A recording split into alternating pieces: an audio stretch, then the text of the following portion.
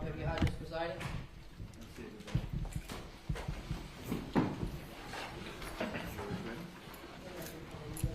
Yeah.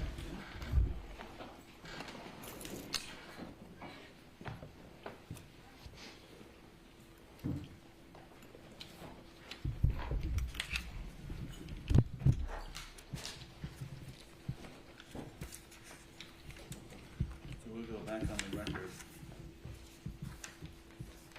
State of Florida versus Susan Lorincz, 23 CF 2236. The jurors are on their way. Anything that needs to be brought to my attention before the jurors are brought here? No, sir. All right, everyone ready to go? Yes, sir.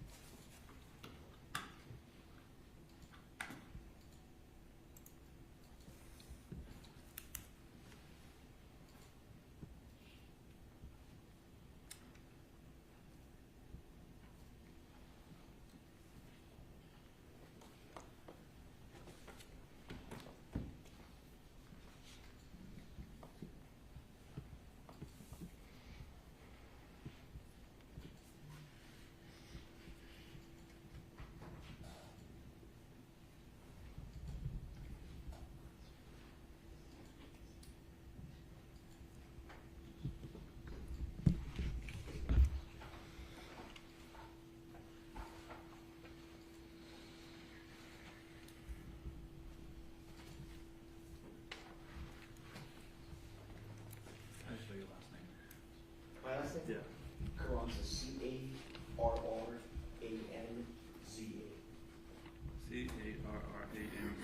Yes, sir. Thank you. Carranza.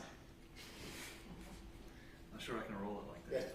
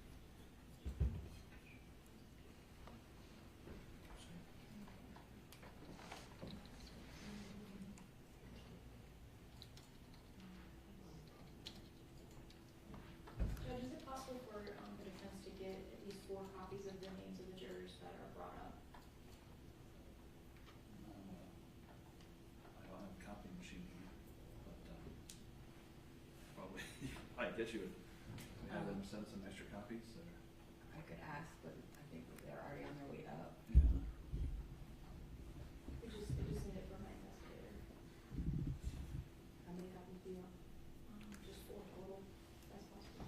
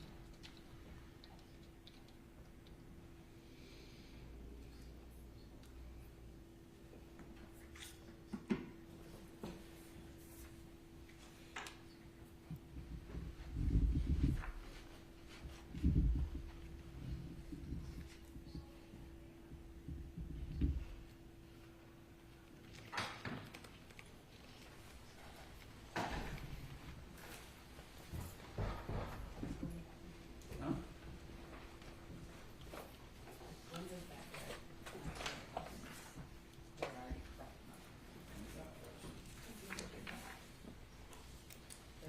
Are you able to go back? Are you able to go back there next week? All right, so we have a list of the first 40 jurors. Take a look at it real quick, see if there's anybody, Thank you. anyone believes right away shouldn't even be. Still need one more? Thank you.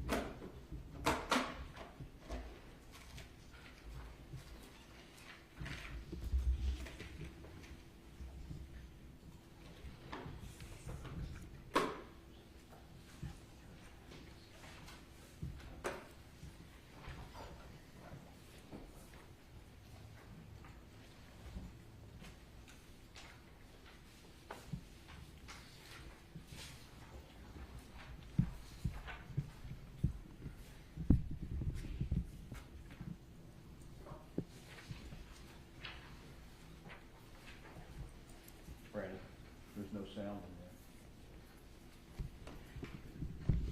Microphones don't go through there? No, sir, they disconnected when they put all this stuff up.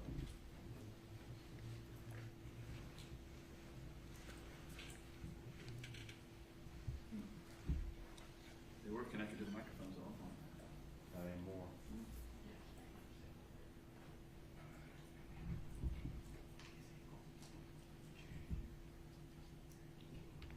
I'll just see if the IT people can fix that, because that's the whole purpose of the thing.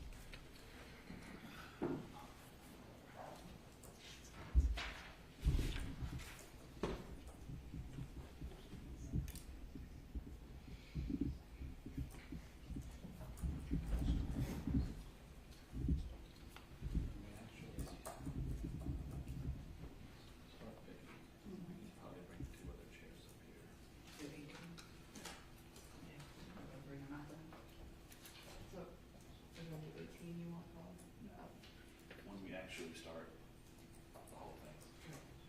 Bring out 18. That's The right. question 18 at the time. Just the preliminary part, just leave it where it is. Okay. Normally we pick 18 at the time.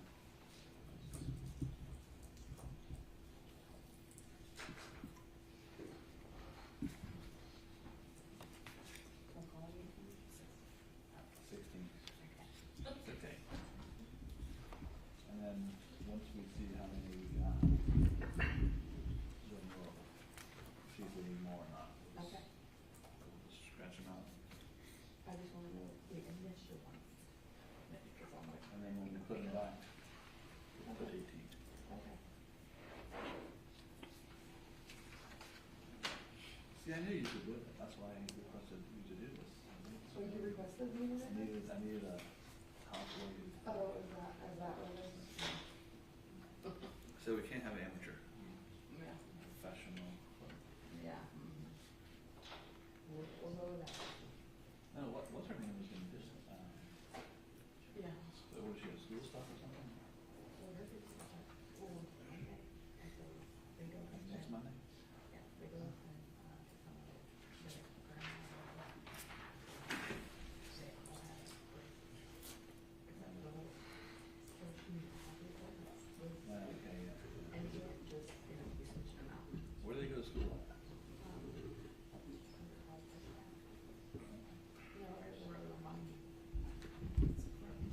Most of the private schools try to mirror the public school schedule. Yeah, well, Cooperstown, because I didn't have the CRA, so we Yeah. started today with, no, they start next week.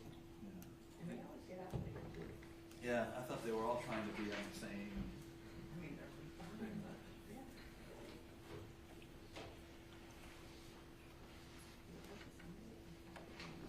Go over that first one. All of them. She got 32, she got 12, she got 10, and she got 7.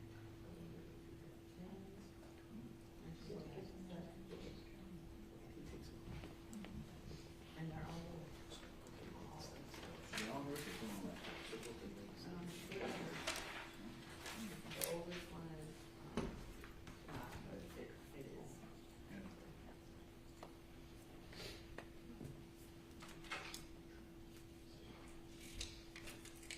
Just tell her that it's not Alabama, the public schools are fine. Yeah. Cooper don't go to public school, right? We get on sending them next year. I'm a little nervous, but we'll keep- There's some good schools, there's some, I think most of the public schools are good. yeah. My wife went to a small private school before that was a big public school. We lost that. You went to high school down there. You know, the truth is now, they count. That's probably still. Some of them are business. Yeah, I remember that. I remember that one, Yes, I think I'll just start a car school. That's literally what happens. Rent the building, start selecting people. I know, I'm just don't think that. I think it's a nice school. It's been, until next year.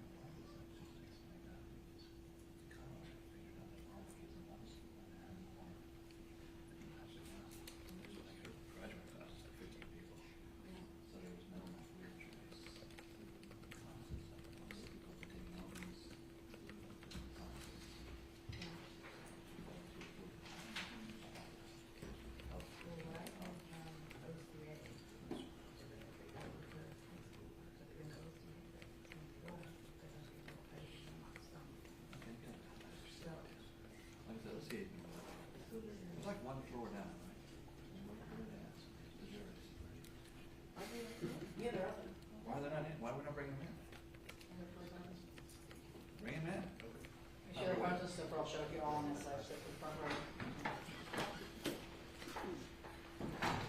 I don't want them in the hallway. They were way away from the here. Can you get the list, sir? Gotta get more clear instructions.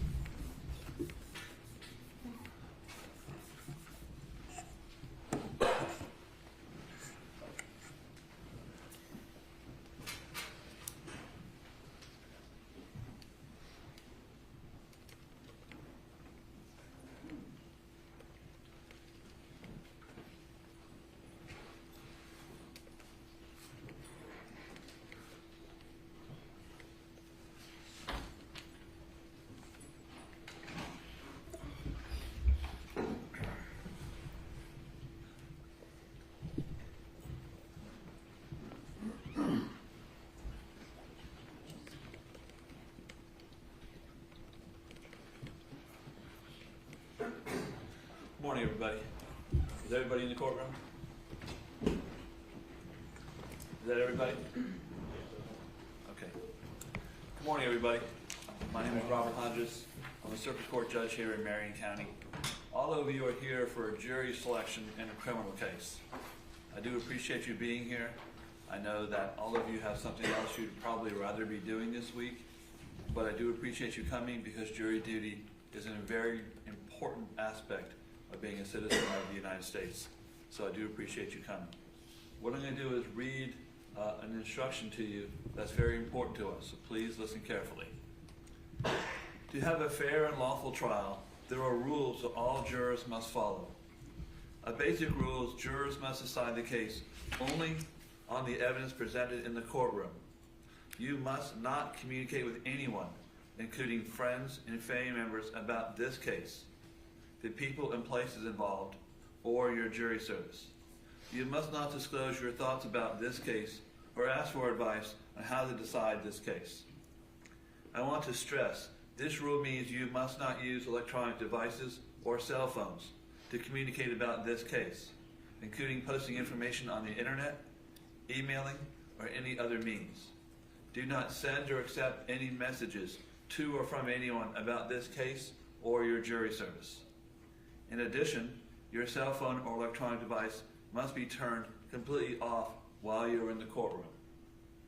You must not do any research or look up any words, names, maps, or anything else that may have anything to do with this case. This includes reading newspapers, watching television, or using a computer, cell phone, the internet, any electronic device, or any other means to get information related to this case or the people and places involved in this case. This applies to whether you're in the courthouse, at home, or anywhere else. All of us are depending on you to follow these rules so there will be a fair and lawful resolution to this case. Unlike questions that you may be allowed to ask in court, which will be answered in court in the presence of the judge and the parties, if you investigate, research, or make inquiries on your own outside the courtroom, the trial judge has no way to assure they are proper and relevant to the case. The parties likewise have no opportunity to dispute the accuracy of what you find or provide rebuttal evidence to it.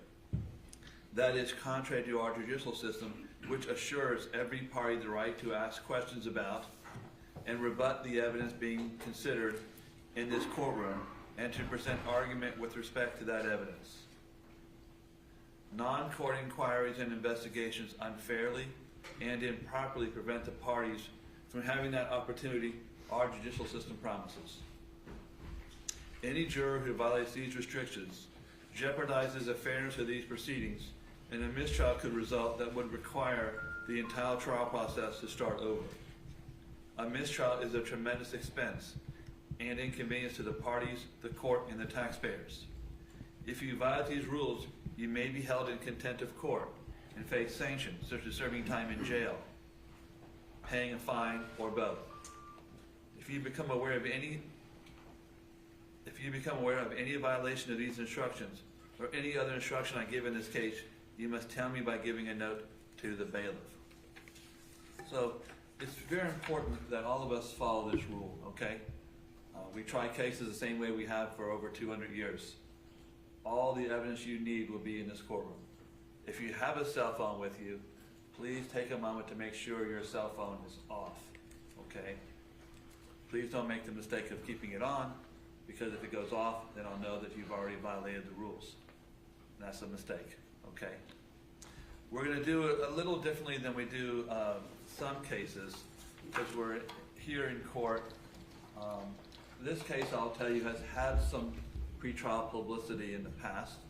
So the first thing we're going to do is make sure that if you have heard anything about this case, that you can set aside anything you've heard so that you can hear this case fairly without any sort of improper influence, okay? So I'm going to read to you a statement that explains this case to you, and if you need more explanation, you can let me know. And then what we're going to do is call up the first 16 people on my list. They've already been chosen for me by the clerk. And then we're just simply going to, the first thing we do is ask whether or not you've heard anything about this case. And if you have, whether you can set aside anything you've heard, okay? Then I'm also going to see if serving on this jury will be a hardship for you. This trial is set to take place this week. It's not that long, we'll be done in 1 week. So we will not be going into next week, but we are here for this week, okay? So if you can listen carefully. On June 2nd, 2023, on Southwest 107th Lane in Ocala, the decedent, Ajike AJ Owens, went to the front door of Susan Lorincz, the defendant's residence, to address a concern Ms. Owens had regarding Ms. Owens' children. As a result of this encounter, the defendant discharged her firearm. The projectile traveled through the door and struck Ms. Owens. Ms. Owens died as a result of this gunshot wound. So what I'm going to do is call the first 16 people, and I need them in precisely the order I call them, okay? So please don't pass up the person like a base runner. It will stay in line. The first person I call is going to go to the back row here of the jury box on my left. So you'll go to this far left seat, then we'll sit from left to right, and then to the front, okay? The first person is Christopher Cook. Come on down, as they say. Next person, Landon Barnes.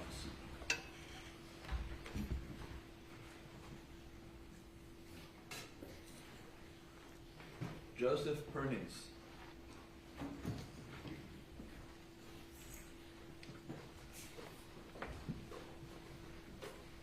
Nisha Fry.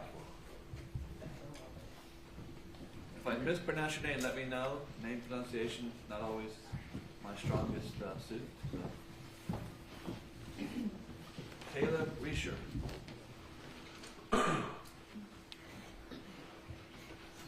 Vonda Oleski.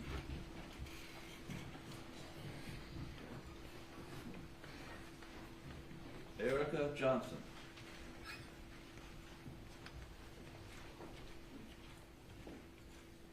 Manuel de la Cruz.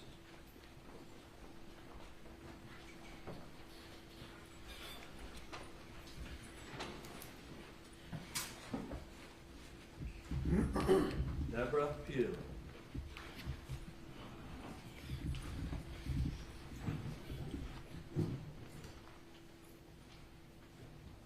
Jason Mountain.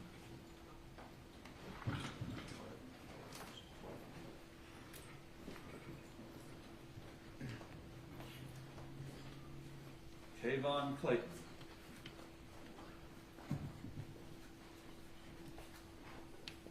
Harry Rivera.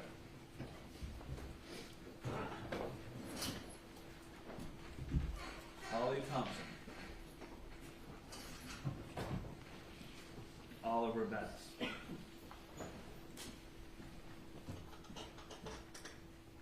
Christy Christmas. Allison Bannon.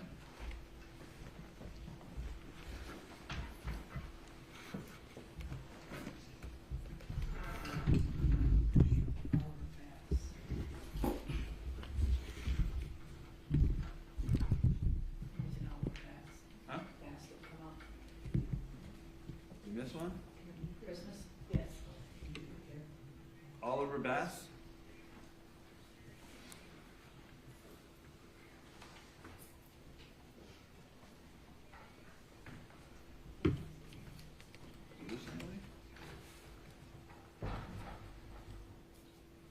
Is there an Oliver Samuel Bass?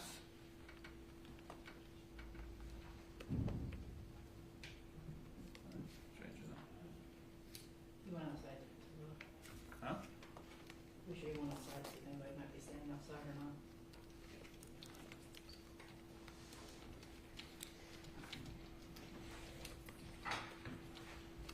No response, Your Honor. All right, we'll try to solve that mystery. You want me to ask her that? See if he's downstairs. Let me bring up, each of you, just move up a seat. So, you over here, and you over here. You're gonna move over one. No, just, hold on, just one, over one. Yeah, thank you. Blake Dunning.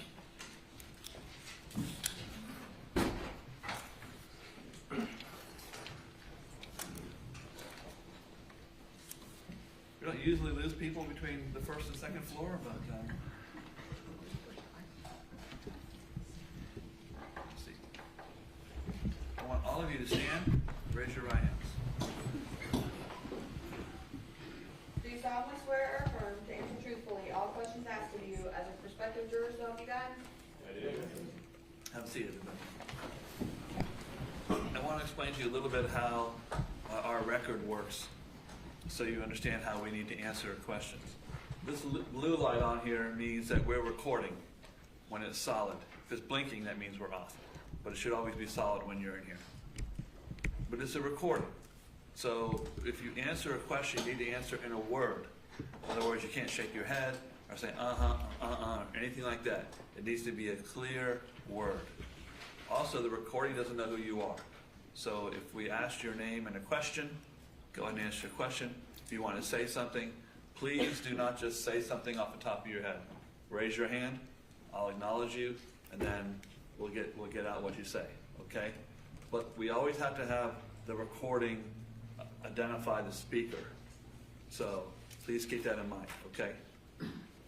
So I'm just going to go down the row, starting with Mr. Cook, Barnes, Pernice, and Ms. Fry, the four of you. Have any of you, do any of you believe you've heard anything about this case? No, Your Honor. No, sir. Okay. If the answer is yes, please raise your hand. Okay. And that is Mr. Cook and Ms. Fry. Is that correct? Okay. Mr. Barnes and Mr. Pernice, you haven't heard anything about it? No, sir. Okay. Mr. Cook, do you have any personal knowledge of it, or is it just something you've read in the paper or heard talked about? Read in the paper. Okay. Do you believe you can set aside anything you've read so that you can issue and render a true and accurate verdict in this case? Yes. Okay. Ms. Fry, do you have personal knowledge of the case, or is it something you may have read? Right. Okay. In the paper or okay. Do you believe that you can set aside anything you've read and render a true and accurate verdict in this case? Okay. I'm going to go down to Caleb Risher, Vonda Oleski, Erica Johnson, and Manuel Dela Cruz, 4 of you. Have any of you heard anything about this case? If so, please raise your hand. And that is that Ms. Johnson? Yes. Okay. The other 3, have any of you heard anything about this case? Right. Okay. Ms. Johnson, do you have any personal knowledge of the case, or just something you may have read? Something I've read. Okay. Do you believe that you can set aside what you have read and render a true and accurate verdict in this case? Yes. All right, thank you. I'm going to go down to the next row here.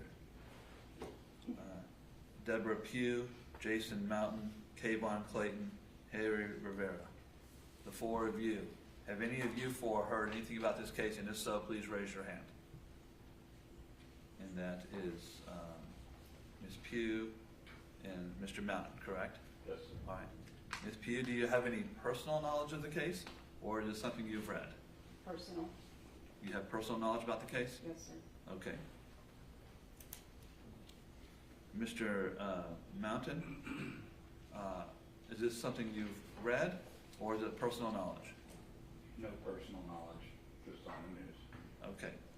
Do you believe that you can set aside anything you have heard or read about this case and render a true verdict? I believe I can. Okay, thank you.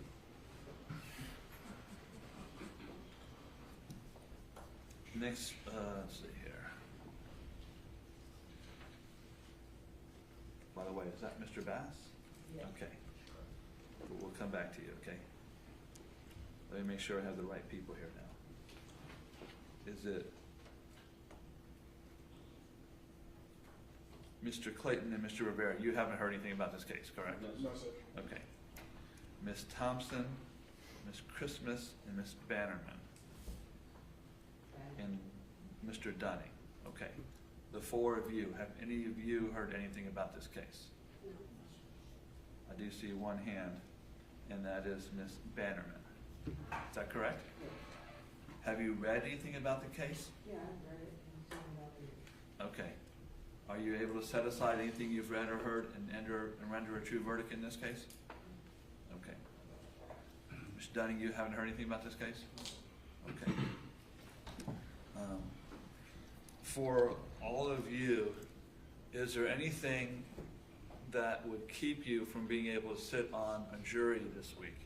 Do you have some sort of important medical appointment? Do you have some sort of pre-planned flight out of Florida? Would it be a tremendous hardship economically for you to work here? And if so, please raise your, not to work here, but be on the jury. If so, please raise your hand. Okay? I'm going to go down the line. Mr. Risher? Yes, I have a physical agility test with Duke Energy for a apprenticeship program Okay. this Thursday. All right. Is that something that's regularly scheduled, or is that only one time? It's a one-time thing. Okay. All right, so we'll have to consider that.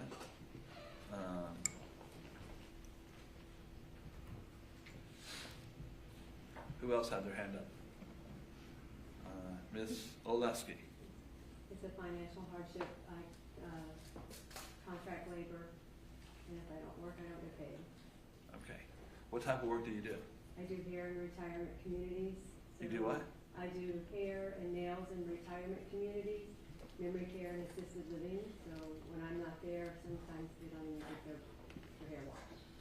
Okay. All right, we'll consider that as well, okay. Anyone else had their hand up? All the way, Mr. De La Cruz. Because I don't speak good English, understand. Okay. Where do you work, Mr. De La Cruz? Uber Eats delivery. Okay.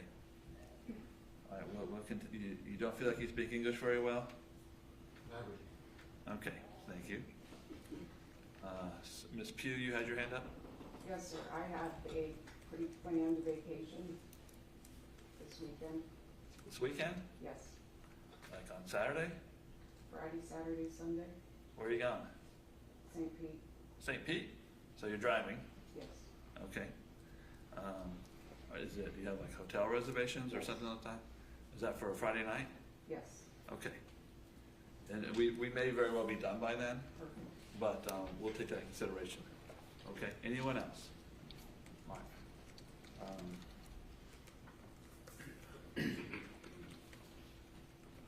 I'm gonna have the attorneys approach me for 1 second.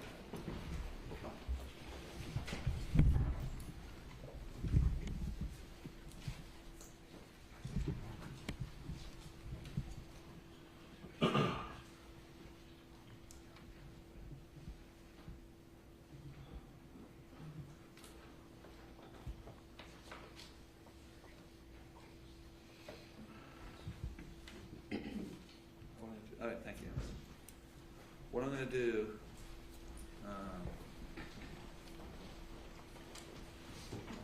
Ms. Pugh, you felt like you had personal knowledge of this case, is that correct? Yes, sir. I'm gonna have you go back down to the jury assembly room, see if there's a case where you don't have personal knowledge. And, Mr. De La Cruz, I'll have you go back down to the jury assembly room as well, okay? See if there's another case you can work on.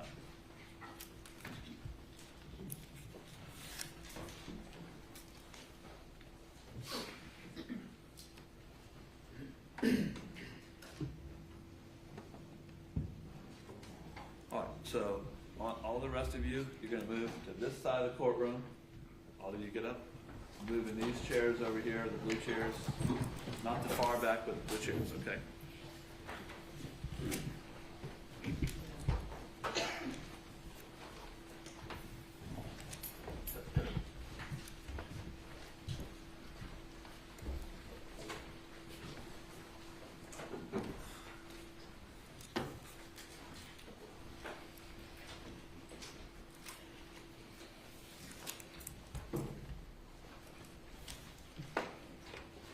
All right, I'm gonna call another group of people up. We're gonna do the exact same thing with those people, okay? Everyone's gonna be called, just so you know. First person, Oliver Bass.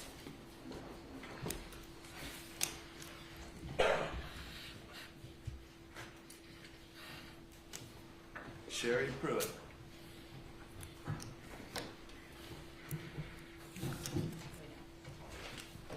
Gail Steiner.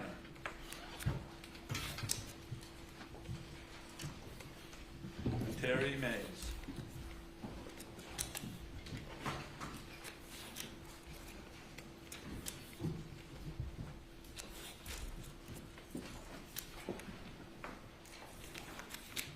Laura Ewing.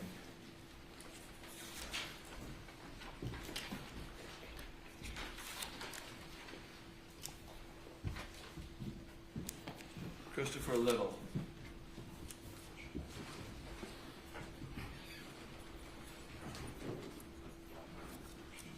Frederick Burney.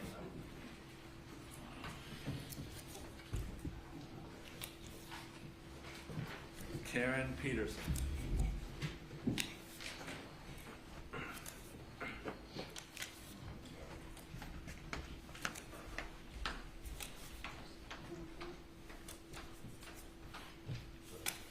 Pamela Williams.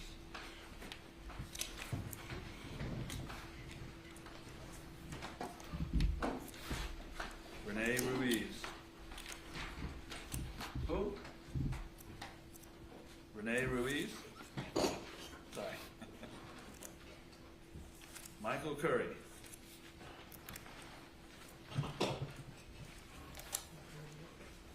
Wilson Centron.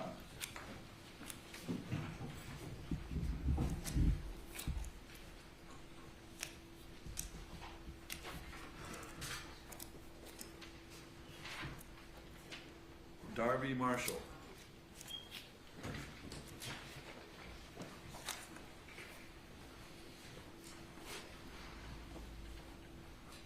Hazel Holmes.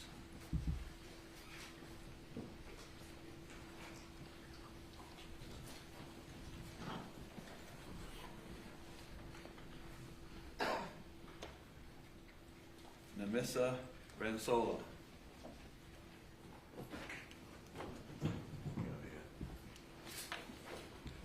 And Robert Carney.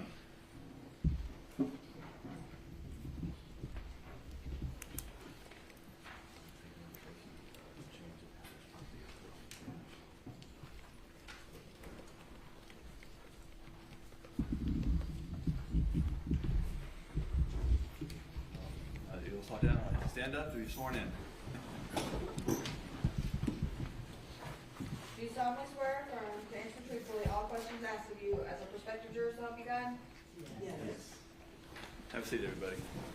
I'm going to go through the same thing, all of you, that I went through with the last group. That's just going to give us some preliminary information from it. So the first four people: Oliver Bass, Sherry Pruitt, Gail Steiner, Terry Mays. Have any of you four heard anything about this case? And if so, please raise your hand. I see that takes us to, is it Sherry Pruitt and Gail Steiner? Okay. Ms. Pruitt, do you have personal information about the case? Just something you've read? Yeah. Do you feel like you can set aside anything you read and have a lawful verdict in this case? Yes? Yes, sir. Okay. I know. Gail Steiner, do you have personal information about the case? No. Or just something you've read? In the Yeah. news, I've heard in the news. Okay. Do you feel like you can set aside anything you've read and issue a lawful verdict in this case? Yes, sir. Okay, thank you. Laura Ewing, Christopher Little, Frederick Burney, Karen Peterson. Have any of you heard anything about this case? I see three people here. Ms. Ewing, you've heard about the case. In the news. Do you have any personal knowledge of the case? No. Do you think you can set aside anything you've heard and render a lawful verdict? Yes. Okay. Christopher Little, In the news. just no personal knowledge? No personal knowledge. You think you can set aside anything you've read and render a lawful verdict? Yes. Okay. Frederick Burney? In the news, no personal knowledge. Okay. You feel like you can set that aside and render a lawful verdict in this case? Yes. Okay. And Ms. Peterson, you hadn't heard about it? I don't watch the news. All right. Probably happier than all of us. Yes. The next four: Pamela Williams, Renee Ruiz, Michael Curry, Wilson Centron. Have any of you heard anything about this case? The first person I see is, are you Pamela Williams? Pamela Williams, yes. I'm trying to see. Do you have any personal knowledge about the case or something you've read? No personal knowledge, just the news. Do you feel like you can set that aside and render a lawful verdict? Yes, sir. Okay. Who else had their hand up? Is that Wilson Centron? Yes, sir. Any personal knowledge about the case? No, sir, just the news. Do you feel like you can set that aside and render a lawful verdict? Yes, sir. Okay. Next four. Darby Marshall, Hazel Holmes, Namissa Ransola, Robert Carney. Have any of you heard anything about this case? And the first person I see is Darby Marshall. Do you have personal knowledge about the case? Just things I've read. Just things you've heard. Do you feel like you can set that aside and render a lawful verdict? Yes, sir. Okay. I think Hazel Holmes, did you raise your hand? Yes. Do you have any personal knowledge about the case? No, just in the news. Do you feel like you can set that aside and render a lawful verdict? I believe, Ms. Ransola, you don't know anything, is that correct? Robert Carney, does he have any personal knowledge of the case? No, sir. Just what I've seen and heard on TV. Okay, do you feel like you can set that aside and render a lawful verdict? Yes, sir. Okay. The trial is set for this week. We should be finishing either Thursday or early Friday. Do any of you have any hardships, travel, economic hardship that would keep you from sitting on this jury? If you do, please raise your hand. Mr. Centron? Yes, sir. I just want to say I'm a school teacher, Right. so I'm already missing the first day of school today, so Right. missing a full week would be pretty impactful in the classroom, Okay. especially in the first week, so I just wanted to. But you'll get let paid that either be way. known. Huh? You get paid either way. I do, but I'd rather have a good behavior class. I know. Just wanted to be let it known. We'll take that in consideration. We thank you. All right. So I'm gonna have all of these people move to this side over here. Free exercise, so people, you know. Stay the same number.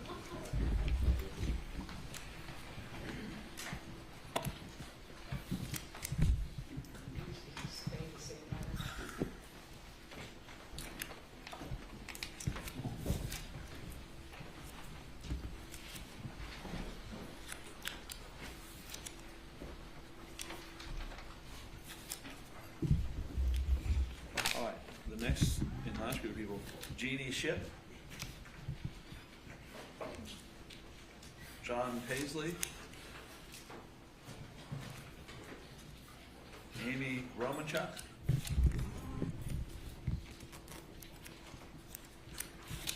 Paula Elbon, Linda, is it Paradis? Yes. Joy Schroeder, Catherine Rodriguez Lopez, Thomas Branson.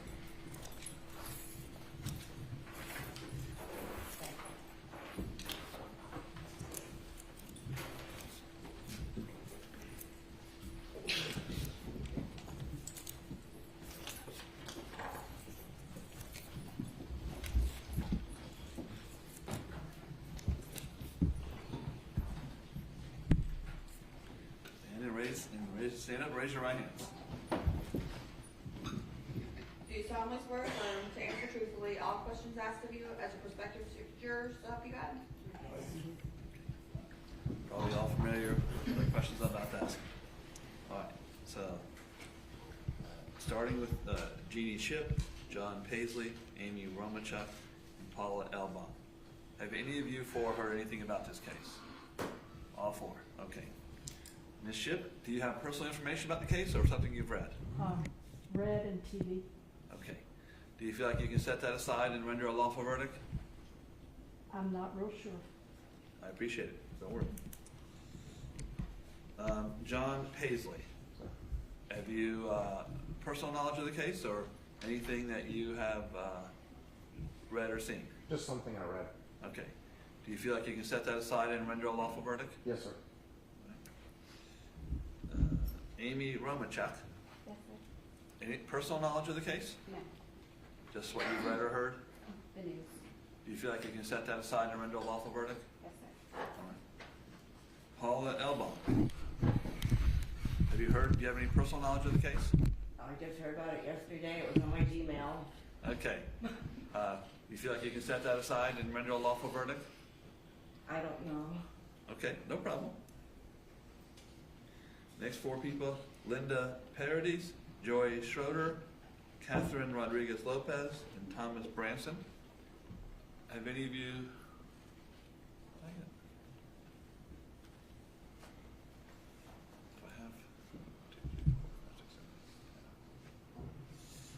I missed somebody, but I got it now. Any of you heard anything about this case?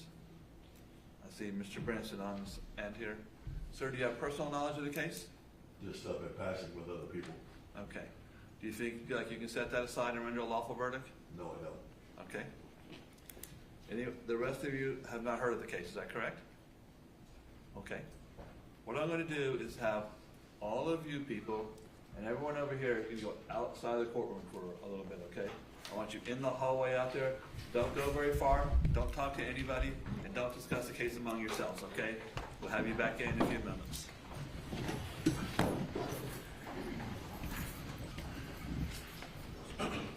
There's no option to stay in.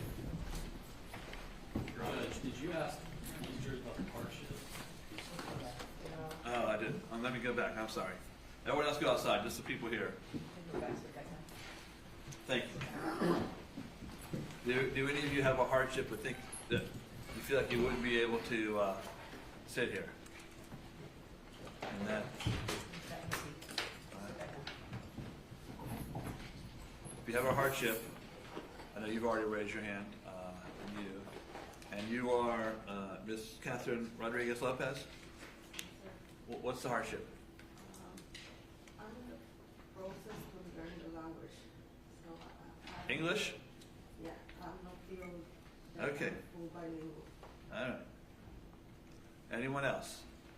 I've got you all too. Anyone else feel like they have a hardship? I know.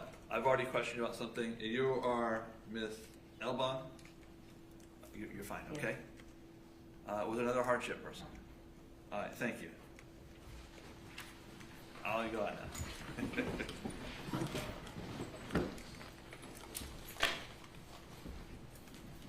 Sir. Yeah, what? You're right.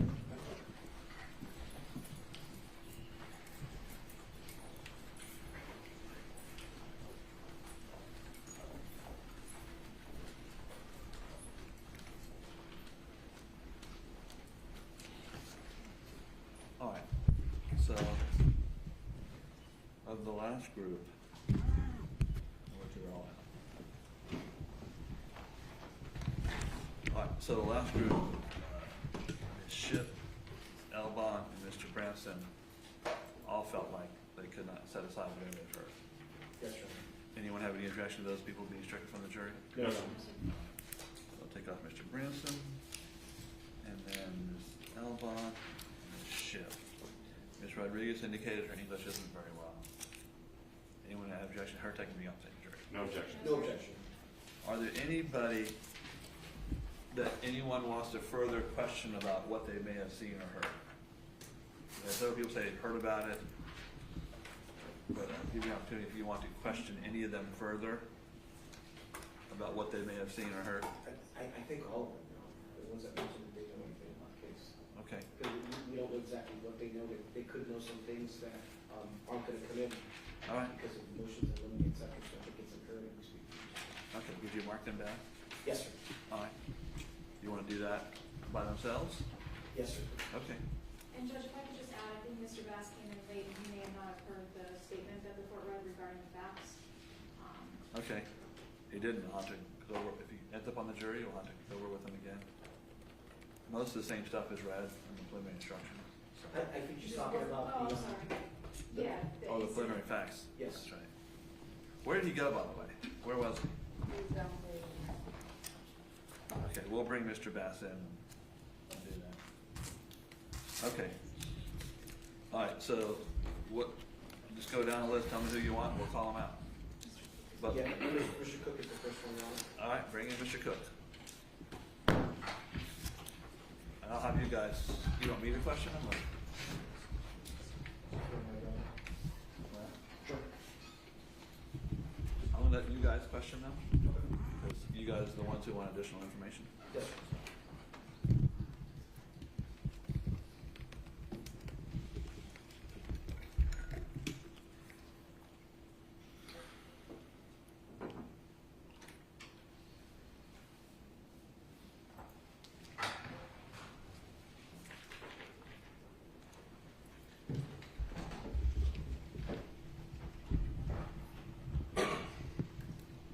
Mr. Cook, just have a seat down in the front. I'll ask some preliminary questions. If you guys have additional questions you want to ask. Mr. Cook, you indicated you had heard something about the case. Yes. What, can you tell us what you've heard about the case?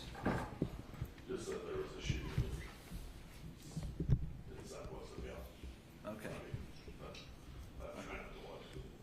did hear about it.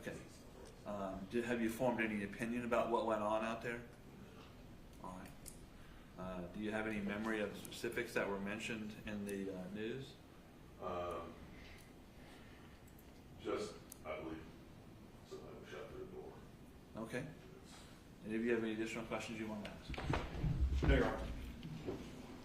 Is there anything about what you heard in regard to what you heard in the news that would make you feel one way or the other that person was guilty or not guilty of the crime or guilty of anything? I don't have any other questions. All right, thank you, sir. You can go out.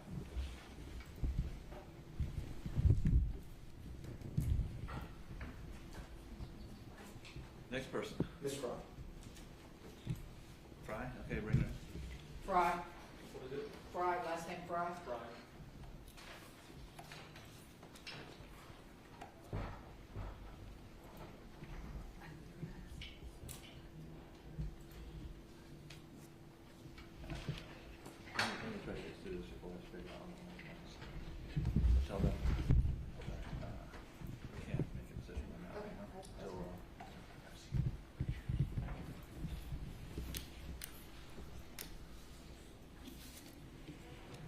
Ms. Fry, you had indicated you had heard something about the case.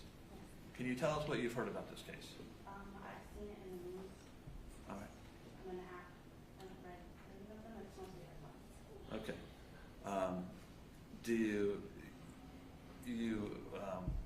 Did you form any opinion about what happened in the case, or No, do you remember any specifics of the case? I was here. Okay. It was found it. All right. Any additional questions you want to ask? No, sir. Except for that it happened in the Marion County area, there's nothing else that you remember?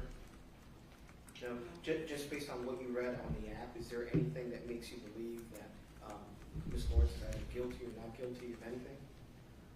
Shouldn't tell you which one it's Lorinzc. I'm sorry? I couldn't tell you which one it's Lorinzc. The person who shot the you said.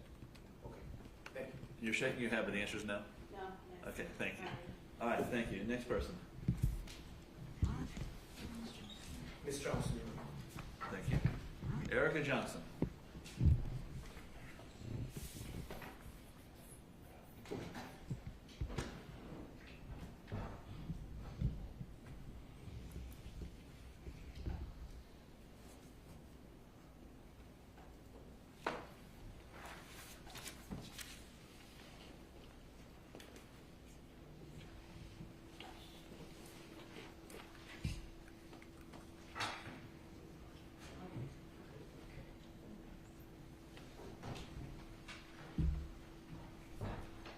Go on, just on the seat up here. Thank you.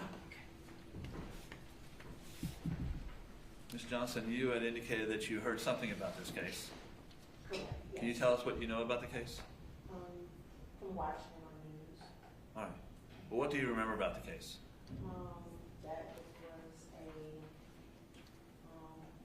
I guess a neighborhood dispute. And AJ came to her neighbor's door, to confront her about, I guess, what the neighbor said to her children. And, the neighbor feared for her life, yes, and shot through the door, Okay. and AJ was killed. All right. So, do you feel like you can set aside anything you've heard and render a fair verdict in this case? Yes, I mean, All right. And you obviously have some knowledge of the basic facts. Is that correct? yeah, from the news. All right. Can you set aside any of the facts you've heard from the news and then only find facts based on what comes in court? Absolutely. Okay. Any additional question you want to ask? No, Your Honor. Ms. Carranza? it sounds like you know a reasonable amount in regard to the factual scenario. Is knowing that, would that in any way influence you beginning here, one way or the other, whether that person is guilty or not guilty of any crime? No, At all? no. I don't have any other questions, Your Honor. Thank you. Thank you very much, ma'am. Next person. Mr. Mountain? Mountain? Mountain, yes, sir. Okay, thank you. Yeah.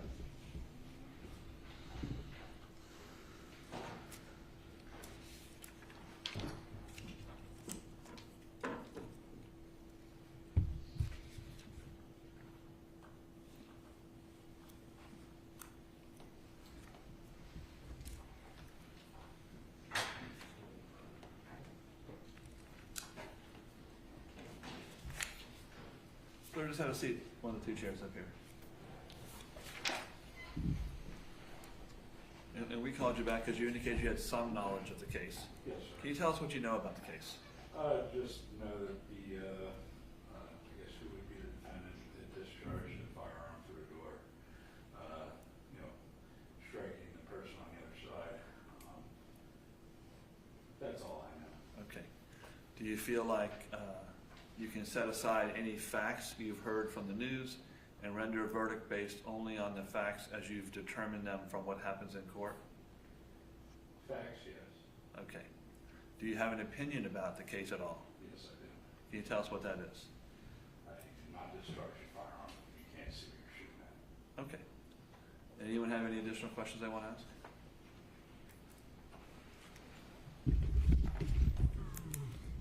would you be able to listen to the facts that are brought out in this courtroom and then listen to the law and make a decision in this case if selected as a juror based just on those facts and the law? That I can do. Would you be able to set aside any personal opinions that you may have and follow the facts and follow the law in making your decisions? I can do that. Thank you, sir. Mr. Mountain, when you told the judge about your beliefs in regard to shooting someone through the door, it sounds like that's a belief that you have. It's very strong with you. It is. And when you read about the case, did you automatically think that when you read it? Yes. Okay. Do you believe, knowing that you're going to do your absolute best to follow the law, knowing that the law is going to be read to you and you're going to do everything you can to follow the law, do you believe that strong belief that you have would influence you in regard to how you see this case? Personal influence, yes. I'm sorry, say that? Personal influence, yes. Yes, it would. That strong belief that you have would personally influence you the way you look at this case. Make sure I'm clear. I have an ability to tell the difference between what my job is to listen to facts. My personal opinion can always be swayed.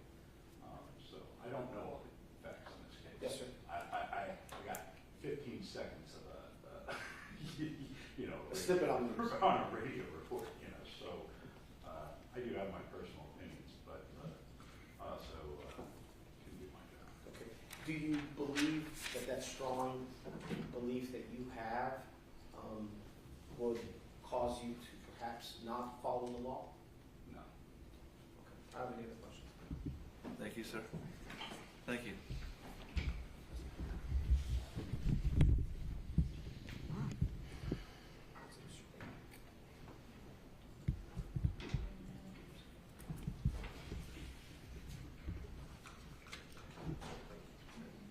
Mr. Clayton? Clayton? Clayton.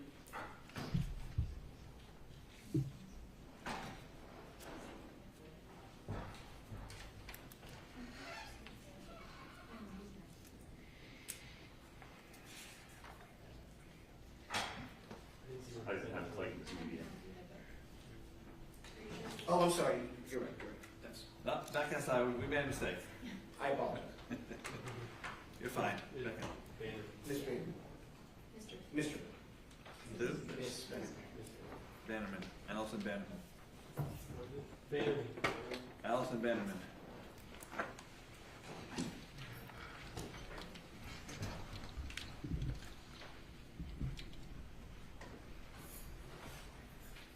And we'll bring in Mr. Oliver next. Go over the statement with him, see if he knows anything about the case.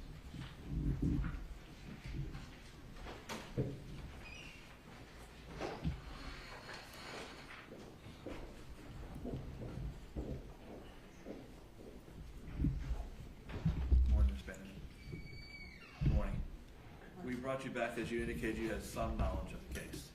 Can you tell us what you know about the case? Just what I read and whatnot, I am aware that the woman got shot behind the door. I am aware of that, and what I read about the lady having problems with her kids. Okay. Do you feel like any facts you know you could set that aside and reach a verdict based on the facts as they're presented in the courtroom? Yeah. Okay. I just have a question. Yes, ma'am. Is this a death penalty case? It is not, no. I wouldn't want to do that. It is not a death penalty case. Okay. And you have any additional questions you want to ask? No, Your Honor. Thank you. You mentioned something about having issues with the kids. What did you hear about that in regard to the issue with the kids?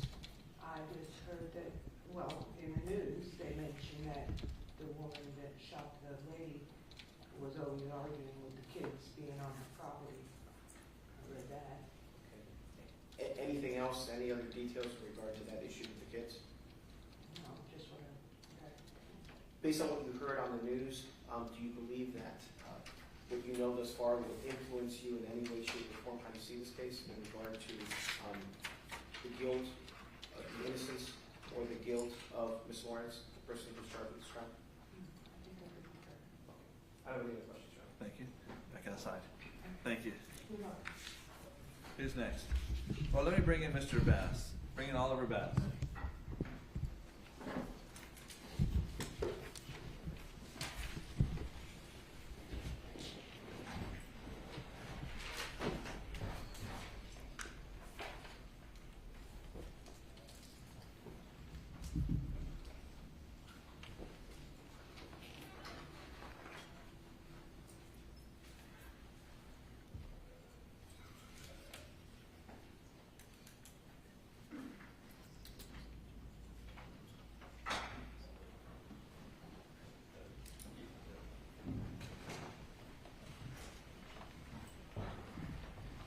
Mr. Bass, have a seat over here.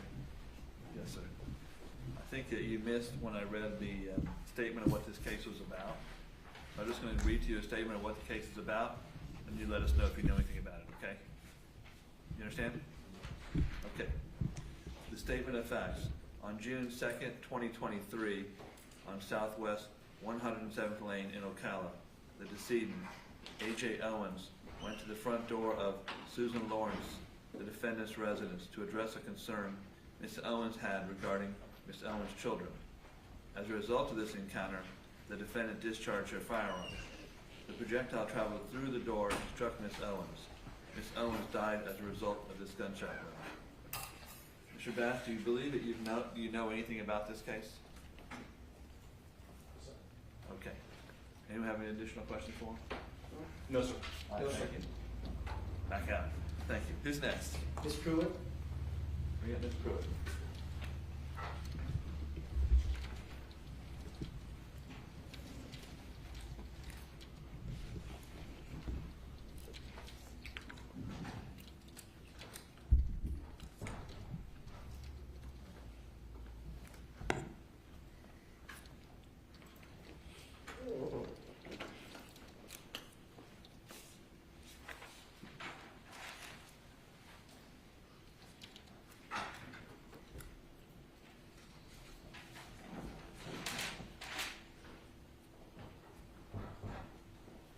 Up to the chair, sorry.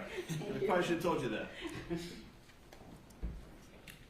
Pruitt, we brought you back in here because you believe you have some knowledge of the case. Is that correct? Yes, sir. Can you tell us what you know about the case?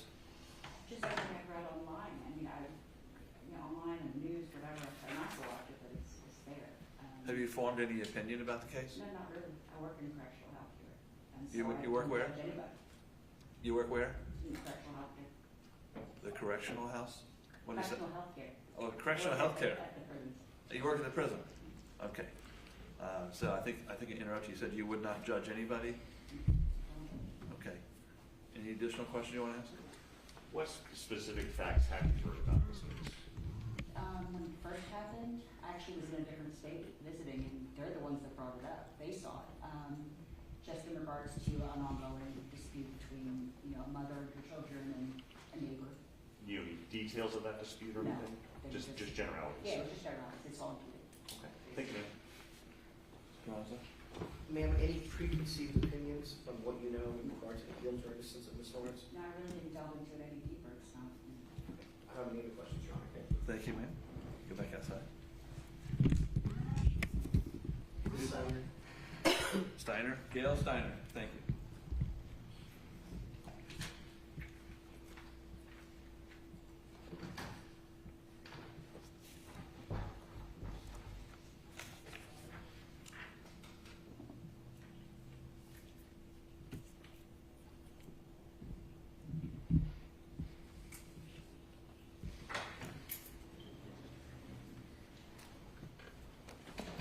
Up to the front, these two seats up here. Yes, ma'am. Ms. Steiner, we brought you back in because you said you had some knowledge of the case. Can you tell us what you know about this case? I just remember when it first happened, hearing about it on the news. I couldn't really even tell you specifics of it. Okay. Do you feel like you can set aside anything you've heard in the news and render a verdict based on the evidence that's actually presented in the case? Yes, sir. Have you formed any opinion about what went on out there? No. All right. No questions, Your Honor. Mr. Carranza? Ma'am, do you remember when you first heard the news and what was going on, and your initial reaction saying, no, that person must be guilty or must be innocent, anything like that? I don't remember. Like I said, I remember hearing about it. My husband and I kind of said something to each other, but I honestly don't remember the specifics of it. And what was it that you and your husband said to each other? Didn't feel like, oh wow, kind of a thing. And that's honestly all I remember. Okay. I don't have any questions. Thank you, ma'am. That's it for right now. Who's next? Miss Ewing? Laura Ewing.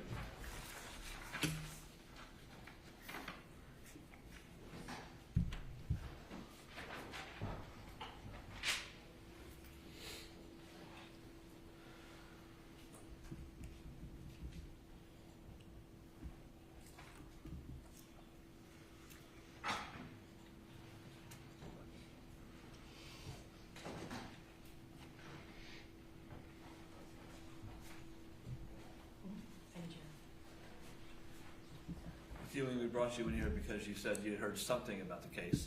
Can you tell us what you remember about the case? Just really basic, just of what actually happened, Okay. about the, shooting. Okay. Anything specifically you remember? No. You feel like you can set aside anything you've heard and render a verdict just based on the evidence that's actually here in the courtroom? Okay. I'm more worried because I'm the pharmacy manager at Walgreens, and I don't know if they're gonna be able to find anybody to cover me, Okay. and I'm afraid I'm gonna get fired. They'll fire you for that? I don't know, I'm just so worried about it. It's against the law to fire you over I know. jury duty. I wouldn't know if Walgreens would want to take on that sort of issue. I know, But nevertheless, we'll consider that. but it's just a stressful time right now. Okay. We're gonna. I'm just getting the very basic stuff out right now. Mr. Buckman, anything you want to add? No, sir. All right. Any feelings one way or the other regarding this case, whether someone is guilty or not guilty of a crime, anything like that? No. I don't have any other questions, Your Honor. Thank you. Thank you, ma'am. Next is Miss Williams. Who? Miss Williams? Pamela Williams. Thank you.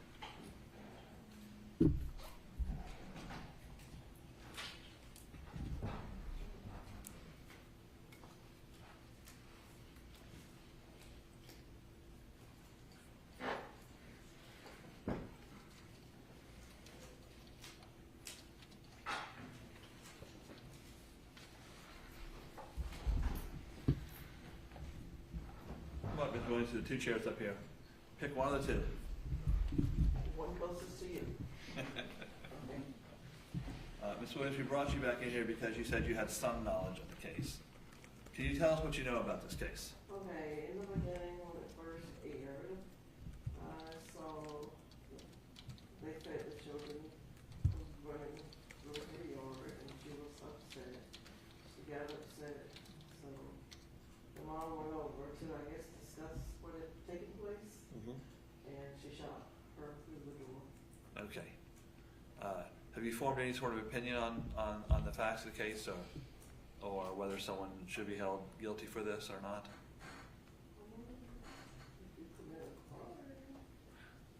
Right. But have you decided that someone's already committed a crime? No, just based on what I saw. So, I haven't decided. I'm Okay. just telling you what I saw. No, I appreciate that. Yeah. Do you feel like you can set aside anything you've read about the case and render a verdict based on just the evidence you hear? The clarity of the case, sure. Right, okay. Mr. Buck, do you have any additional question on that? No, sir. Mr. Carranza? At this point, considering what you know regarding the case, do you have an opinion regarding the issue? Because it sounds a little bit like you may do. May have a,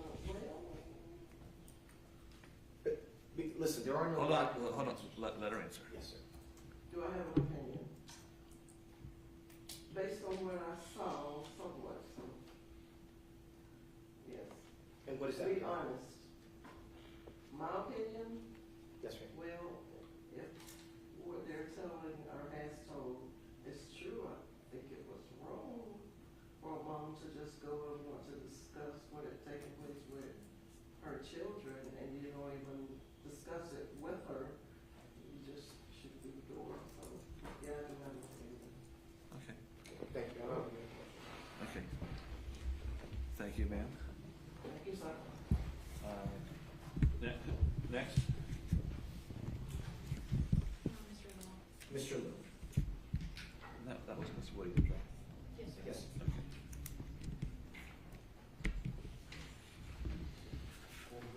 What was the name? Mr. Little? Little? Yes, ma'am.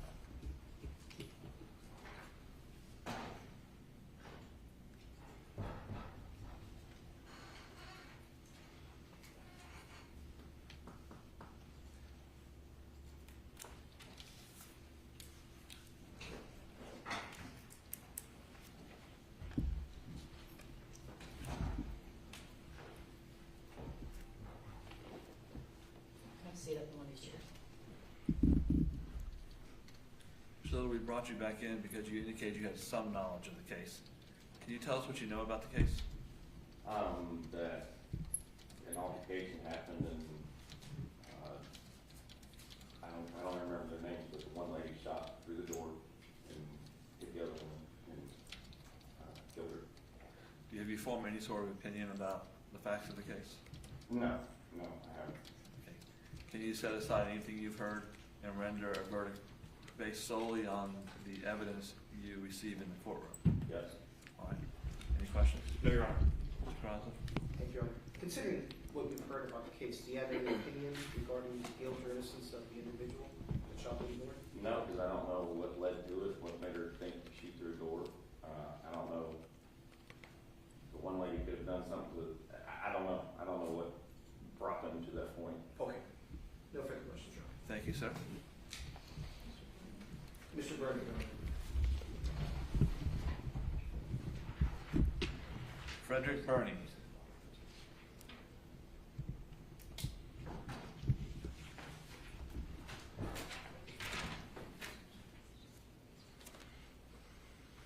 You going out of order? We called Ms. Williams already. Yes, sir. Okay. What was your question? I'm sorry. Well, Bernie is behind Williams, that's why I was. I think he just asked him to jump in. I did. Okay. Come on, sir, have a seat over here. So we called you back in, Mr. Burney, because you indicated you had some knowledge of the case. Yes. Can you tell us what you know about the case? I'm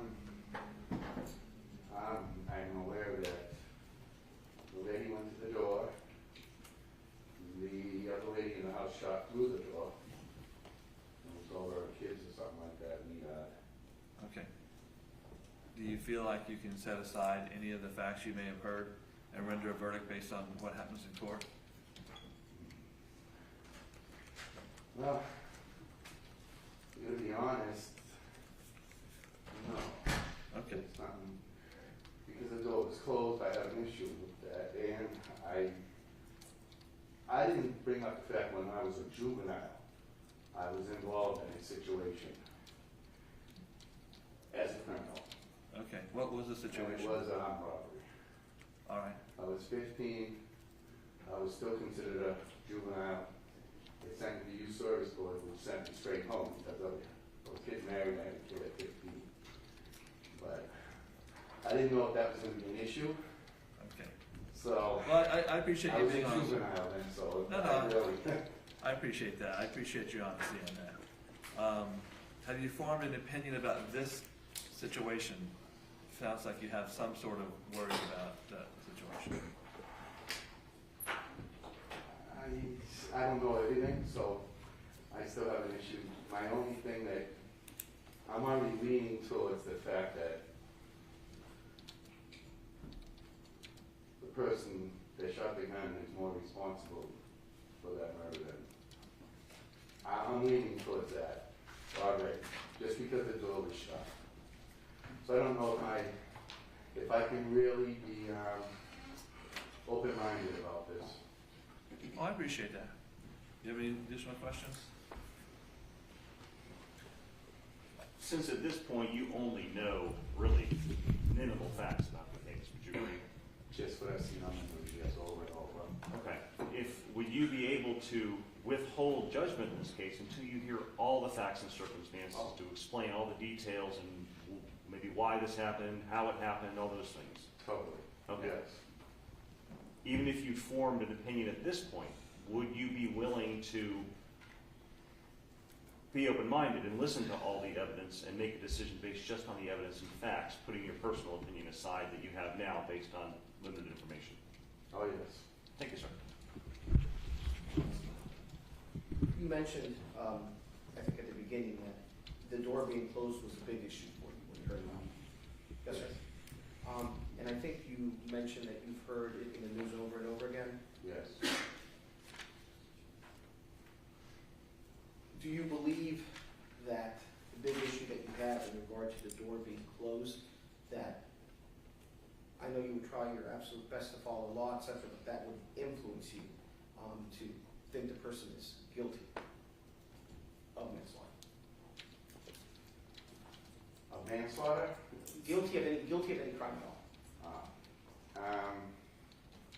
No, I would have to know all the evidence and see what brought it all to that circumstance or what happened. Was there a threat before where the person was in fear of their life no matter what? Was she threatened before? I don't know if that has happened or any of that is possible, but those are things that I would look at and listen to and work with the jury on it. Okay. I don't have any other questions, John. Thank you. All right, thank you, sir. You can go back outside. Okay. Who else? Mr. Cintron? All right.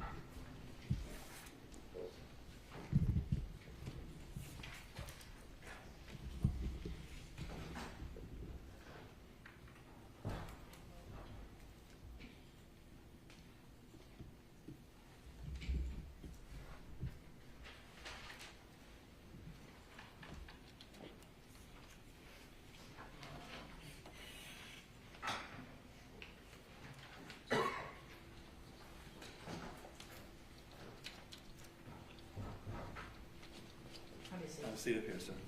Ms. Cintron, we brought you back in because you said you had some knowledge of this case. Yes, sir. Can you tell us what you know about the case? Just that there was a shooting at a home, ended up with someone dying, possible home invasion gone wrong kind of thing.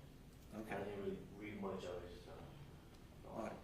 the headline. Can you set aside any sort of thing you've read and render a verdict only on what you hear in the courtroom? Yes, sir. Have you formed any sort of opinion as to what happened out there that day? No, sir. All right. Anything else you want to ask? Do you know any more details about the case beyond what you have just mentioned? No, sir. Okay. And you mentioned the term home invasion. Was that your term, or did somebody tell you that, or did you hear that in the news? That's just like my conclusion of it. Okay. Of what I've read. Again, it just came up on my Sure. scrolling through it. Okay. Thank you, sir. I don't have any questions, Your Honor. Thank you. Ms. Marshall, Your Honor? Back to R.B. Marshall.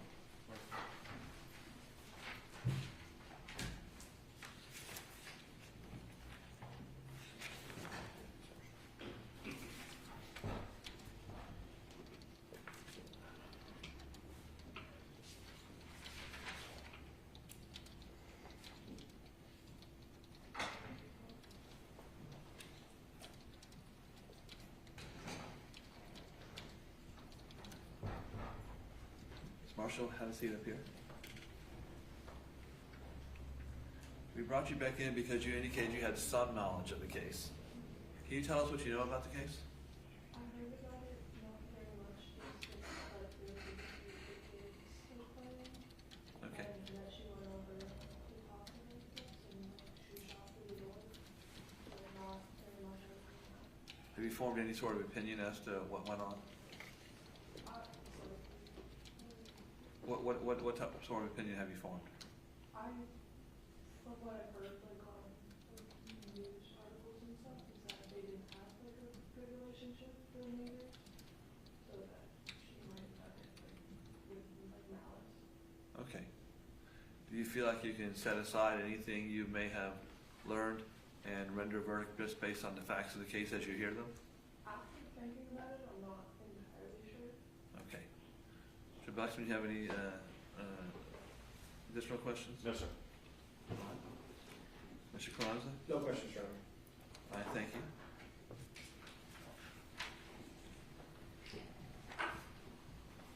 Next is Ms. Holmes.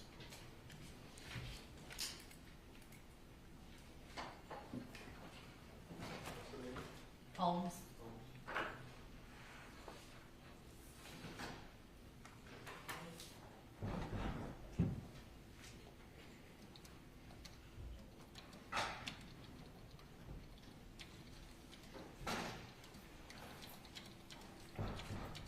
May I have a seat up here? Ma'am, we brought you back in because you indicated you had heard something about this case. That's what I heard on the news. Okay. Have you formed any opinion as to what went on? No. Can you set aside anything you may have heard and render a verdict just based on what you hear and evidence? Okay. Mr. Buxman, any question? What details have you heard about the case? Just kids playing, and then when the mother got shot. Anything beyond that? No. Thank you, ma'am. From what you heard about the news, any opinion regarding the guilt or innocence of the individual? No. None at all? No. No further questions, Your Honor. Thank you very much, ma'am. You can go outside. Mr. Carney, Your Honor. Mr. Carney? Okay.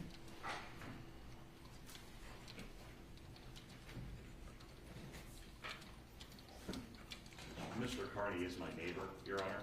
Not a direct neighbor, but he lives in the same community and he knows me, so I don't know. We won't Okay. Deal with that now. We'll deal with it now. Yeah. What kind of information does he have, Mr. Buxman? Might be good for you.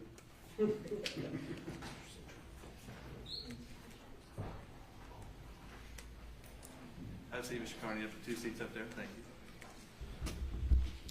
Mr. Carney, we brought you back in because you have heard something about the case. Just what the news. Right. Can you tell us what you know about the case? All I heard, I remember hearing on the news was, there were children involved, and the lady came over to say something about the kids were misbehaving or something, and knocked on the door and got shot. Okay. Have you formed any sort of opinion on what went on out there? No, I know nothing about it than what that was said on TV. Can you set aside anything you may have heard from the past and render a decision just based on what you hear from the evidence in the case? Yes, I can. Okay. It's my understanding that you may know Mr. Buxman. You guys live in the same community? Yes. Okay. Anything about your knowledge of him that would interfere with your ability to sit as a juror in the case? I'm sure not to render a decision based on the factual evidence presented to me. Okay. Mr. Buxman, you have any additional question I want to ask? We live in the same community, correct? Do we socialize at all, like go to each other's houses, have dinner with each other, things like that? No. Ever gone out socially to a restaurant or an event together? No. Like to? No. It don't make you pay, so no, you may not. Is our relationship primarily based on homeowners association issues and things that happen in the community that need to be fixed? Yes. Thank you, sir. From what you heard in the news, any opinion that you have regarding the guilt or innocence of the person who shot? No, no actual evidence that made me think one way or the other. How long have you been Mr. Buxman's neighbor? I moved in May of 2020, so 4 years. And you guys deal with a lot of homeowners association issues like that? And we don't have that many people in there, so it's not that active, but just a few things with gates and what have you, but we don't have hardly any meetings. How does he keep his yard? I'm playing. There's one in there that doesn't, but No, right, the issue you're doing. All right, thank you. No further questions, Your Honor. Thank you, sir. You get back outside. Next juror is Mr. Paisley from the last group. Okay, John Paisley.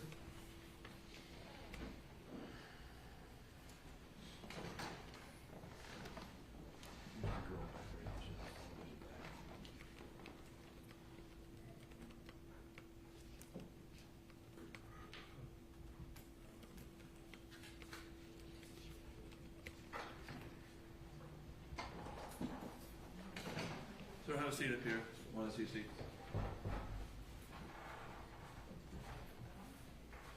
Yes, sir, either one. Mr. Paisley, we brought you back in because you said you had heard something about the case. Yes. Can you tell us what you know about the case? For the most part, nothing much more than what you read to us. Okay. That a woman was shot through a door. What I remember, it's been several months since I read anything about it. Have you formed any sort of opinion as to what went on? Yes, sir. You feel like you can set aside anything you've read and render an opinion just based on the facts that you hear here? Yes, sir. Question? No questions, Your Honor. Ron? Any opinion regarding the guilt or innocence of the person who shot through the door? No, sir. No further questions, Your Honor. Go back outside. Thank you. Anyone else? And last, Your Honor, is Miss Romanchuk. All right. Amy Romanchuk.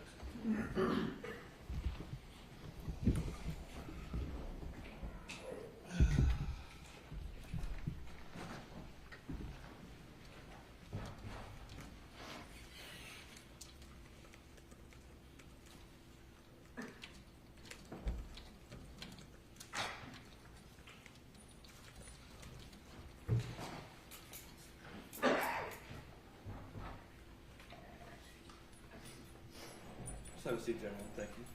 And we brought you back in here because you at least know something about the case. Is that correct? Correct. Can you tell us what you know? Just that there was the shooting on that side of town. Other than that, I don't watch the news. I read. My husband has it on. Okay. Have you read anything about the case? No. Do you have any sort of opinion as to what went on? No. Can you set aside anything you've heard and render a verdict just based on the evidence you hear here? Yes. Mr. Buxman, anything? No, sir. Ronzo? No questions, Your Honor. I may go out back outside, okay?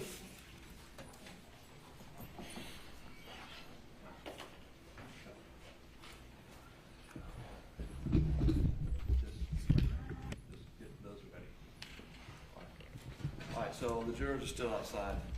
I'm going to go through and see if there's anyone out of what we've read here and what we know so far that either side believes should be removed for cause.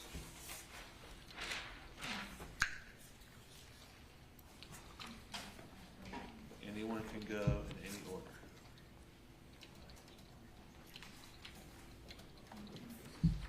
Your Honor, Mr. Mountain, I believe he said he can't set aside the discharge of firearm. It's bothered him since he heard about it. Okay. Any objection from the state? I believe he indicated, I don't remember him saying he couldn't set that aside. I could be wrong, but I remember him saying that was a concern, that he would listen to all the evidence and weigh all the facts in the law and make a decision based on that. And he's formed no fixed opinions at this point. Yeah, he was a little bit back and forth, but he did say his belief would influence him. And then he had a strong belief that you don't fire if you can't see somebody. So that's the actual issue and most important issue in the case. So I do have a reasonable doubt as to whether he would be good or Yes, sir. an impartial juror in this case, so I will strike him for cause. Anyone else? Ms. Williams, Your Honor? No objection. That objection of Ms. Williams to be stricken for cause. Anybody else? Ms. Marshall? No objection. One second.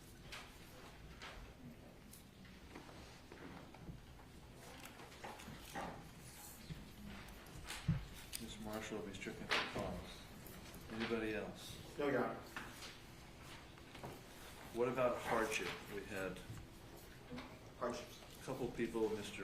Risher and Ms. Oleski, claimed economic hardship. I have no issue with letting him go for hardship. Stay. Let me bring it up. Did you say Ms. Olszewski? Those are the two who mentioned an economic hardship. No objection for Mr. Risher. And no objection, Mr. Olszewski, excuse me. Okay. No real definition of hardship, but and then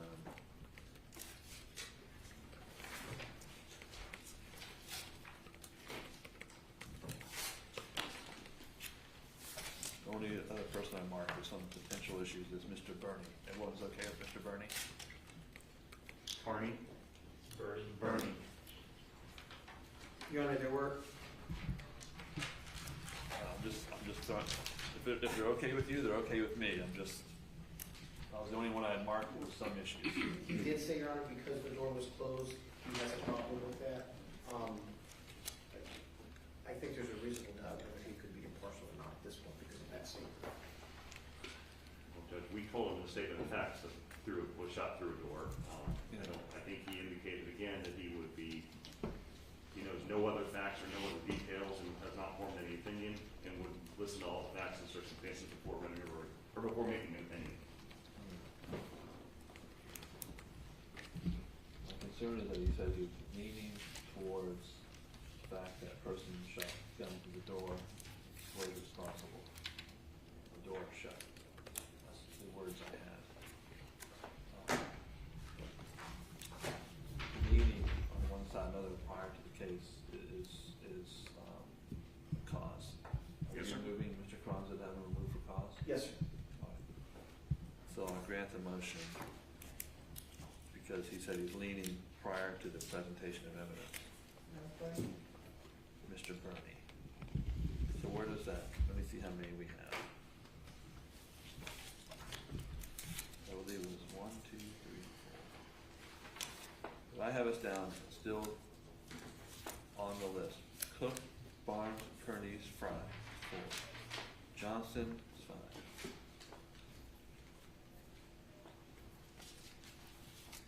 Clayton, Rivera, Thompson, Bass, Christman, Bannerman, Downing, Pruitt, Steiner, Mays,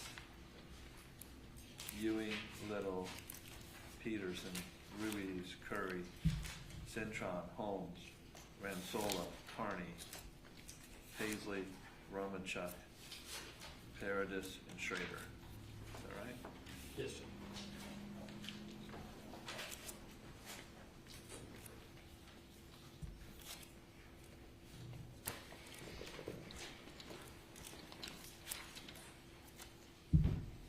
Those are the people that you're calling back in, Judge?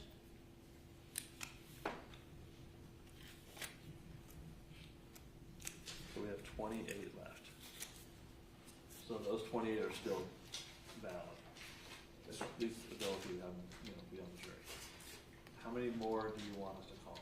We can bring in, I gotta ask for 40. I can bring in all 40. I can bring in less than 40, depends how many you want to go through. Figure if it works out about the same, you'd end up with 50-something jurors if it works out about the same. You want 40, do you? Yeah. I don't think we need all 40, Your Honor. You want to do like 30 more, or you can do them in Sure. groups? So let's bring 30 more. So you want 30 now, not 40? 30, just tell them the last 10. Don't bring. Figure it's easier to take less than more.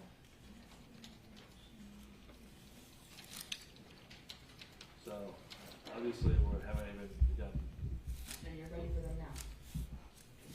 Before it comes down to it. Just 1 second. Tell them to get them all together. Yes. I don't go there, Jack. I'm gonna take we'll have a short break. What I'm gonna do is arrange the people. Let me ask you, do you need to use the restroom? We'll do that now. Before we do it. Okay? Let's do that now.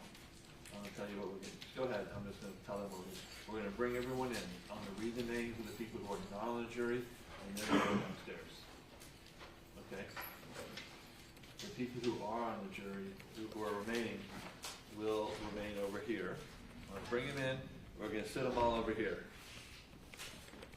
Everyone else is gonna go downstairs. The new 30 will sit over there. We'll do that in 2 groups of 15, even it out, okay? And then the order will remain the same. So this is the first group. When we go back, we'll be picking out a group of 18, and the order will be the same, okay?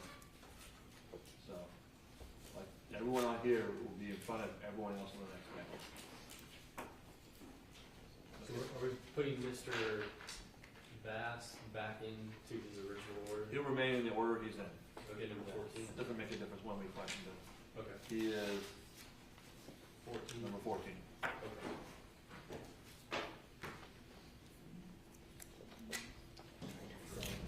with that, I'm gonna use the restroom. Anyone else need to use the restroom?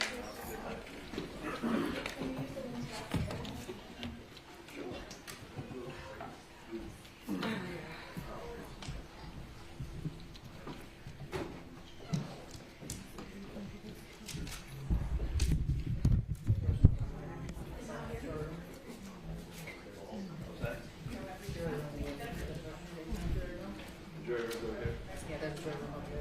Is there a juror over here too? Yeah.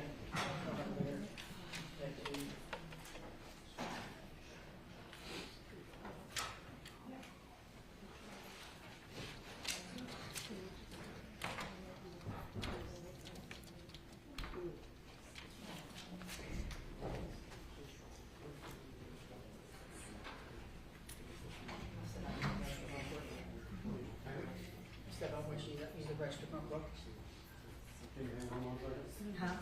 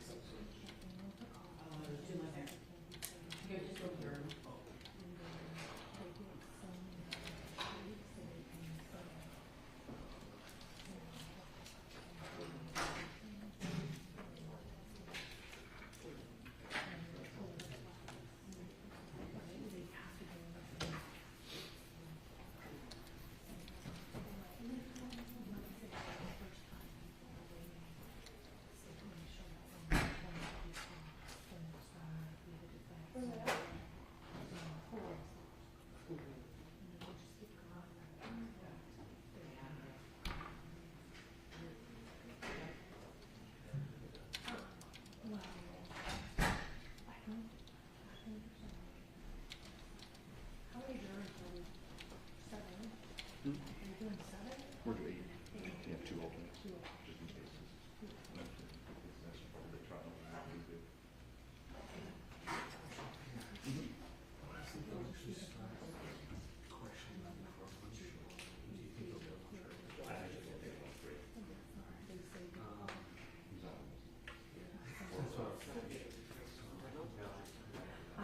We have some upstairs. You guys see some more?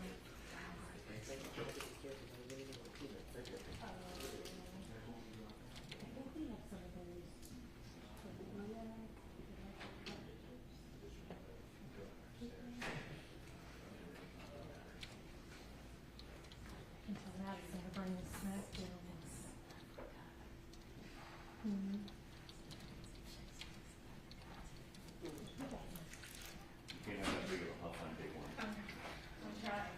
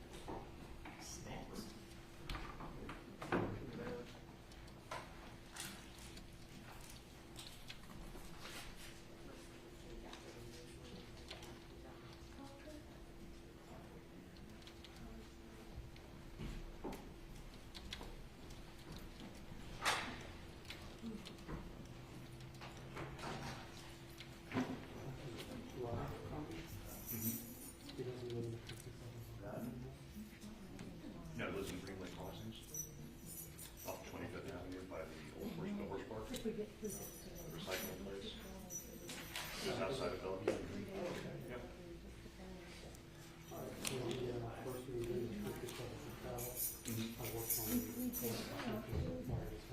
Oh, really?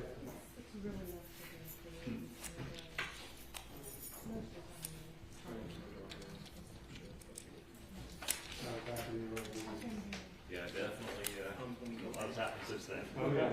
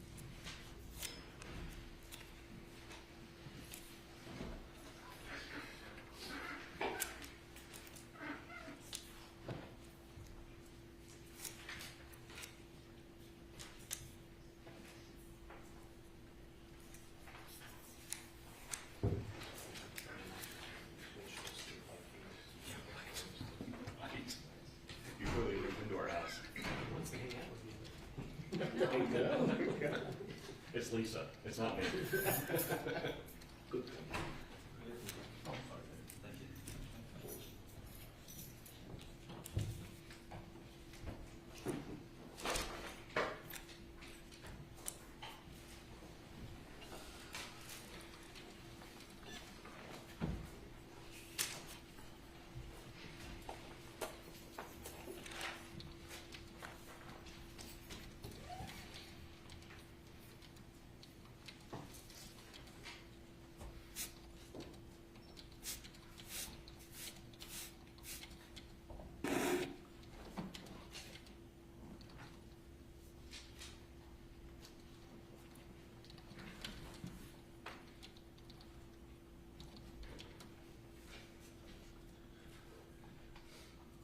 She ready to go? Bring her back.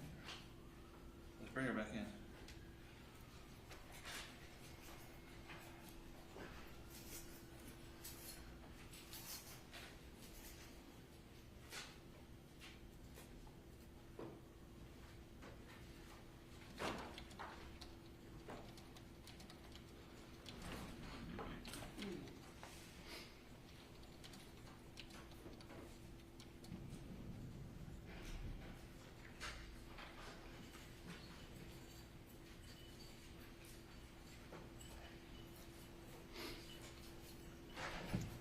All right, everyone's back. Let's bring the jurors all back in. I'm going to read the names who are all going downstairs. Double checking, make sure I don't miss someone.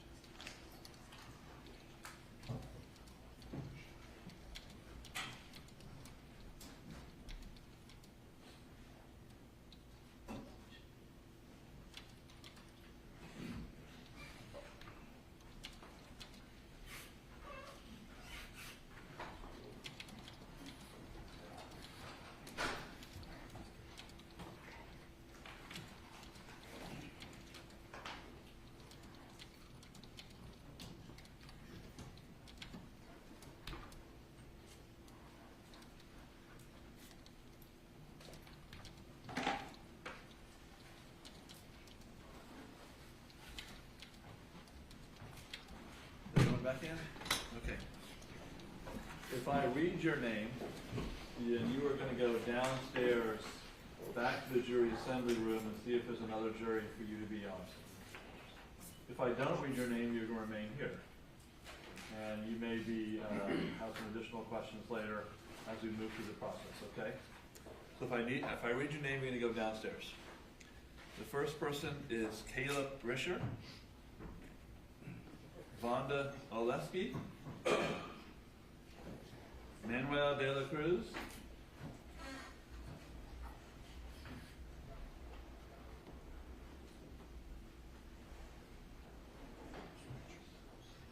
where's Mr. de la Cruz? I think you already sent them. Okay. And I think you already sent number 9 as well. Okay, Deborah Pugh, all right, that's right. Jason Mountain.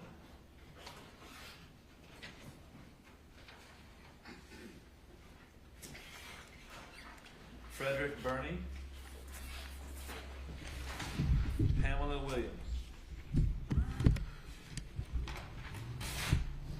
Darby Marshall, Jeannie Shipp,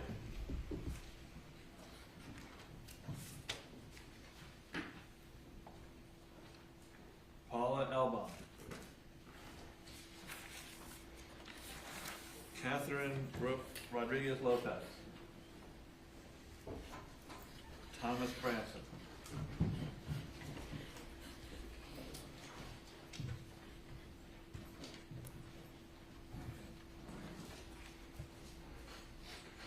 All right, everyone's gonna stay here. And the people who are on the front row of this meeting, move to the back row so we have a little bit of space for the attorneys. The back one.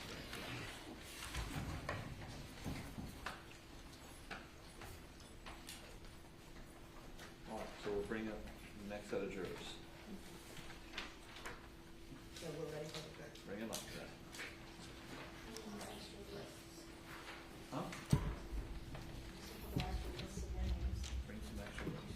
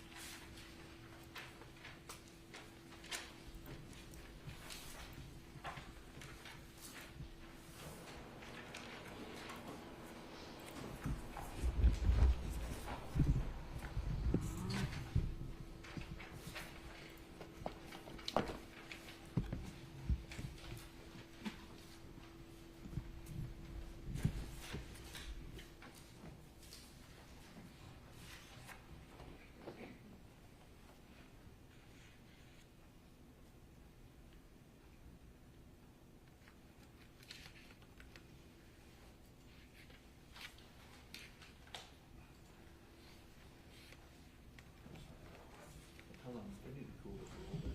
I don't want to be constantly asked about lunch early morning. Tell them, you know, we're trying to work here. And it's a little not anything that you would, I know. but, you know, tell them to cool down. Okay, so are you ready with this? Yeah.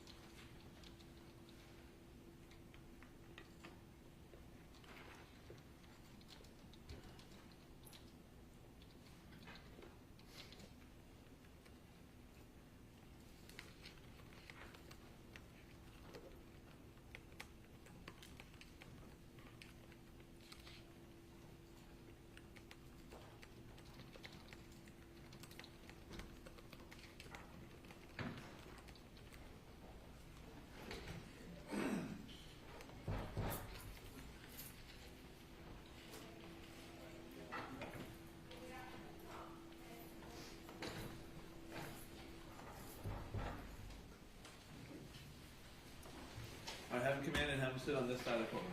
Thank you.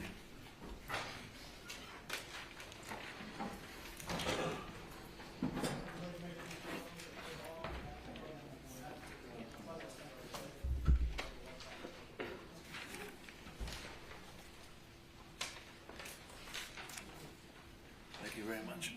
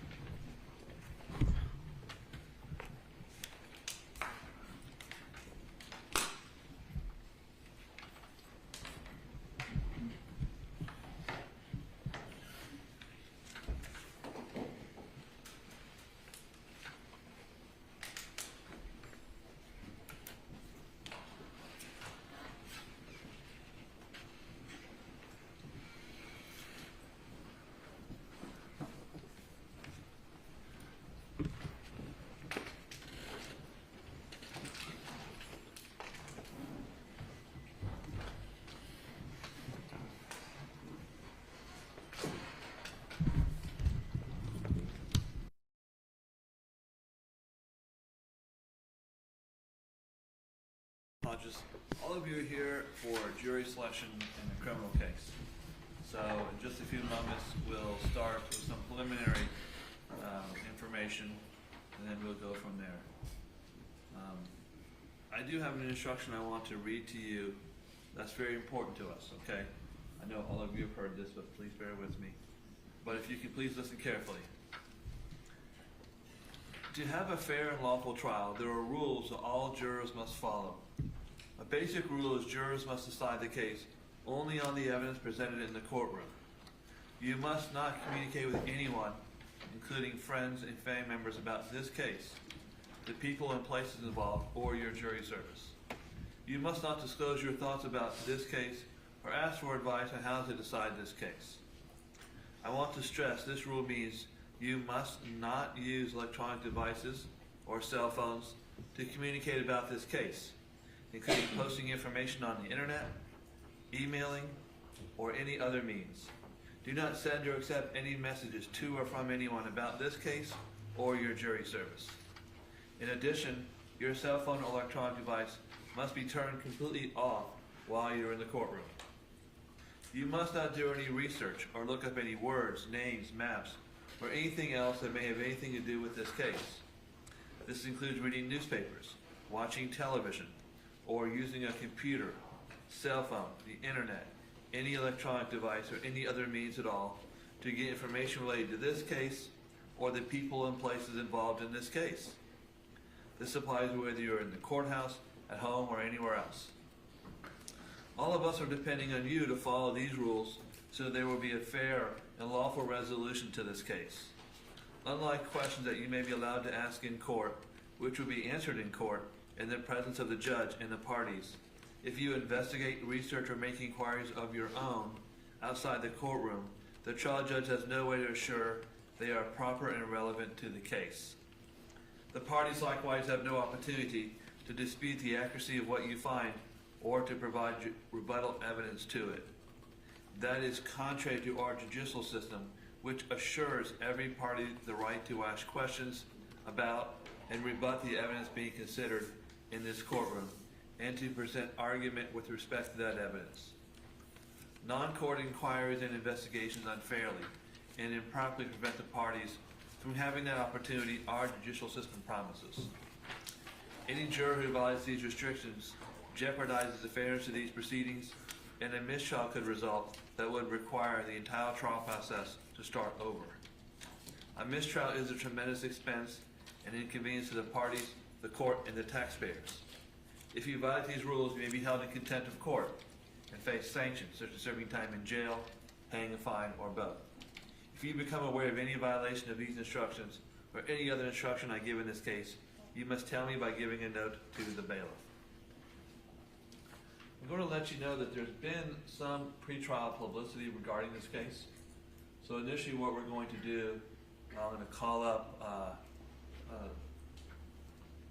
about 16 of you, and we're going to ask you whether or not you know anything about this case. I'll also ask you whether or not you have some sort of hardship about being here as jurors. This case is scheduled to take just 1 week, probably be done sometime on Friday, if not before that, okay?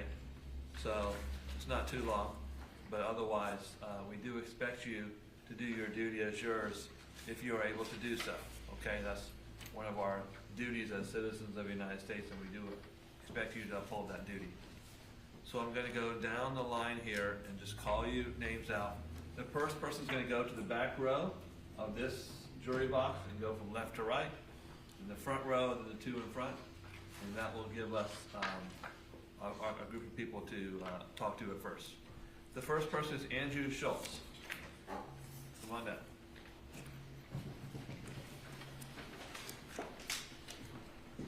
Richard Room.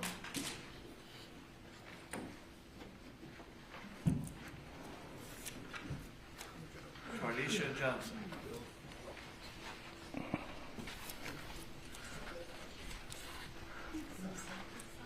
Philippe Ingalls.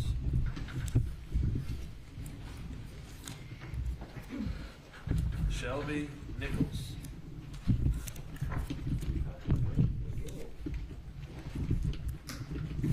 Diane Haynes. Diana DeVilla.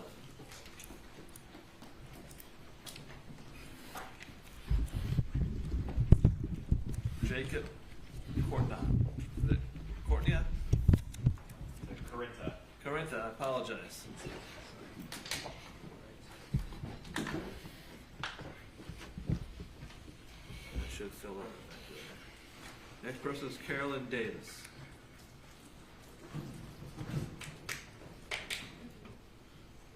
Lord Eliza Ferreira.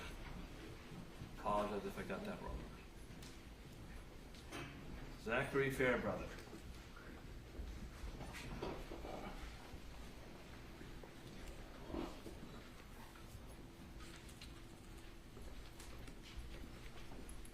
Maricita Gorman.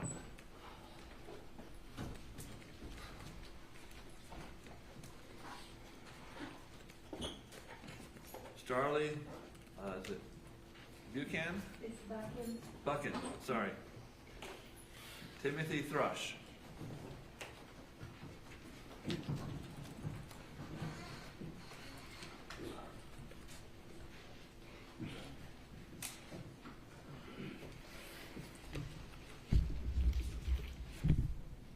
Jennifer Paxton.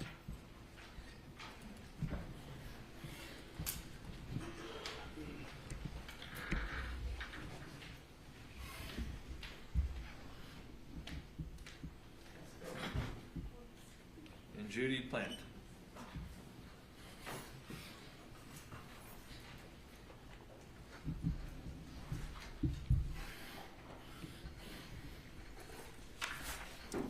Just have a seat, everyone. But I'll stand up and raise your right hands. The clerk's going to swear you in. Do you solemnly swear or affirm to answer truthfully all questions asked of you as a prospective juror, so help you God? Have a seat. I'm going to read to you a statement of facts regarding this case to give you some information about what it's about, okay?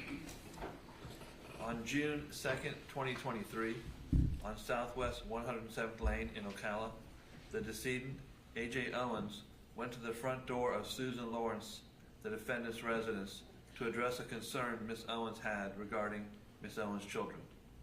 As a result of this encounter, the defendant discharged her firearm.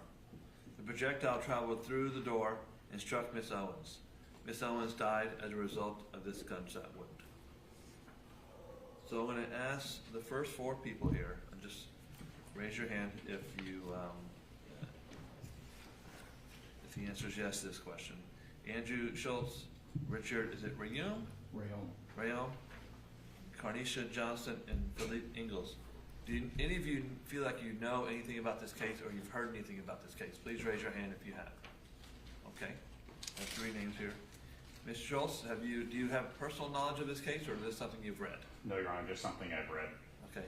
Do you feel like you can set aside anything you've read and form a legal verdict in this case? Yes, Your Honor. All right. Mr. Ayum, do you have personal knowledge of this case, or is it something you've read or seen on TV? I also read about it. Okay. Do you feel like you can set that aside and have a verdict in this case, a lawful verdict? Yeah. Yes or no? Well, I'm kind of anti-gun, but other than that. Okay. All right. Can you set aside whatever feelings you may have about being anti-gun and I think follow so. the law in this case? Yes. Okay. Thank you. Carnisha Johnson, you said you raised your hand. Yes, sir. Is this something you have personal knowledge of, or you've read or heard? Read and heard. Okay. Do you feel like you can set aside anything you've read or heard about this case? Yes, Your Honor. Okay. Ms. Nichols, Mr. Nichols, you don't know anything about this case, is that correct? Me? No, I'm sorry, Mr. Ingles, you don't know anything about this case, is that I don't correct? know anything. Okay. Sorry, looking at the list here. Next person, Shelby Nichols, Diane Haynes, Diana Davila, Jacob Courtney. Correct. I apologize. Have any of you heard anything about this case? If so, raise your hand. See one hand, and that is Miss Haynes. Is that something, you have personal knowledge of the case, or you've read or seen something on TV? I've seen it on TV. Okay, you can put your hand up. Do you feel like you can set that aside and render a true verdict in this case? No. Okay, I appreciate that. The next, and no one else. The other two haven't heard anything about it, is that correct? All right, thank you. The next four people, Carolyn Davis, Florida-Lisa, Ferreria, Zachary Fairbrother, Mercedia Gorman. Have any of you heard anything about this case? Yes. Okay. I have two people, is that correct? And that is Miss Davis. Is that correct? Yes. Do you have any personal knowledge of the case, or is this something you've read or heard about? No, just read and heard about it. Do you feel like you can set that aside and render a lawful verdict? Probably not. Okay, thank you. Who was the other one? Mr. Fairbrother? Yes, sir. Is it, you have personal knowledge of the case? No, sir, just read and heard about it. Okay. Is that something you feel like you can set aside and render a verdict in this case? I suppose, yes. You suppose? Yeah, Okay. Well, are you able to do that or not? I mean, I guess not. Well, why are we guessing? No, sir, then I won't. I mean, I'm not trying to give you a hard time, Yeah, but no, I just no. want, but listen to me for a second, okay? Mhm. I need to have your honest opinion, so Mhm. if you feel like you can't set it aside, fair enough. I just formed my own opinion on it already, is all I mean. So. Okay, that's fair enough. All right, thank you. And anyone else on those four? All right. The next four is Charlie Buchan, Timothy Thrush, Jennifer Paxton, Judy Plant. And we've got two people who've heard.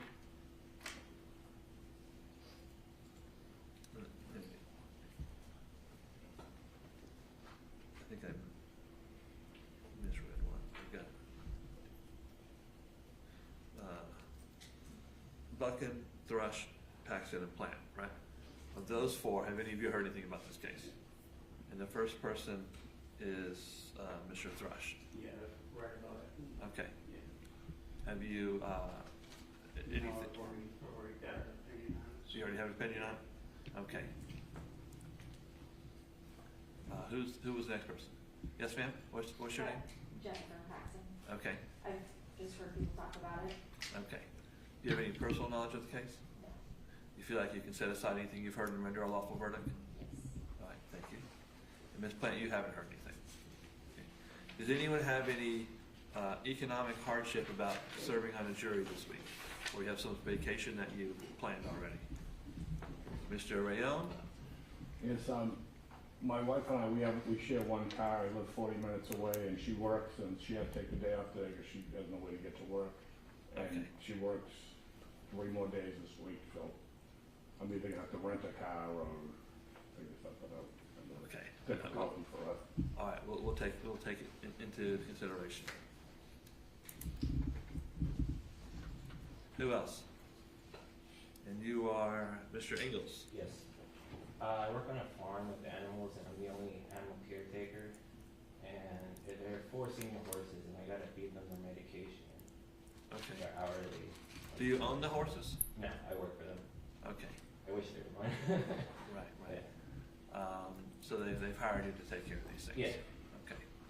All right. But presumably they can take care of themselves? Well, there's no one there to feed them. Okay. The owners are on vacation in New York. They're gone? Yeah. Okay. All right, thank you. Anyone else have some sort of economic hardship? All right. I'll have all of you, I'm just going to have you sit back in the audience over there right now. And call the next group of people.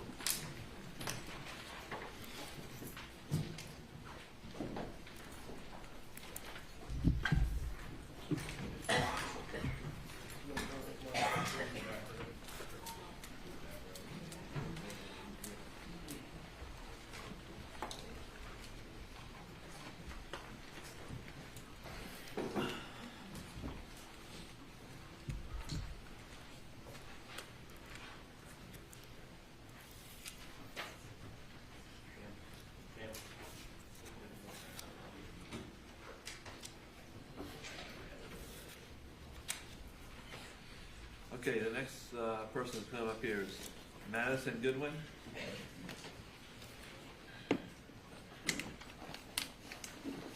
Lizette Torres.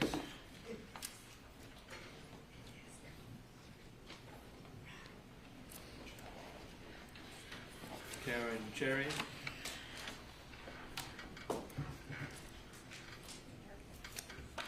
Victor Washington.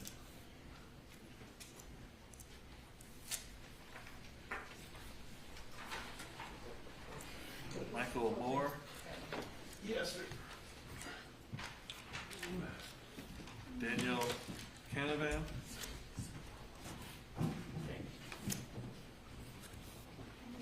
Brian Daniels.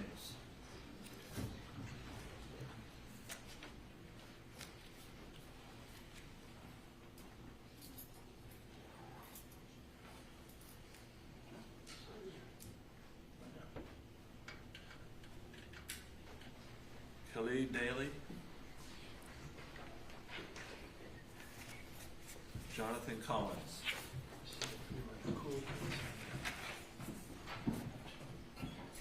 Tyler Runiger.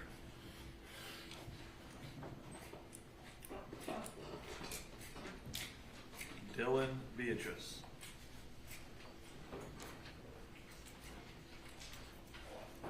Alba Fuller.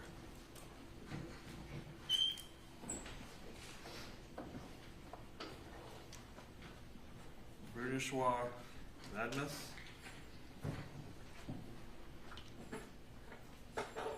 Joshua Grant.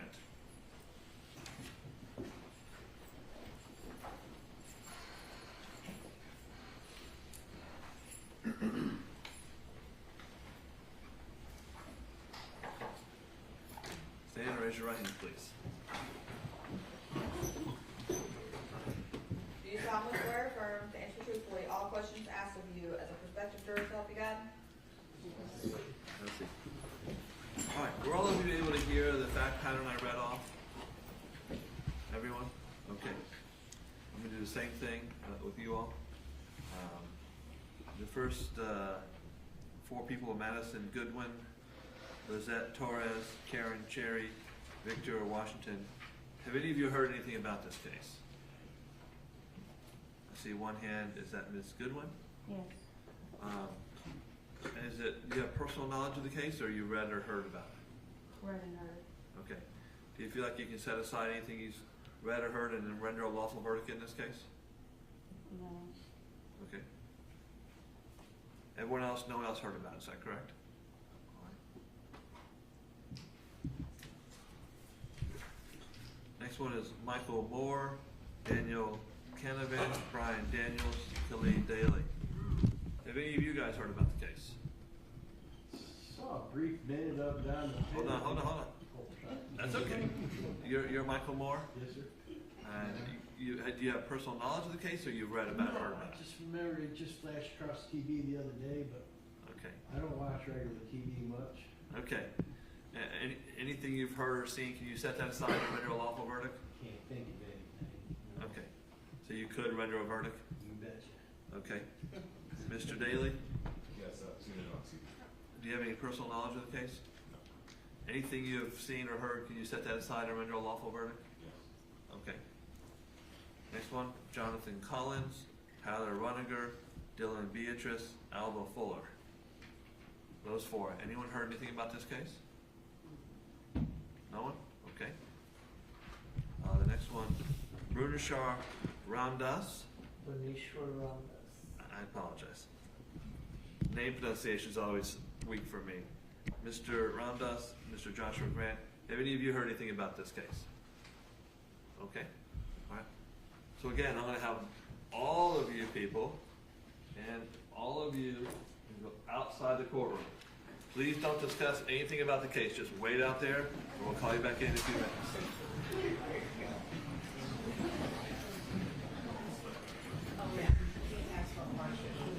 Okay, yes, I'm sorry. Does anyone have a hardship they think will keep them from serving? All right, 1 second. Just have to go out. Going down the back road, anyone have a hardship?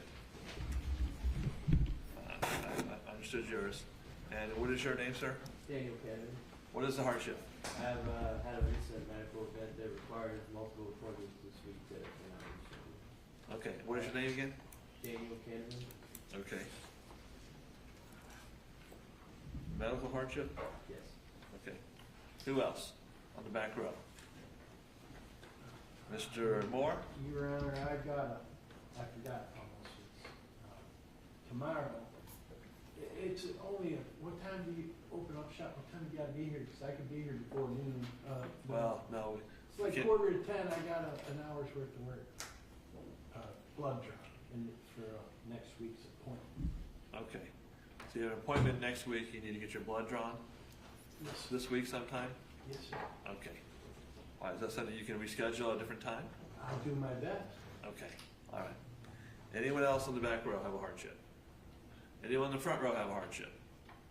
What is your last name, sir? Beatrice. All right, Mr. Beatrice, what's the hardship? I live in Jacksonville now. You live in Jacksonville? Yeah. Has no one asked you if you lived in Marion County before? I don't remember anyone asking me. Okay. I think it's the first question they normally ask, but I wasn't down there. Okay. Have you not changed your driver's license? No, not yet. All right. You understand that it's against the law not to change your driver's license? I did not know that. Yeah, they can write you a ticket for that. Okay. So don't give them extra things to write you tickets for, okay? Okay. If you move, you have 10 days, I think, to change your driver's license. You can do it online. Okay. Okay? And that is Mr. Beatrice? Yeah. Okay. Who else? Mr. Ramdas? I'm the only one working on going through a hardship and paying bills, so You're the only one who's what? working in the house. Where do you work at? I'm a trucker. Okay. And all right. So you're the main income of the house. Yes, sir. Okay. Mr. Grant.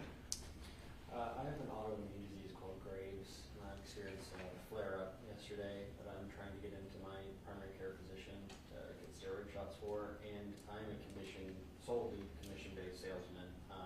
Missing a week of work means not being able to pay my rent, so. Okay. All right. So you have medical hardship. All right. Thank you. All go outside. Okay. Thank you.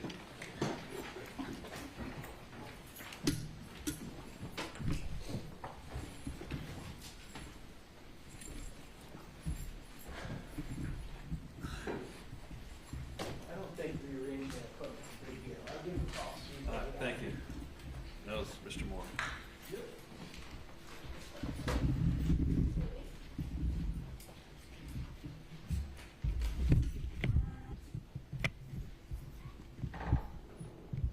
Okay, 1 second. Of those people, anyone you want to bring back in for additional questions? Yes, Your Honor. Who is that? Mr. Schultz. Bring Mr. Schultz back in.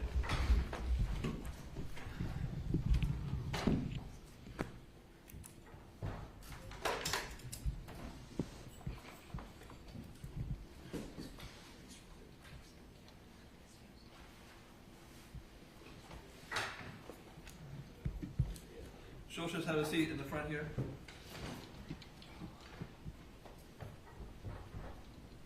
Schultz, you had indicated, no, this is the front row right there, thank you. You had indicated you had some knowledge of the case. Yes, sir. Can you tell us what you know about the case? Pretty much just what was published in news outlets, kind of the facts of the case that you had mentioned. Nothing that I can recall really beyond that, though. Have you formed any sort of opinion on the case? No, sir. You can set aside anything you've heard, render a verdict based on the evidence in the case? Yes, sir. Any additional questions? Yes, sir. Mr. Kronza? Any opinion regarding the guilt or innocence of the person who shot? Not based on what I've seen, no. Just not enough information. Correct, not enough Okay. information. No further questions, sir. All right, thank you, sir. Yeah, thank you. Ms. Johnson. Ms. Johnson? Carlanisha Johnson. Yes, sir.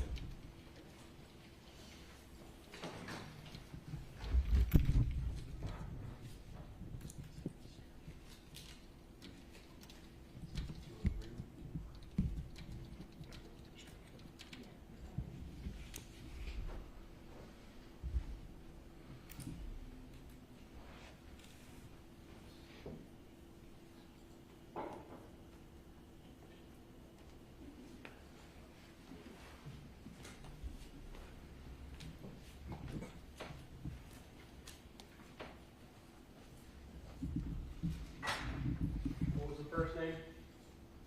Carlanisha Johnson.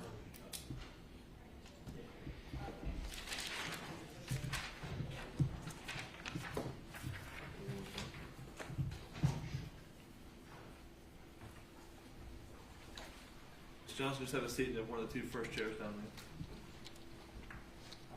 Ms. Johnson, you indicated you had some knowledge of the case. Can you tell us what you know about the case? A couple of Facebook posts, a couple of news articles. Okay. Have you formed any opinion about what happened out there? Kind of biased between the two. Okay. When you say biased, would you say you're biased towards one person or another in the case? The text that I read. Okay. No, I appreciate that. Mr. Buxman, any question you want to ask?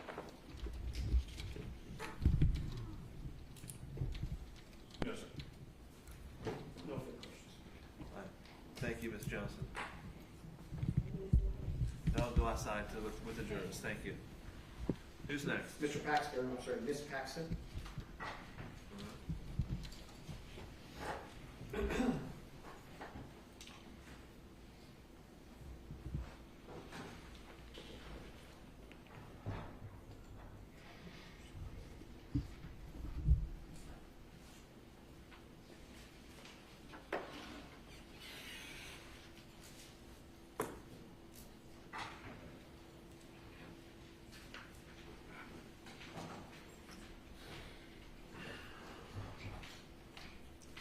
Oh, two chairs, sorry. I keep forgetting, I gotta tell people where it's at. Ms. Paxton, we brought you back in because you indicated you had some knowledge of the case. Can you tell us what you know about the case? All I know is, just from somebody, just basically what you read. Okay, all right. Have you formed any opinion? There was a dispute, somebody got mad at somebody else, shot them through the door. The kids were maybe around too, that's, Have you formed any opinion about the case at all? I know, I haven't really read enough about it. You feel like you can set aside anything you may have read and render a verdict based on just the evidence you see here? Yeah, the only problem I would have with it is just because I'm a mother as well, so like the kids being there, that would be my only, I guess, Okay. issue with it. All right. Do you feel like you can follow the law in the case? Yes. All right. Would you be able to base whatever decision you make on the facts that you hear in this courtroom and not what newspaper or Facebook or something has told you the facts were? Yes. Thank you. Good morning. The fact that you read that there were kids that make you feel like you would be biased one way or the other?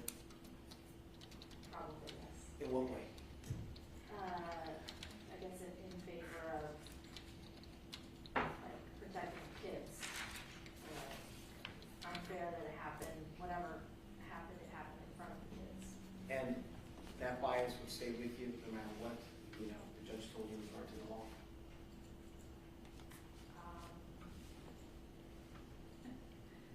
Yes. Thank you, ma'am. You go back outside.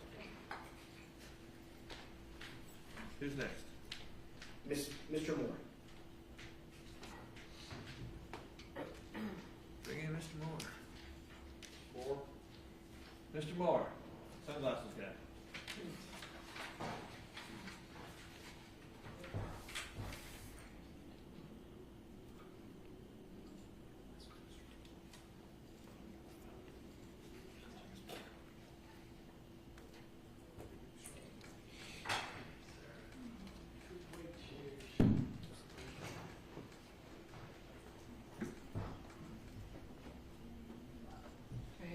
Have a seat, Mr. Moore. Mr. Moore, we called you back in because you indicated you had some, have a seat. You had some knowledge of the case. Can you tell us what you know about the case? We called you back in because you said you had some knowledge I of the saw case. it on TV for, I don't know, 10 seconds. Okay. Can you set aside anything you've heard and render a verdict based on the facts that you actually hear in court? Yeah, because I haven't heard any facts about anything. Okay. Have you formed any opinions about the case? Mr. Buxman? No question, Your Honor. Mr. Crosland? Sir, from what you heard, any bias, anything that you heard that? Somebody shot somebody. Okay, but any bias, any opinions regarding what happened, who's at fault, anything like that?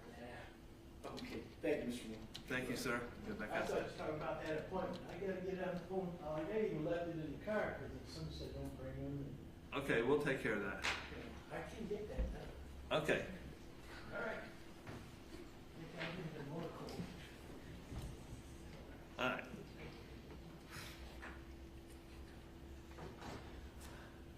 That's it. Anyone on this list you feel like should be removed for cause? Anybody? Yes, we'll start off with, and this is just the last 30, Ms. Haynes. Oh, I'm sorry. Mr. Daly, there was one more, Your Honor, I'm sorry, I missed it. Mr. Daly.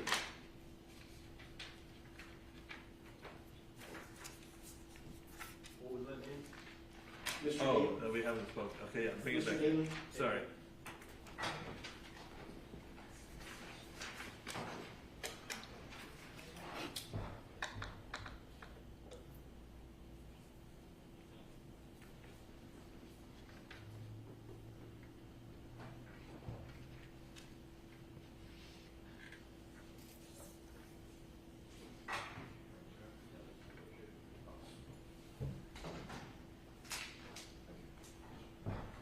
Have a seat up right, one of the two seats there, sir. Thank you. Mr. Daly, we brought you back in because you indicated you had some knowledge of the case. Can you tell us what you know about the case? I believe that's the case where a fire was discharged behind the door killing the mother. Correct. That was an argument over like Rose gates. Right. Yeah. Have you formed any sort of opinion about what went on out there? Yeah, I did. 'Cause I recently moved out here and that was like the first thing that happened, so it really stood out to me. Okay. I was troubled by it. So Do you feel like you can set aside anything you heard and render a verdict just based on the facts that you heard? yes. Okay. Where'd you move from? New York. Okay. Yeah. All right, thank you. Mr. Buxman, any questions you have?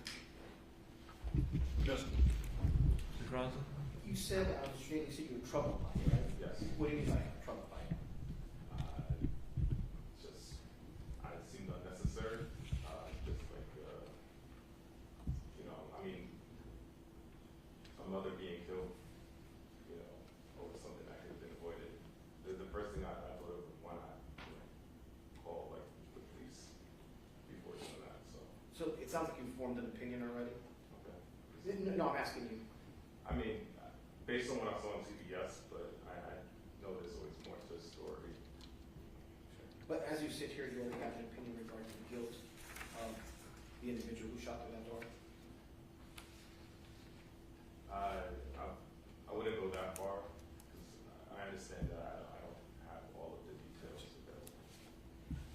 think you're biased a little bit in regard to the guilt of that individual? I wouldn't say bias. No. Maybe more so like misinformed at this point. Like I said, I just lack the knowledge of everything that happened in the case. Okay, so you have no opinion at this point regarding that factual scenario that you heard about? No. I don't have any further questions. Your Honor. All right, thank you, sir. Go back on track.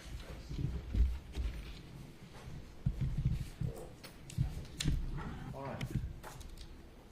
Let's see, at least we'll go through the rest of these. All right, anyone else? No, Your Honor, that's it in regard to. So cause. Yes, sir. Ms. Haynes? No objection.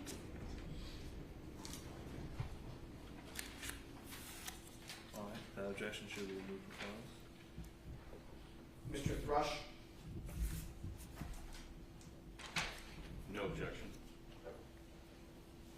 That objection be removed from cause. Yes, Your Honor. Anyone else you want removed from cause? Mr. Fairbrother? No objection. Be removed from cause. Yes, sir. Ms. Davis? No objection. Ms. Goodwin? Hold on, hold on. I'm sorry, Your Honor.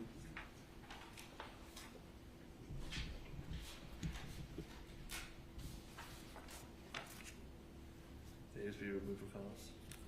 Ms. Goodwin? No objection.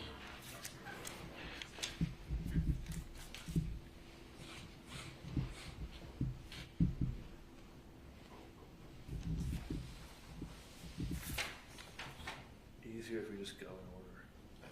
Just randomly plucking them around. It's good. I'll try to do It's okay. It's good to be removed for cause. Ms. Johnson? Number 3. No objection. Yes, sir. Anyone else? Ms. Paxson? 15. Thank you, Gary. Say? No objection. Who else? And the gentleman we just spoke with, Mr. Davis, he said he was troubled by it because of the kids in the shopping door. That was, Khalid Daly? Yes, sir. Judge, I believe it right at the end, he says, no, I'm not biased, and I have not formed any opinion. I said, he's troubled, but I hope anybody could be troubled by a situation where someone loses their life. I don't remember him mentioning the kids specifically, he may have, but ultimately he said, no, I don't have any bias one way or the other, I'm misinformed, or I'm uninformed, he needs to have more information. I don't think it rises to a cause. I think he started to say he had an opinion, or you kind of leading question as that. And then he backed off and said, I don't have an opinion. And he's not biased. So at least right now, I don't find it because you can ask him some more questions Yes, as we go along. Obviously, Mr. Beatrice, he can't be on the jury, he doesn't live in Marion County, apparently. That's correct, Your Honor. I'm sure they asked him, he probably wasn't paying attention. Anyone else? That's it for causes. I know there's some financial hardship ones. Not sure if Your Honor wants to speak about those. All right, go ahead. What did you do with the? Have we caused Beatrice? No objection with the state. We have to take him off, he Yes, can't sir. legally be on the jury. Just making sure. Yeah.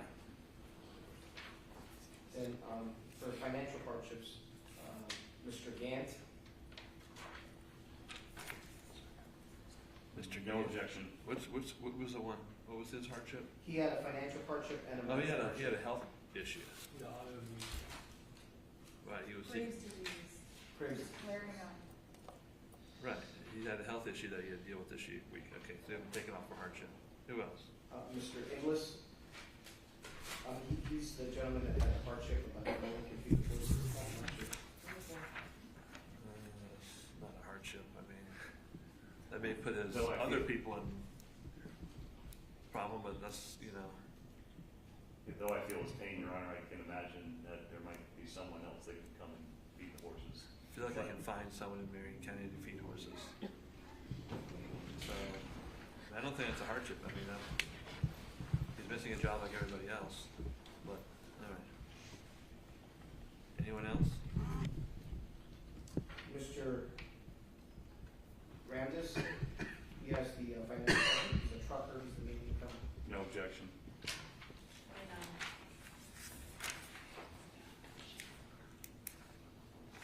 Mr. Conovan, he has the one that has multiple appointments this week, that he can't cancel doctor's appointments. Are we doing reports along around this? Oh. No. Ramdas, there was no objection from the state. No objection. Conovan had multiple health issues this week, he said, Yes, sir. which apparently, No objection. Who was that one, Conovan? Conovan. Daniel Conovan, number 22. We're gonna take a look and see how many we got after this and see if we got enough to go for. And Mr. Ray. No objection. Number 2. Thank you. So how many would that leave us with? Let's see. Anyone else? No, Your Honor.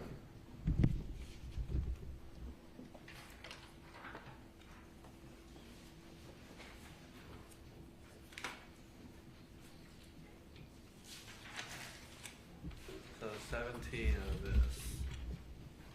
And 28 out of the other. Right. What was that? 35. 45? That's 45 enough. You wanna do 45 and we'll start after lunch? Yes, sir. Okay. 1:15, is that good for everybody? Yes, sir. 150? Yeah. Is that okay with the put down? You guys are trying to drive the whole ship by lunch. I know, you're just a messenger, I know. Alright, so I'm gonna tell, the people who are gonna stay are Schultz, Ingalls, Nichols, Davila, Corinta. Corinta, yeah, I mispronounce, Ferreria, Gorman, Buckham, Plant, Torres, Cherry, Washington, Moore, Daniels, Collins, Weniger, Fuller, right? So I'm gonna instruct them to, Did we strike Daly? I thought he was. no, I didn't think so. we didn't, because he had Yes, sir. back and forth, but He he didn't mention said he his name. didn't have an opinion. You didn't mention he was staying, that's why I asked. Oh, yeah, that's because, you're right. I'd written something on, in Daly. But I'll allow you some additional questions for Daly. Yes, sir. In that regard. Okay.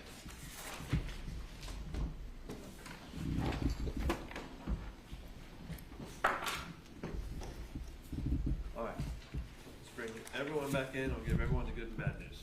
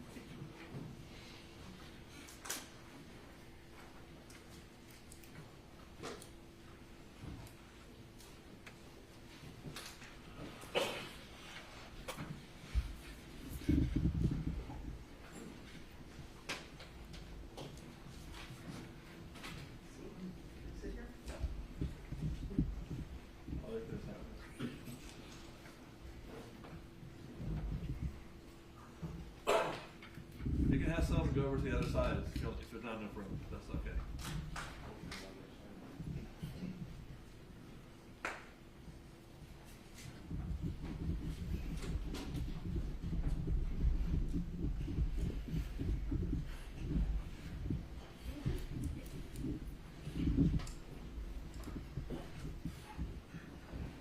Is that everybody? All right. Everyone from the first group, you're gonna stay with us. From the second group of people, if I read your name, that means you are gonna go back down to the jury assembly room and they'll see if there's another case for you, okay? Everyone whose name is not read, we're gonna give you a lunch break and then continue the questioning after lunch, okay? So if you hear your name, I want you to get up and go downstairs to jury assembly room. Everybody understand? Richard Rion. Go ahead and go. Carlanisha Johnson.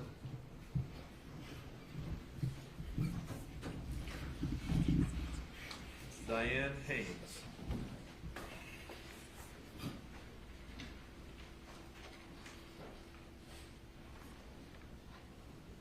Carolyn Davis.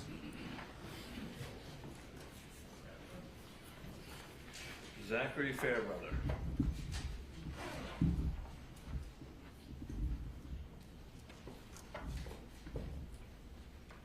Timothy Thrush.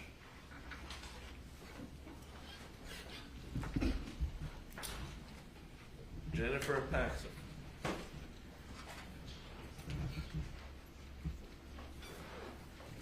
Madison Goodwin.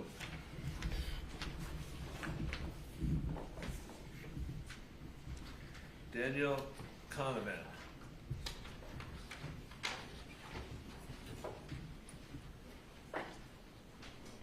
Dylan Beatrice. So Beatrice, you can go back to Jacksonville, okay? If you don't live here, you can't be on a jury here. Okay. But you need to change your driver's license, okay? Mr. Ramdas. Joshua Gant.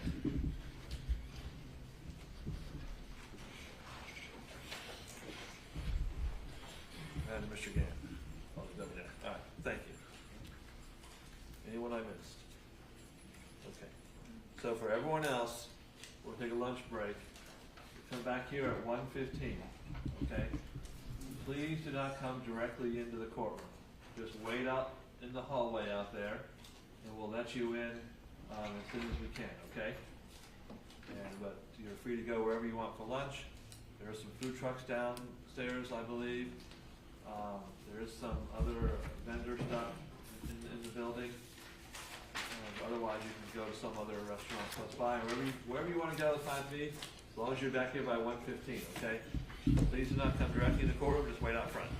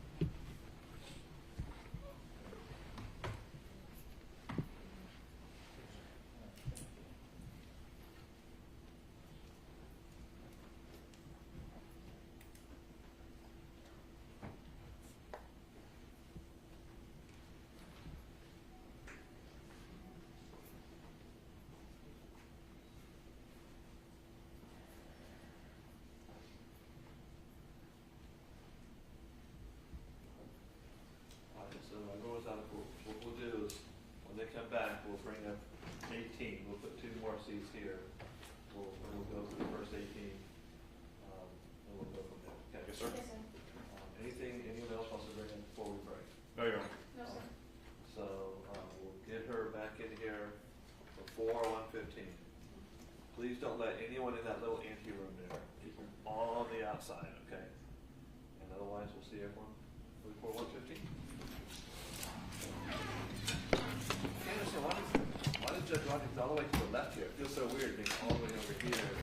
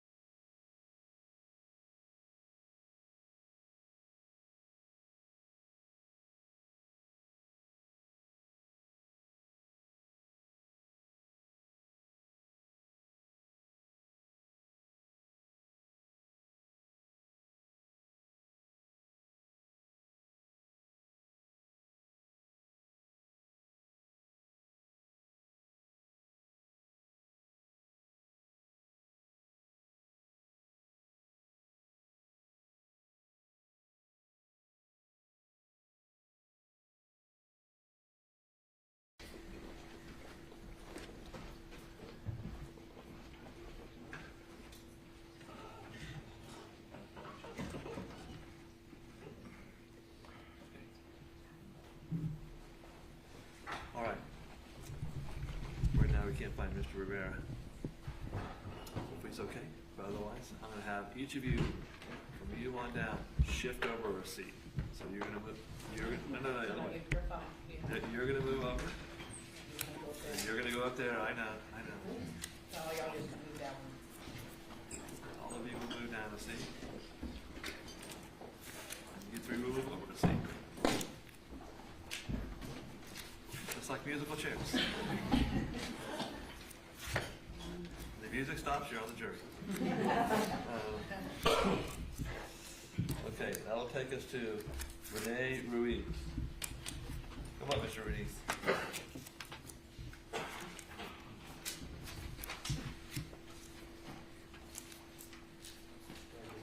Yeah. So all of you have already been sworn in, as I said before.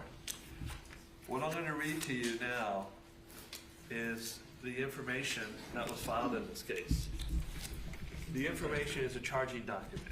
It's the document the state of Florida uses to charge a person with a crime. I want to caution you that the information is not evidence, and you're not to consider it as evidence. By its definition, it informs you of what the charge is. Okay? So listen carefully. The state of Florida alleges, in this case, one count. They allege that the defendant, Susan Lorincz, committed count 1, manslaughter by use of a firearm. The state alleges that Susan Lorincz, on or about June 2nd, 2023, did, by an act, procurement, or culpable negligence, and without lawful justification, inflict upon AJ Owens wounds and injuries which resulted in the death of AJ Owens, a human being, by willfully, wantonly, and recklessly pointing a firearm at AJ Owens and causing said firearm to discharge a projectile which struck AJ Owens, mortally wounding her in violation of the applicable Florida statute. I'm also going to read to you something that's equally important. The defendant has entered a plea of not guilty. This means you must presume or believe the defendant is innocent. The presumption stays with the defendant as to each material allegation in the information through each stage of the trial, unless it has been overcome by the evidence to the exclusion of and beyond a reasonable doubt. To overcome the defendant's presumption of innocence, the state has the burden of proving the crime with which the defendant is charged was committed, and the defendant is the person who committed the crime. Are you Mr. Rivera? Yes, sir. Okay. We'll move him down to the next row. Okay, just have a seat. Let me go back for a second. To overcome the defendant's presumption of innocence, the state has the burden of proving the crime with which the defendant is charged was committed, and the defendant is the person who committed the crime. The defendant is not required to present evidence or prove anything. Whenever the words reasonable doubt are used, you must consider the following. Proof beyond a reasonable doubt does not mean proof beyond all doubt. A reasonable doubt is not a mere possible doubt, a speculative, imaginary, or forced doubt. Such a doubt must not influence you to return a verdict of not guilty if you have an abiding conviction of guilt. On the other hand, if, after carefully considering, comparing, and weighing all the evidence, there is not an abiding conviction of guilt, or if, having a conviction, it is one which is not stable, but one which wavers and vacillates, then the charge is not proved beyond every reasonable doubt, and you must find the defendant not guilty because the doubt is reasonable. It is to the evidence introduced in this trial, it alone, that you are to look for that proof. A reasonable doubt as to the guilt of the defendant may arise from the evidence, conflict in the evidence, or lack of evidence. If you have a reasonable doubt, you should find the defendant not guilty. If you have no reasonable doubt, you should find the defendant guilty.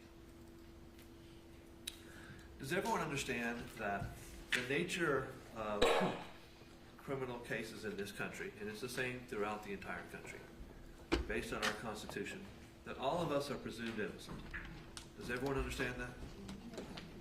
And that you keep that presumption unless the state can prove the case beyond and to the exclusion of every reasonable doubt. Does everyone understand that? Yes. Do you understand that in the end of the case, what you're really asked is, has the state proven the case beyond and to the exclusion of every reasonable doubt? You may have some unanswered questions. You may have some unanswered thoughts. But the only question you have to answer is, has the state proved the case beyond all reasonable doubt? Does everyone understand that? Does anyone feel like that should not be the case? That we should use some other standard in court cases? There's lots of countries in the world where people use different standards, believe it or not. Does anyone else believe that we should use a different standard? Okay. Will all of you agree to that standard in this particular case? Yes? Yes. Yes. Okay. I know there's times when you're quiet and times when you're not. Also, I want you to understand that the nature of what jurors do is jurors find facts. I will provide the law to you. I will provide jury instructions to you. Every word that needs to be defined, I will give a definition to you. What you do is find facts. And once you determine those facts, you then apply the law to those facts. So this is not an opportunity for you to decide what the law is or what it should be. I will tell you what the law is. Your job is to find facts. Do all of you understand that? Yes. Okay. What I'm going to do is just go down the row with just some easy questions, starting with Mr. Cook. I'm going to ask you everyone the same easy questions, okay? Just give us your name. If you are married or have someone else you live with, let us know what he or she does for a living. Let us know what you do for a living. If you're retired, let us know what you used to do for a living. If you had some other job in the past, let us know what that is as well. If you have adult children who work outside the home, let us know what they do for a living. If you've been on a jury before, let us know that as well. The reason we want to know what you and your adult children do for a living is because certain occupations may bring you evidence or issues that may conflict with your ability to sit as a juror. In other words, if you're employed as a law enforcement officer, it may not be best for you to sit in a criminal case, or if your spouse is a law enforcement officer, it may not be best for you to sit in a criminal case. Or if you're doing something where you get a lot of information about cases or something along those lines. Other than that, we're happy with whatever jobs you do. But we do need to know these things to go forward. If you forget one, I'll prompt you, because I've asked this question a million times, so they're all in my head. But starting with Mr. Cook, please remember to speak out loud because we're trying to record this. You don't need to stand up, though. Go ahead. Are you employed? Yes. What type of work do you do? Air conditioning technician. Okay. Do you live with someone Yes. married? My wife. What type of work does she do? Restaurant manager. Do you have adult children who work outside the home? Not yet. You seem disappointed in that. Have you been on a jury before? No. Thank you very much, sir. Mr. Barnes, same questions. Do you remember them? No. Okay. Are you employed? Yes, sir. What type of work do you do? I'm a laborman on a block crew. All right. Do you live with someone married? My mom. Okay. And do you have adult children? No. Have you served on a jury before? No. Thank you.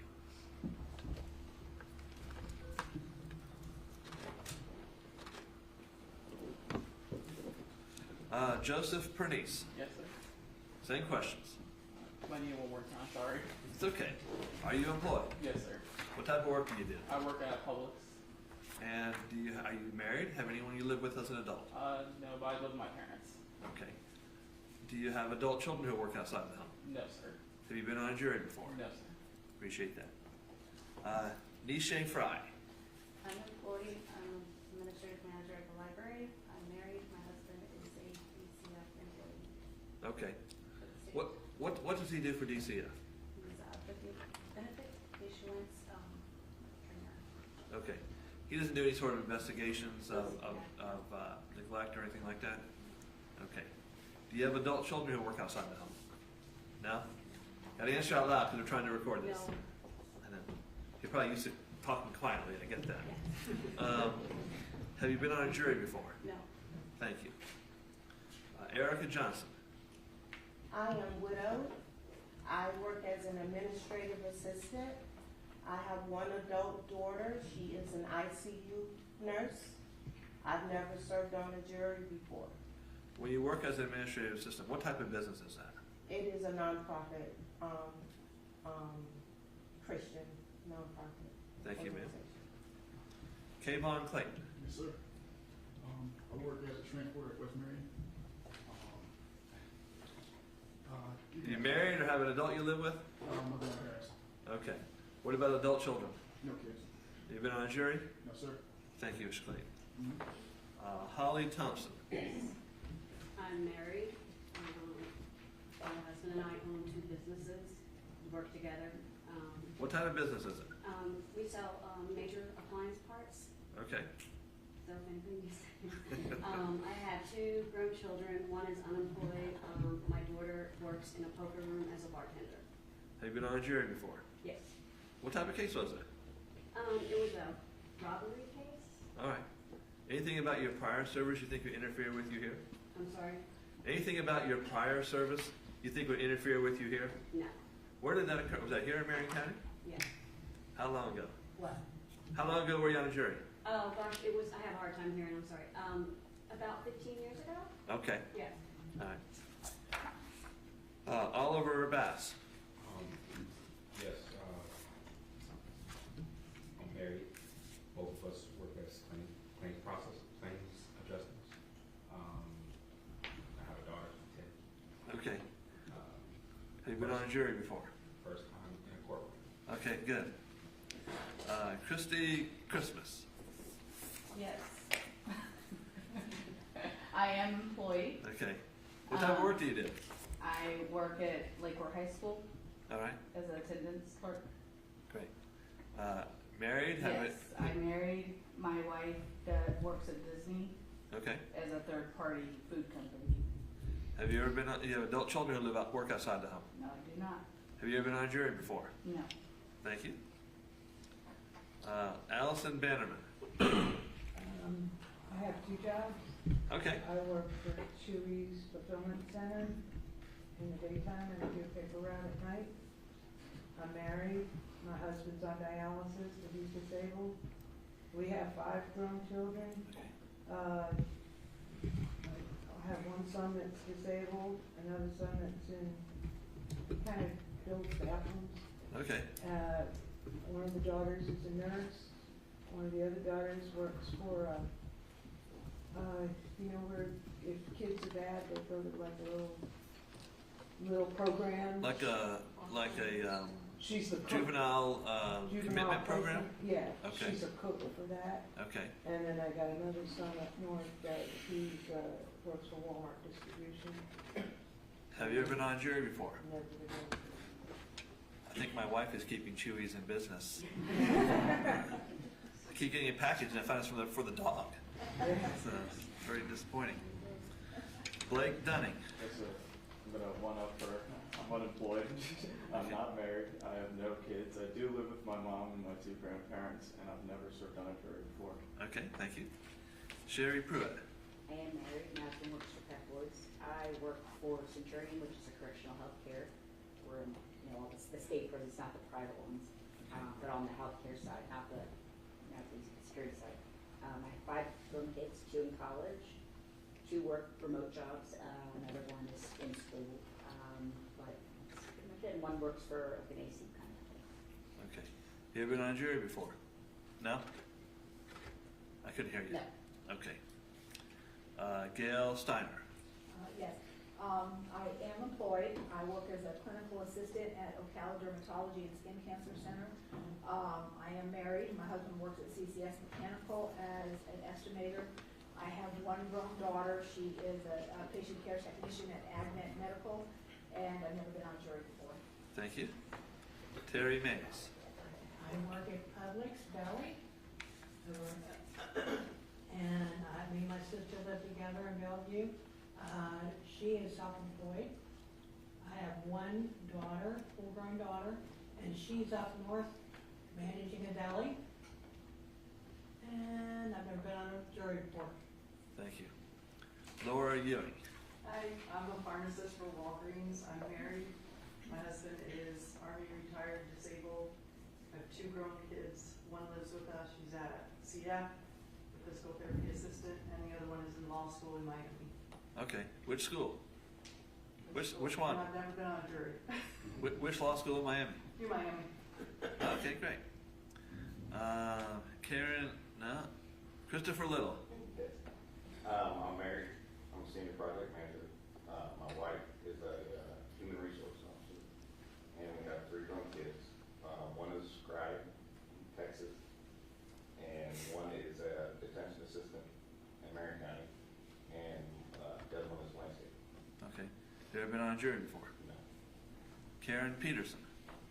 I'm retired. My husband is retired. I have a grown son that has his What are y'all own- retired from?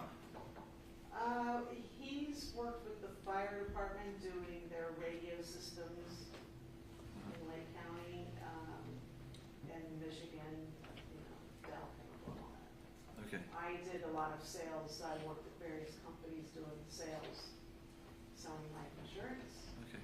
My son is in the AC business. He has his own home. I've never been on a jury. Thank you, ma'am. Renee Ruiz. Okay, I'm retired. I have 2 sons. What are you retired from? California. I was about to drive there Okay. for 20 years. Okay, great. Okay. And what was the other one? Do you have a spouse? Live someone you live with? No, I'm single. Okay. Do you have adult children who work outside the home? 2. One is 39, and the other one is 47. What type of work do they do? One is not working, the youngest one, and the other one is he works for a company, fuel. Okay. I don't remember what it is. What type? Have you been on a jury before? No. Okay. But I have been here, but never was elected, you know. Okay, great. Thank you. Do any of you on the jury have family or close friends who are in law enforcement? If you do, please raise your hand. Okay. And I see a couple hands. Starting with Mr. Cook, can you tell us who you know from law enforcement? My sister-in-law, brother-in-law, and mother-in-law. All right. And are they? Can you tell us their names? Tiffany Warren, Donald Warren, and Connie Ripley. And are they in sheriff's office, police department? Sheriff's office. And what do they do over there? Tiffany Warren, I believe, is a sergeant with the sheriff's department. Donald Warren works in the jail. I don't know what the proper name is, but Okay. and my mother-in-law, essentially, again, I don't know what the name is, but she opens doors. She what? Opens doors. Opens doors? Yeah, I don't know what the. Okay, name nobody knows people. All right. Is there anyone else in the back row? Okay. And on the second row, ma'am, what is your name? Allison Dunn. My father's a retired police officer, Okay, from where? New York City. New York And then City. he was 3 years in Inverness as an Inverness cop, and then he went to work for UPS. Okay, thank you. Anyone else on the second row there? Anyone in the front? I think there was a couple hands in. Does retired count? Yes, ma'am. Or retired law enforcement, my cousin and her. And your name is? Laura Ewing. Ewing, okay. Ms. Ewing. Virginia, I don't know what force, I wanna say Loudoun County, they're both retired police officers. Okay. And my uncle was an FBI agent, but he's deceased. Okay. Was there anyone else in the front row? Yes, sir? What is your name again? Christopher Little. Yes, sir.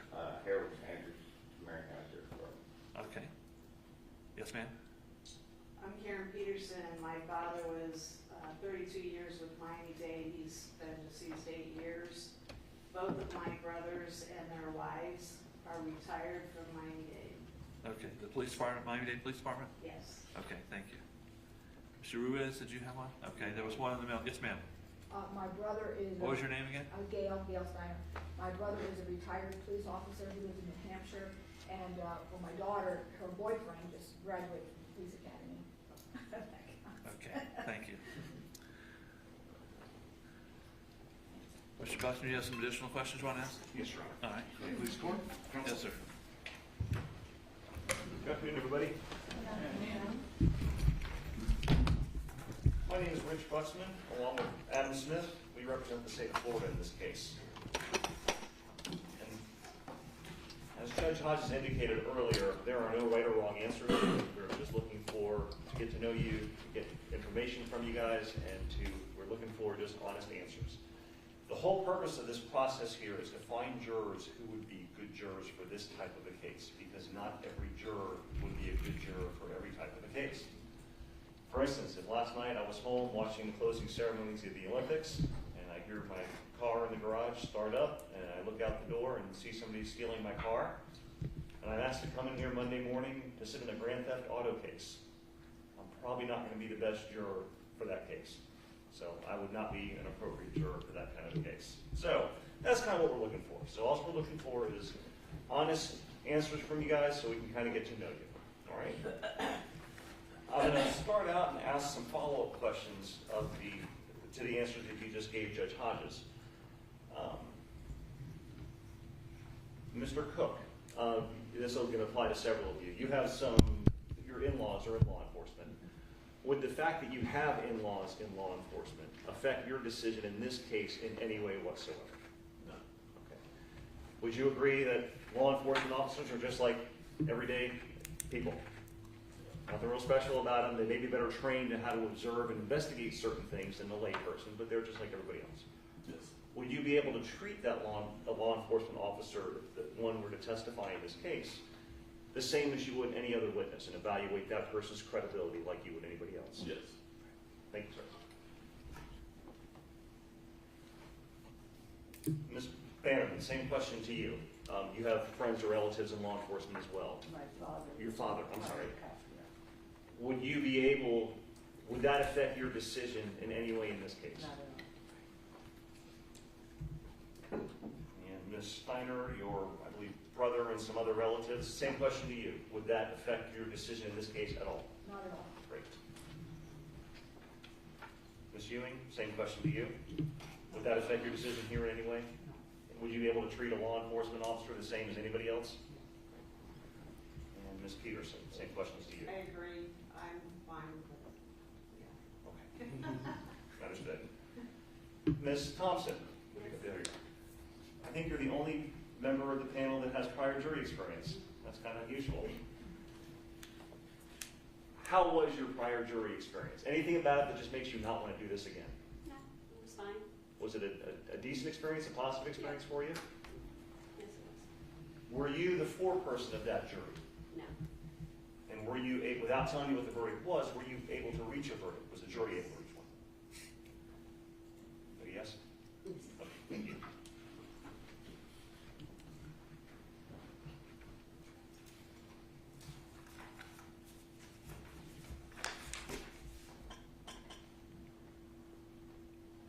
To alleviate maybe some concerns here, the defendant in this case is charged with manslaughter. This is not a death penalty case. There's no possible punishment that a death penalty could be a punishment in this case at all. So if anybody was concerned about that, that's not an issue here, okay? Everybody here has probably heard of different types of homicide. Everyone's probably heard of the term first-degree murder, which involves some planning and some premeditation before the murder occurs. The defendant in this case is not charged with that kind of a homicide. Some of you have probably also heard of second-degree murder, in which the murder was done because out of hatred, ill will, spite, evil intent towards the victim, or something like that. The defendant is not charged with that kind of murder either. The defendant in this case is charged with manslaughter. Because she is charged with manslaughter, there is no requirement for the state to prove anything such as planning or premeditation, because she's not charged with that. Would anyone here require the state to prove that type of evidence, to prove that there was some planning and premeditation involved, even though the law does not require it, before you can find her guilty of manslaughter? Basically what I'm asking is, would anybody impose additional requirements on the state that the law does not require?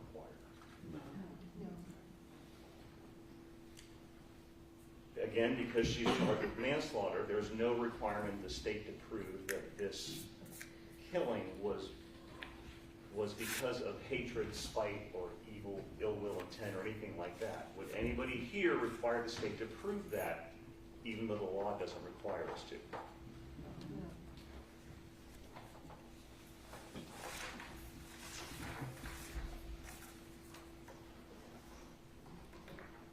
Judge Hodges asked earlier about whether you have children that work, that are adults who work outside the home.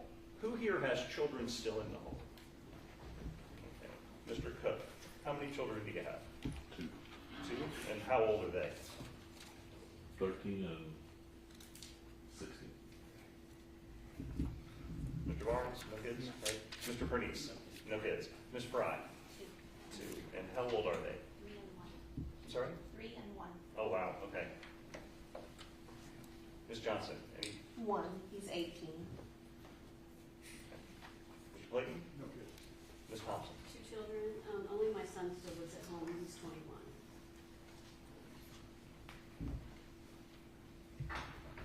Mr. Bass? Yes. Excuse me. 1, my daughter, she's 10. Ms. Christmas? Yes, I have 2. I have 11 and a 14-year-old. Ms. Bannerman? I have 2 living at home, 42 years old and 38 years old. No, 40 years old, sorry.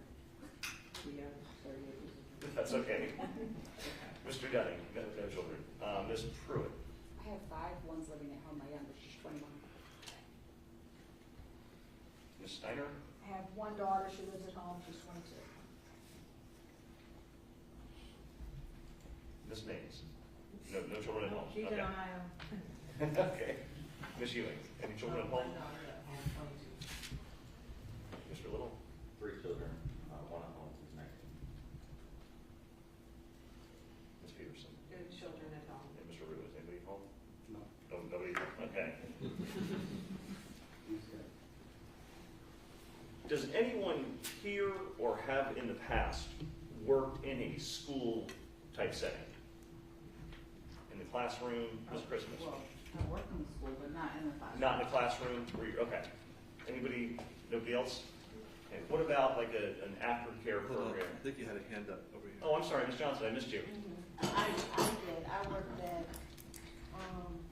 it was an alternative school for Okay. juvenile justice, as a behavioral specialist.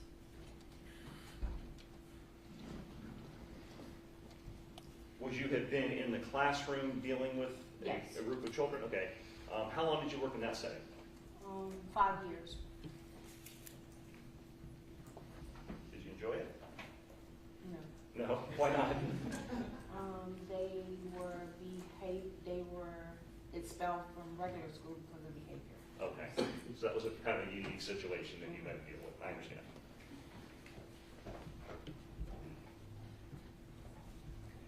Anybody else I missed that worked in a school setting, an aftercare, daycare type setting? No? During the COVID shutdown, I would assume that plenty of people here probably worked at home. That some of you still may work at home. Who here has had that situation where you've had to work at home for a long period of time? Mr. Bass, Ms. Pruitt, okay. Mr. Bass, what did you describe for me what was going on then? Well, at the time, I was at another company, this is in Orlando, Sanford actually, and they sent everybody home.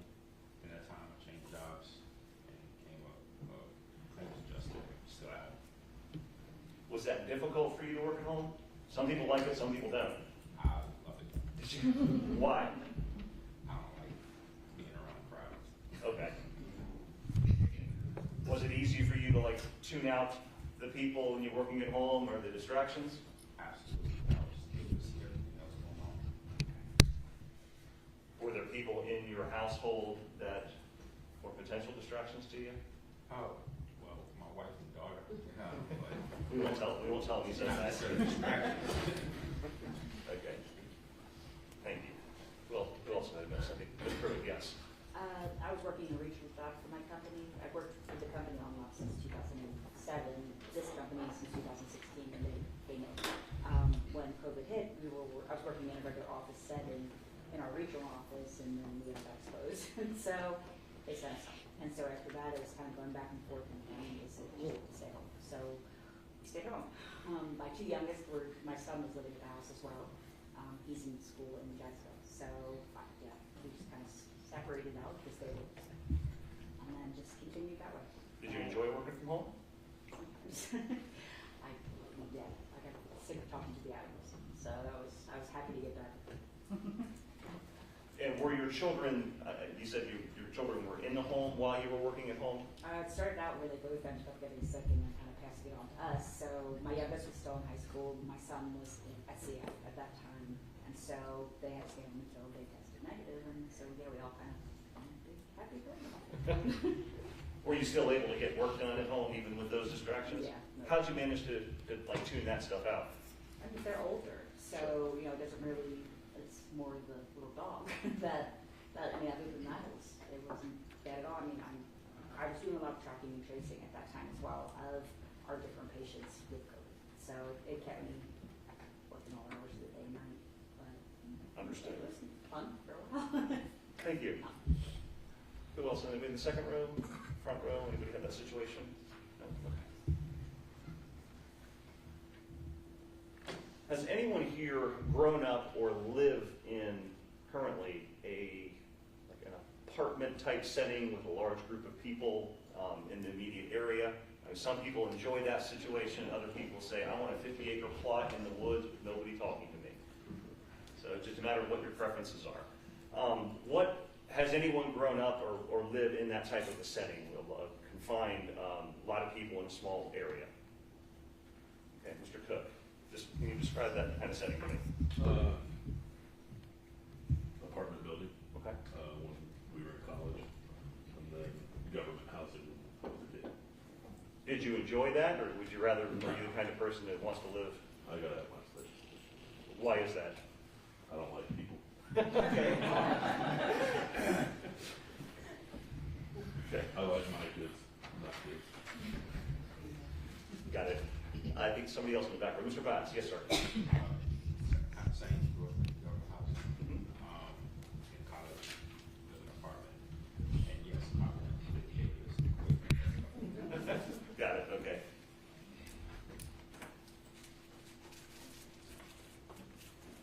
Anything in the second row on this, Ms. Just Anderson? a question, did we ever live in an apartment building? Yeah, like have you lived in a situation where your neighbors are on top of you and it's kind of, you have to deal with those kind of distractions? Yeah, it was over 25 years ago, but Did you like that setting? no, I have my own house now. Okay, for that reason? Yeah, no, Okay. But we have a lot of people that live in my house. We got 9 people that live in my Oh, wow. house. Okay. Grandkids on top of that. Anybody else in the second row who lived in that kind of, oh, yes, sir, Mr. Dunning? Yes, sir. Last year I lived in Largo, and I lived in an apartment with just a friend of mine for a long time, and yeah, definitely the distractions. There was a guy with a motorcycle that lived outside of us, woke up 6 a.m. every morning, started up right away. I also wake up 6 a.m. every morning. Sure. So, just because of him, not because of any other reason. So, there's definitely just pros and cons. How'd you deal with that situation?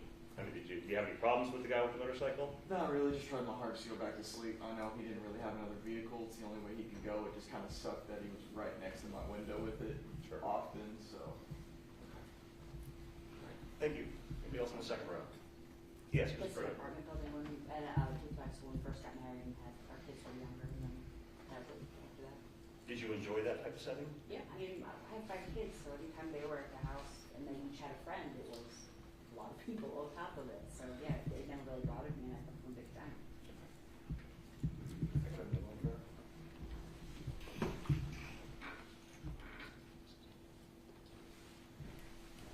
Anybody else in the front row? Ms. Peterson?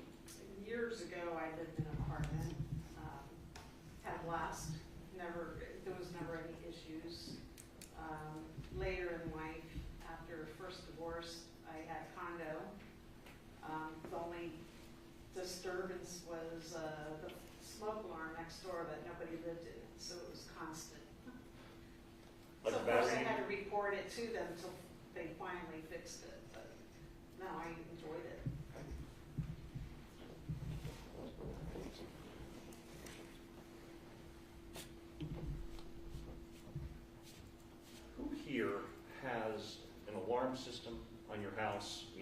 it's either a monitor system by a company, you installed it yourself, you have security cameras, those kind of things. Okay, let me start in the back over here. Mr. Bass, what do you have of that? Everything, alarm, Okay. cameras, fire alarms, stuff.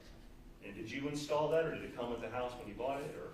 Kind of came with the house, but installed Do you use it? every day. Okay. And why? What's the, why is that important to you? I don't trust nobody. Okay. So, and I have a wife and child. My first duty is to make sure they're safe at all times. Okay. Ms. Thompson, what about you? No? Mr. Clayton, anything? Ms. Johnson? Yes, I have, ring cameras, exterior. Okay. Recently installed because I'm recently widowed, and so for the safety, because my son is still home. I understand. And Ms. Thompson, is there any kind of reason you don't have any kind of alarm system? I'm just curious. No, Okay. Some people think I don't need an alarm system. no, Okay. I probably couldn't work it half the time anyway, so. I have in-laws that have them and never turn it on. Why? What's the point? Mr. Clayton, any reason you don't have one? You don't believe in them? Don't think you need one? Don't think we need one. Okay. And Ms. Fry, what about you? I have a dog. You have dogs. Best alarm system ever, especially the big ones. Mr. Pretty's, what do you? No, I really don't have that many neighbors, so I have 3 dogs, so big dogs. Got it. Mr. Barnes? No. Mr. Cook? No need. Everything's unlocked? We're not going to say what your address is. Really? Okay, I'm just kidding with you. Ms. Christmas, what about you? Yes, I have, alarm system and cameras. And why is that important to you? For me at first, it was because I was home with my children a lot, alone, through the evenings and nighttime, so that's originally the reason I got it. That's not the case anymore, so to be honest, I don't use it. I mean, our cameras are there, and the cameras have come in useful for us with my son getting into a fight, outside our driveway, so that was able to capture that. For that reason, it came in handy, but I also have dogs. Okay. And part of the reason I asked this question is some people had it installed because something bad happened to you, a burglary or something like that, or they just feel they want the protection, or some people just don't care about that. I mean, that's each personal preference, but that's kind of why I'm asking the question. What about you, Ms. Vanderman? I have ADP, I have 12 cameras, I have CO2 detectors, I have fire alarms, you name it, I got it. All right. Thank you, ma'am. Mr. Dunning. We also have cameras and alarms both inside and outside the house. Did you install those, or did they come with the house? It was my family just got it installed. Okay. Any particular reason? It was to look after my grandfather. He has the early stages of Alzheimer's. Sometimes he wanders outside, alarm goes off, we all know he left, we can go get him, help him back in, all sorts of stuff like that. Sorry about that. Thank you, sir. Mr. Pruitt. Just a ring doorbell. Ms. Steiner? We do not. Okay. Any particular reason? We've discussed getting it many times. We have the solicitors come by the house all the time and wanting to install, but we just haven't. Okay. And Ms. Mays, what about you? I have dogs, and I also have automatic lights that go on. We live in a retired community, so everyone takes care of one another there. Fair enough. Mr. Ruiz, what about you? Ms. Peterson? Cameras inside and out, no alarm. My husband installed them because he has every technical thing, so that's why we have them. They're just cool. He's just anal that way. Nice. Mr. Little, what about you? No. Any particular reason? I have dogs, and I live about a half mile. My driveway's about a half mile long, so. Understood. No one's likely to come up to your place that distance, especially with dogs. And Ms. Ewing, what about you? Any particular reason? It's not allowed in the rental agreement. Ah, really? Okay. And we have a dog. All right.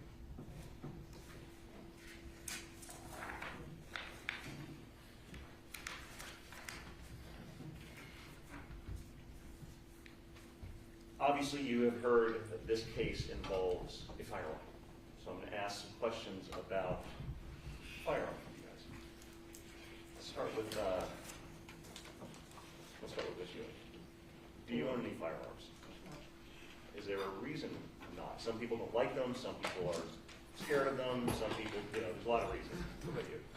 No interest. Okay, I had to shoot him in the army and that was enough. understood. So you're familiar with firearms, clearly. Yes. Mr. Little, what about you? Yes.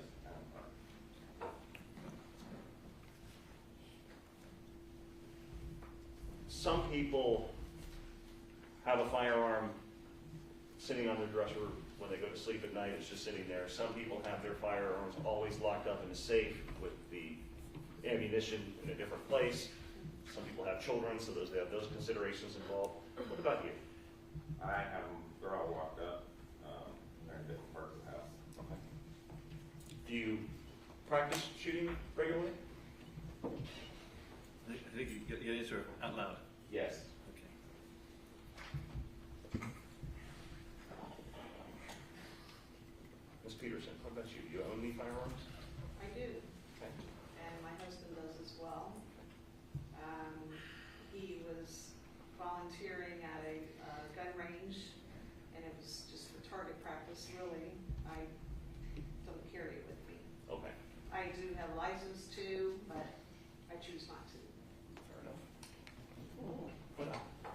Why? Because it's hard to prove yourself innocent if something were to happen. I know that there's all kinds of laws. I don't want to hurt anybody, and I don't want to, I don't put myself in a situation where I would feel the need to use it anyway. I mean, you never know.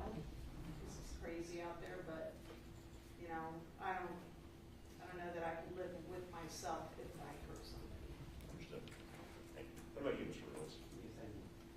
And where are yours, not where physically, but how are yours stored? Are they like sitting on the nightstand next to you, or are they locked up? Okay. And why do you have guns? Safety. Do you carry it with you when you go out places? It's just at home? Ms. Mays, what about you? Don't own one, I don't think my parents own one. I have never even touched one. Okay. Any particular reason? Not really. Okay, fair enough. Ms. Steiner, what about you? My husband has, some firearms, and they're in a safe, locked up. Do you carry one regularly? I do not. Thank you, ma'am. Ms. Pruitt, what about you? My husband has several guns, and I have one that I take with me wherever I go. Part of my job goes down to Homestead, so he wanted me to have something. I basically hid it when I got to the hotel room and never took it out, so it's just not my thing. Mr. Dunning, what about you? Family does own just a couple guns. They have them in the safes underneath the bed. It's just for absolute emergency. I've never even seen them before, honestly. I just know they're there. Okay.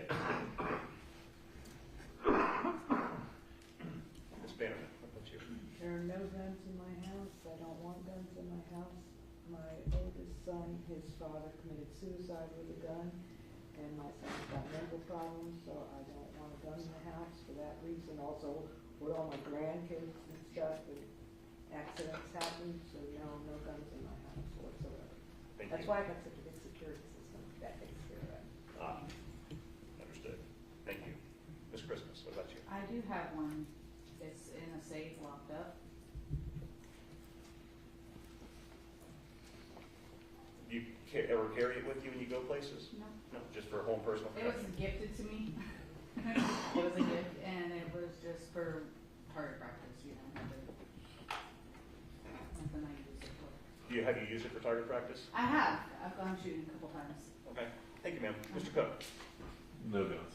No. Any particular reason? No. Other than the fact that if I ever feel I need one to be safe, it's time to get another house. Okay. Thank you. Mr. Barnes? Yes, it's in a safe for hunting. For hunting? Mr. Pretties? No, sir. No. Any particular reason? Not really seen a reason. Scribe. Any reason? No. Okay. Ms. Johnson, what about you? Yes, there are two. They were previously my husband's, and I won't get rid of them because they were his, and they are locked up. Have you shot them? Are you comfortable with firearms? I have, when he was alive, he would want me to practice shooting. So I have before. Not recently, but I have. Thank you. Mr. Clayton, what about you? Mr. Milton, and I don't have any because I'm not particularly crazy about it, so. Okay. Ms. Thompson, what about you? Nothing? No reason why. And Mr. Bass, what about you? Okay. And how are they stored generally in your house? I have two on my nightstand. I have a few locked up, and my wife has.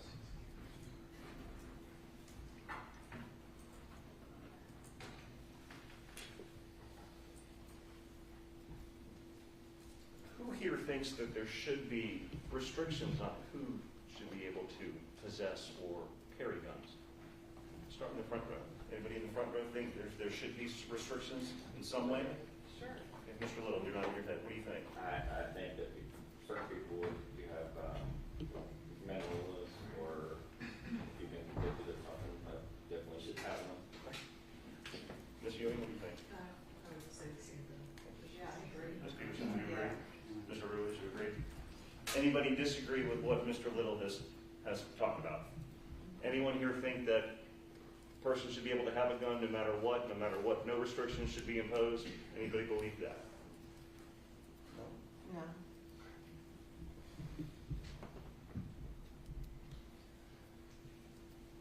Do you think that a person should have to have a concealed weapons permit before they're able to walk around in public with a gun? Yes. Obviously, Florida law has been changed recently and things like that. Ms. Johnson, you're nodding your head. Why do you think that's important? Because I think it's important because you get trained. You have to go through training. They discuss the laws with you when you go there. They teach you how to use the gun.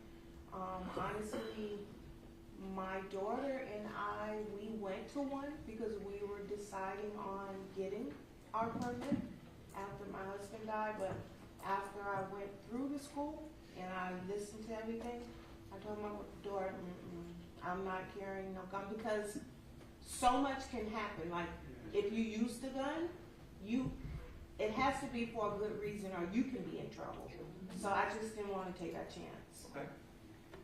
What are your thoughts, Mr. Clayton? Any ideas as far as you think you should have to have a concealed weapons permit before you can walk around public with one? Sure. Why? Because some people just are not in a good state of mind to have a gun. You just don't know if they're gonna, act out or anything, and you just never know. So I think you should definitely get the permit first.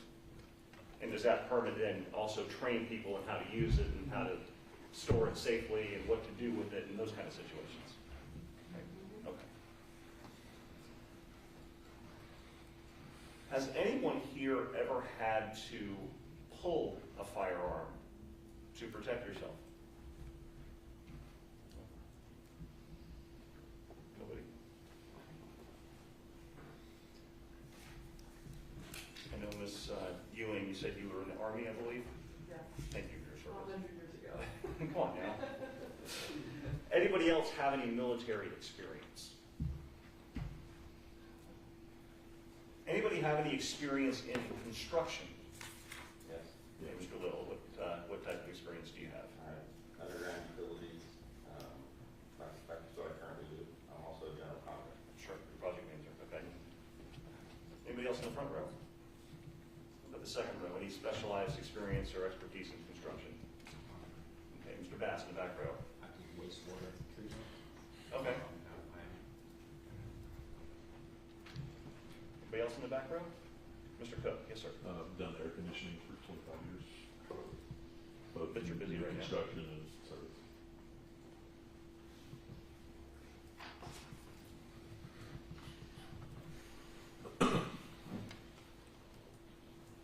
shift gears a little bit here. Some people, their personalities are more reactionary, more emotional driven, and others are more analytical. For instance, I'll give you an example. My wife and I are asleep, 2 o'clock in the morning, we hear a noise. My wife's up with a gun, walking around the house. I'm deciding, do I want to get up and actually see what the problem was, because I'm in a coma. You know, I think it's the dog, it's raining outside, something must have fell, no big deal. 2 different types of personalities. Miss Ewing, how would you describe yourself in that situation? Like, use that example. You hear a noise in the middle of the night. What are you doing? I would jump up probably like your wife. I wouldn't have a gun in my hand, but I have something. Okay. Just to, and then I'd say, wake up. Go take care of this. Go take care of that. Has that happened recently, that type of scenario? Yeah, I mean, with the wind, those like things, logs fall out of the trees onto the house, and it sounds like definitely an intruder or something. But it's never anything. It's just noises. What about you, Mr. Little? I'd be the one with the gun to the ground, keep it on. Okay. Has that happened recently to you at all?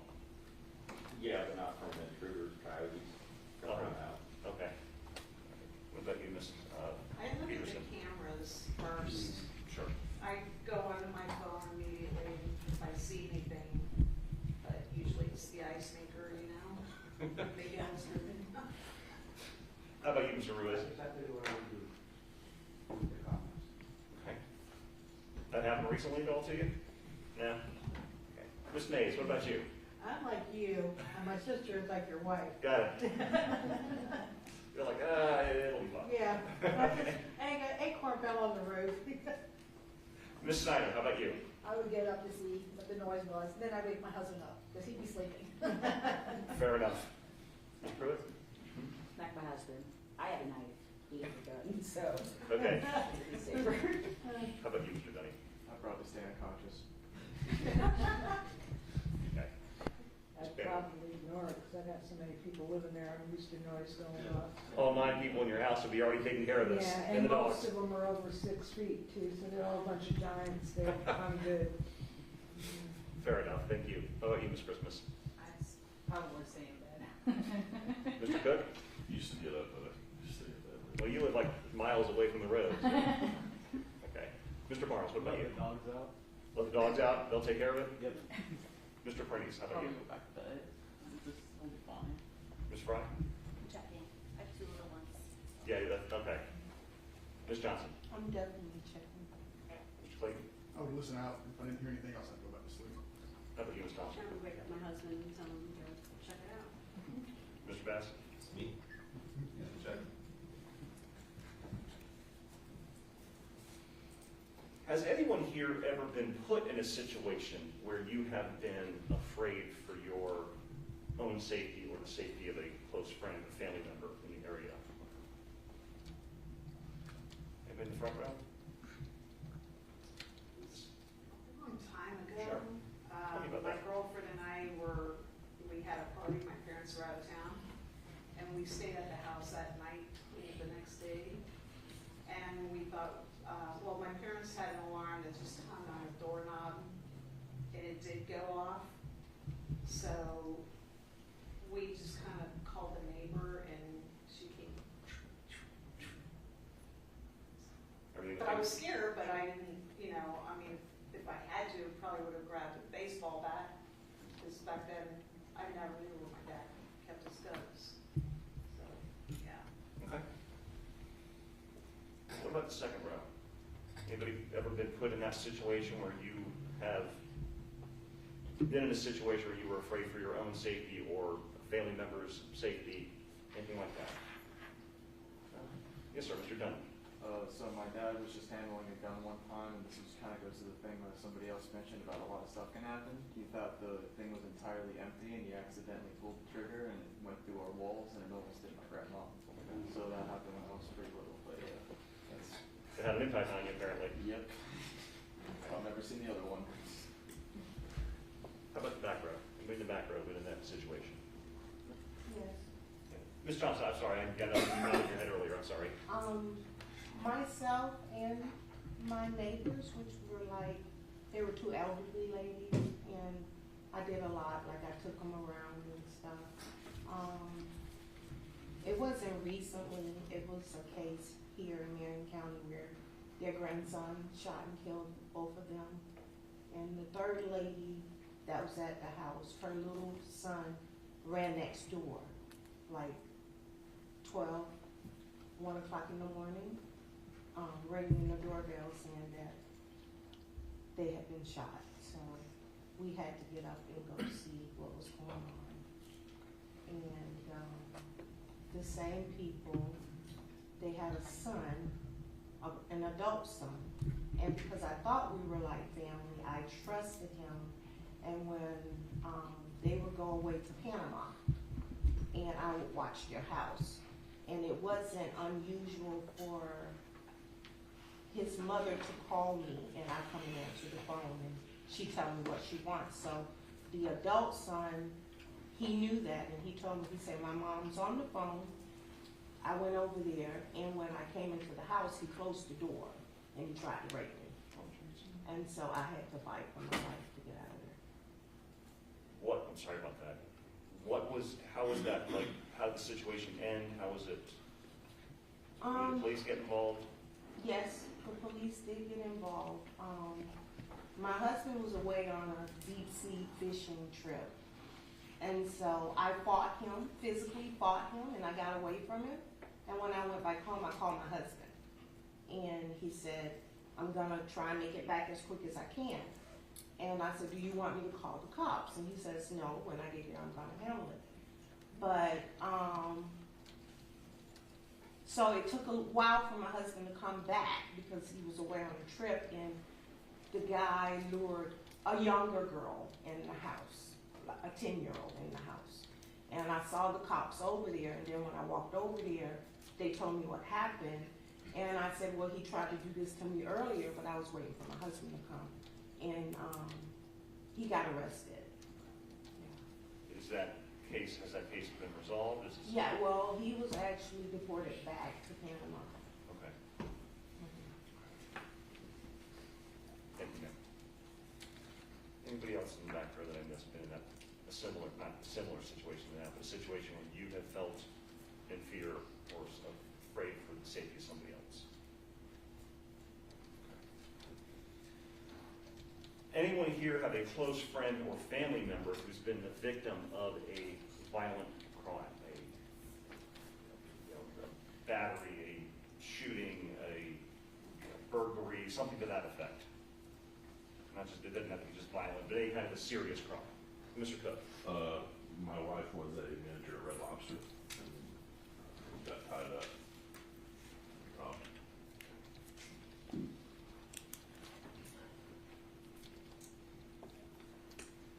Were the police obviously called, I'm assuming? Yeah. Okay. And do you feel that the police handled the situation appropriately? Yes. Is there anything about that experience that would affect your ability to be fair on this type of a case? Mm-hmm. And I didn't ask you this, Ms. Johnson, the same question. Is there anything about that experience that you went through that would affect your ability to be a fair juror in this case? No. Thank you, ma'am. Anybody else in the back row, close friend or family member to yourself? Mr. Bass.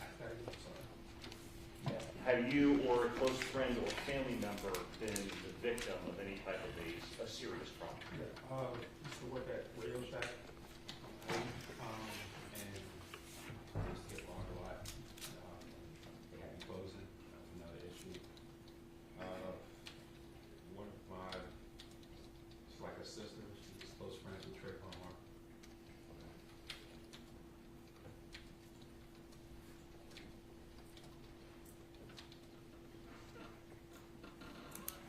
Would those experiences affect your ability to be a fair juror in this case? I don't know. I'm gonna be honest. I don't know. I don't know. It's my first time in service. Fair enough. No, I understand. Do you think that you would be able to base whatever decision that you would make in this case, if you're selected as a juror, based only on the evidence here in this courtroom? Again, I don't know. Okay. Sweat. I'm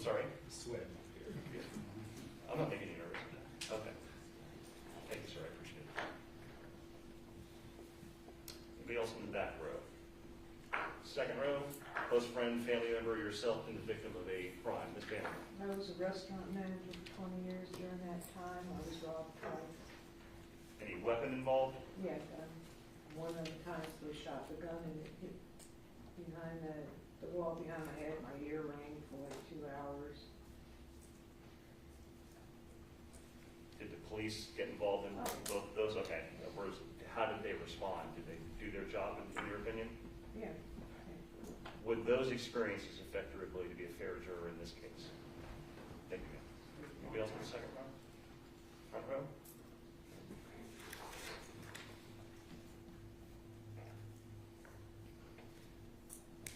Anyone here been involved in a neighborhood dispute or with a neighbor, an ongoing argument, struggle, verbal problem, whatever, with a neighbor?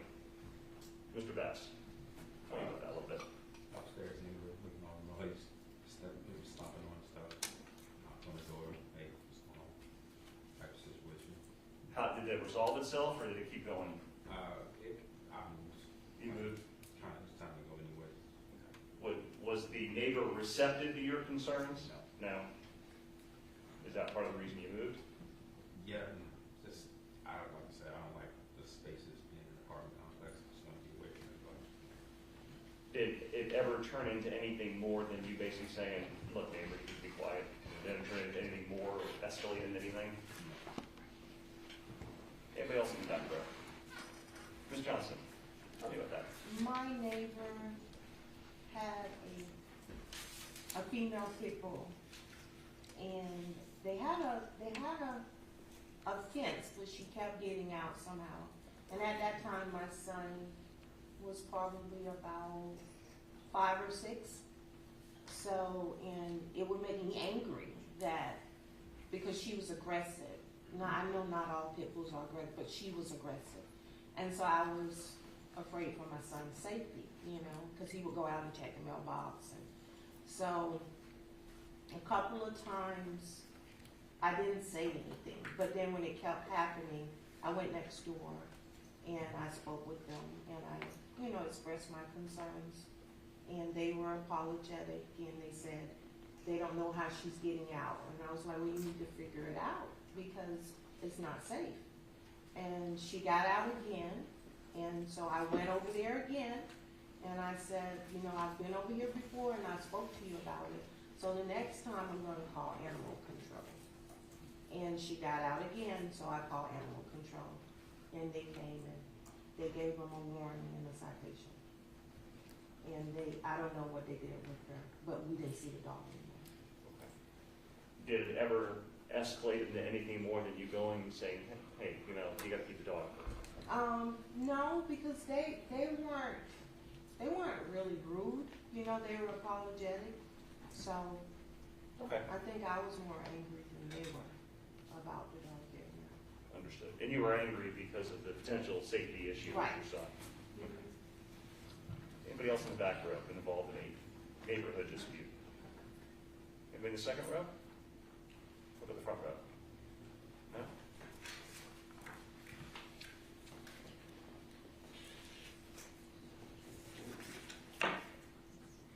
Does anybody here have any strong feelings, good or bad, towards law enforcement?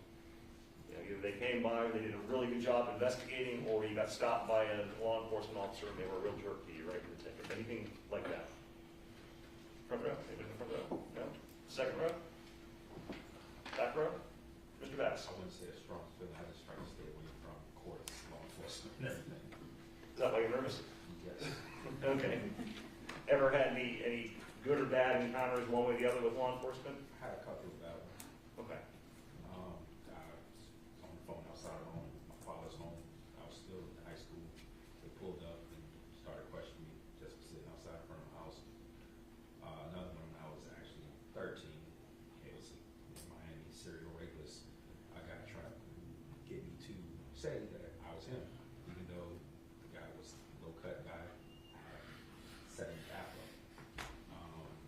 And another time, another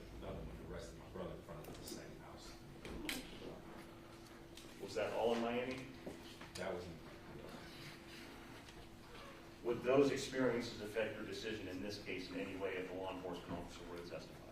No. Anybody else?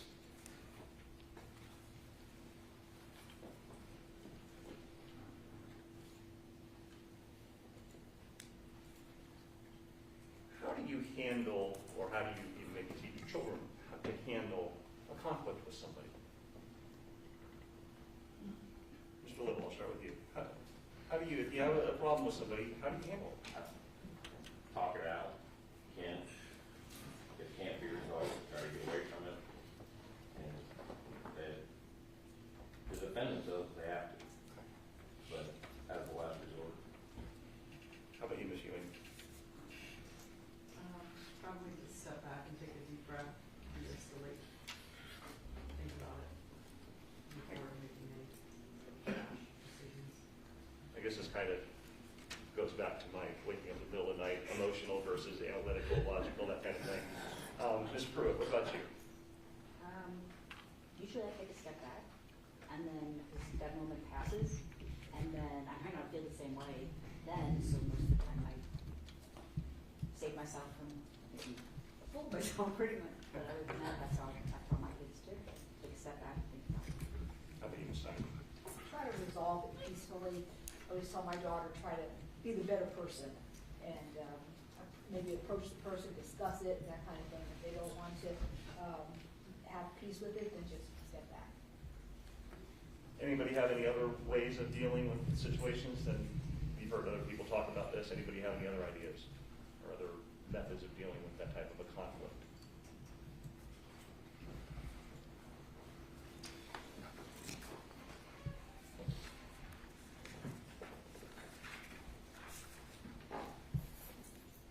Does anyone here have any close friends, or you yourself, or family members who have ever been arrested, charged with, or convicted of a crime?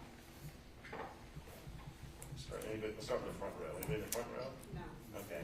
Back row, Ms. Mays, I saw your hand up. Yeah, my daughter was arrested for pulling a gun on a store. It was not a gun. She just got with the wrong crowd. They had her all doped up, sent her in.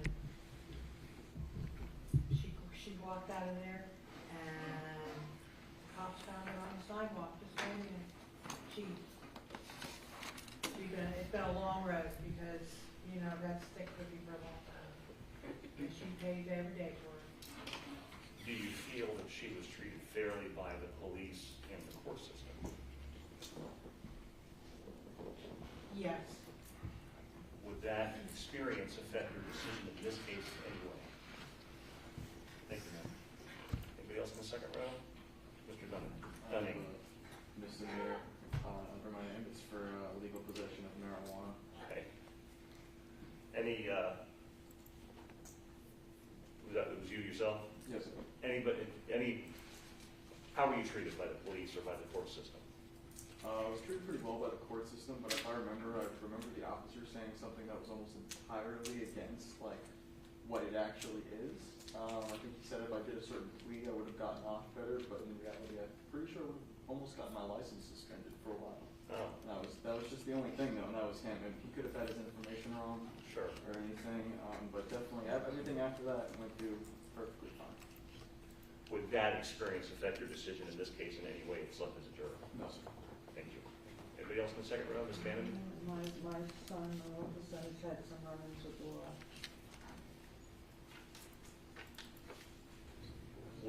Do you feel he was treated fairly by the system and by the police? Would that affect your decision here in any way? No. Okay. I think somebody else, Ms. Pruitt, Ms. Ann? Yes. My dad, a million years ago, was fighting pretty much. But then we had somebody who used to live with us that worked with me, and her boyfriend ended up getting arrested, so it's kind of a messy situation, but it was spot on, so. Do you feel that those individuals were treated fairly by the police and the system? Anything about those experiences affect your decision here at your select? Thank you. Anybody else in the second row I missed? Third row, back row? Anybody? Okay, Mr. Cook, start with you. Couple public intoxications. Were you treated fairly? Anything about that experience that affect your decision here? Okay. Mr. Barnes? I was detained for being manic.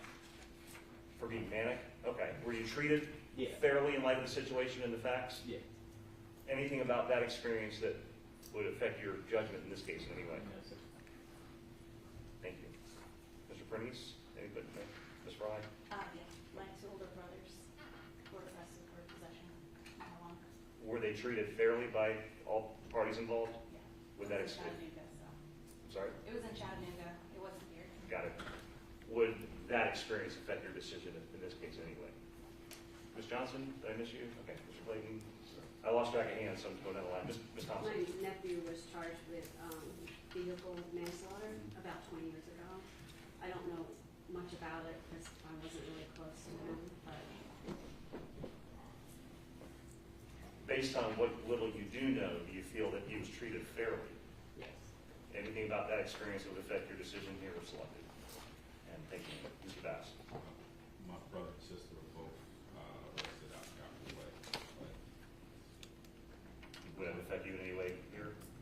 Were they treated fairly based on what you know? I have no idea. Fair enough.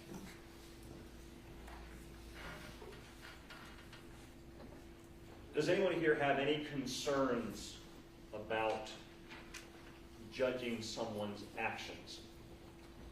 Because that's what you're going to be doing in this case, is selected as a juror.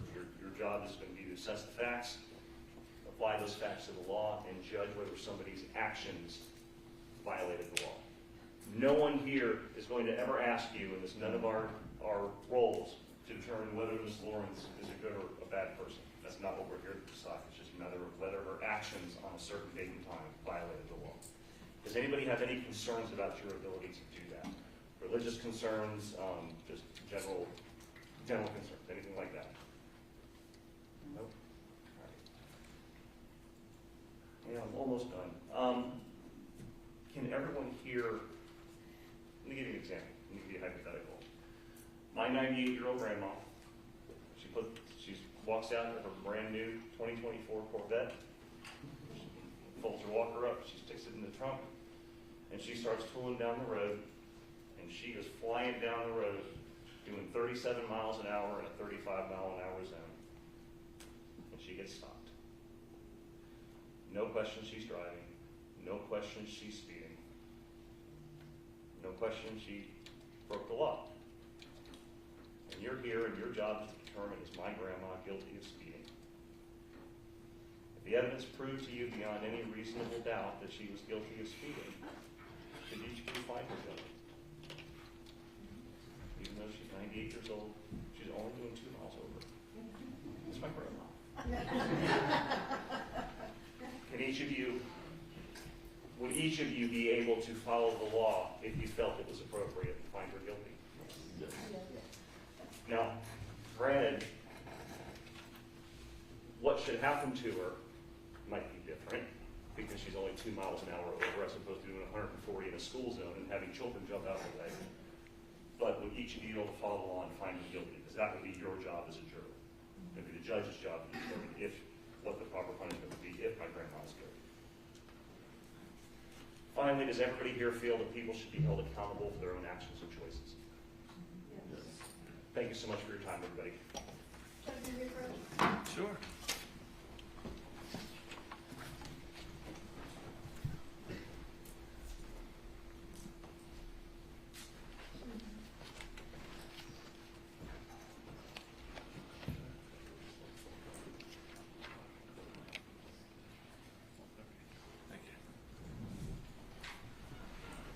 Your Honor, with court's permission, may I read the witness list?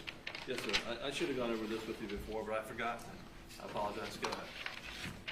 These are witnesses that you may either hear testify or may hear their names associated with this trial. I'm going to ask if anybody knows any of these people. Franklin Colon, Jimmy Cowan, the property appraiser, Uriel Rodriguez, Baez, Jared Gardner, Yvonne Costa, London Robinson, Jonathan Coleman, works for the Marion County Sheriff's Office, Shelby Kinsey, also the Marion County Sheriff's Office, Troy Gann, Marion County Sheriff's Office, Kamisha Mobley, also Sheriff's Office. Michael Stringer, Sheriff's Office. Aaron Barboza, also Sheriff's Office, Marion County. Ashton Wolfenberg, Sheriff's Office. Taylor Paxton, also Sheriff's Office. Catherine Medina, Marion County Sheriff's Office. Charles Gabbard. Jamie Williamson, Florida Department of Law Enforcement. Ryan Stiff, the Marion County Sheriff's Office. Jesse Newbanks, also the Sheriff's Office. Dr. Shanadel Norford from the Medical Examiner's Office. That does sound familiar. Okay. Israel Owens, Isaac Williams, Phyllis Willis, Ashley Remy. And does anybody know any of the lawyers involved? Myself, Mr. Smith, Mr. Carlza, Ms. Sizemore, Ms. Watson. Nobody? Okay. All right. Thank you again. Thank you, Sport. Yes, sir. Good afternoon. My name is Morris Carlza, and with Amanda Sizemore and Francis Watson, we represent Susan Lorincz. Susan, will you stand up, please? Her name is not defendant.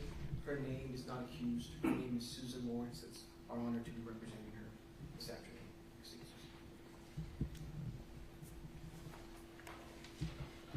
Before I start asking all of you questions, I want to say a couple things.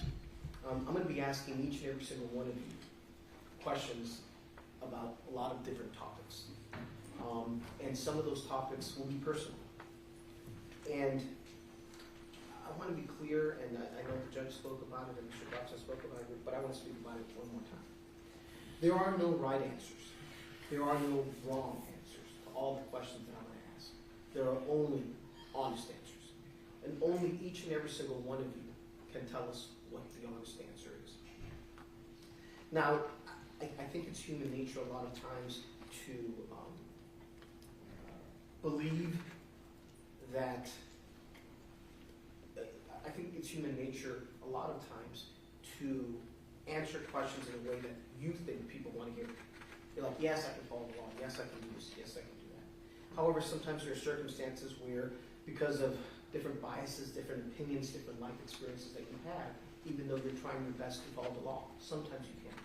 So when I'm asking you these things, and I'm asking about different things, I want each of you to go deep within yourself, deep within your core, deep within your soul, deep within your heart, and really think about the answer, and just be open and honest with us, 100%. No one's going to judge you at all for what your answer is, as long as it's an honest answer. Is that okay with everyone? Yes. Okay. I'd like to read off some names of witnesses that may be called by the defense, and I want to make sure that none of you know these individuals. The first one is Rosalie Smith, Toby Terpstra,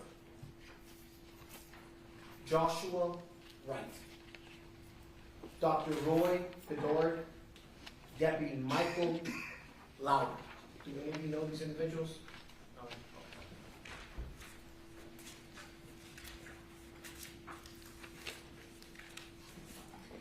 The judge spoke about this, and I just want to go through it briefly.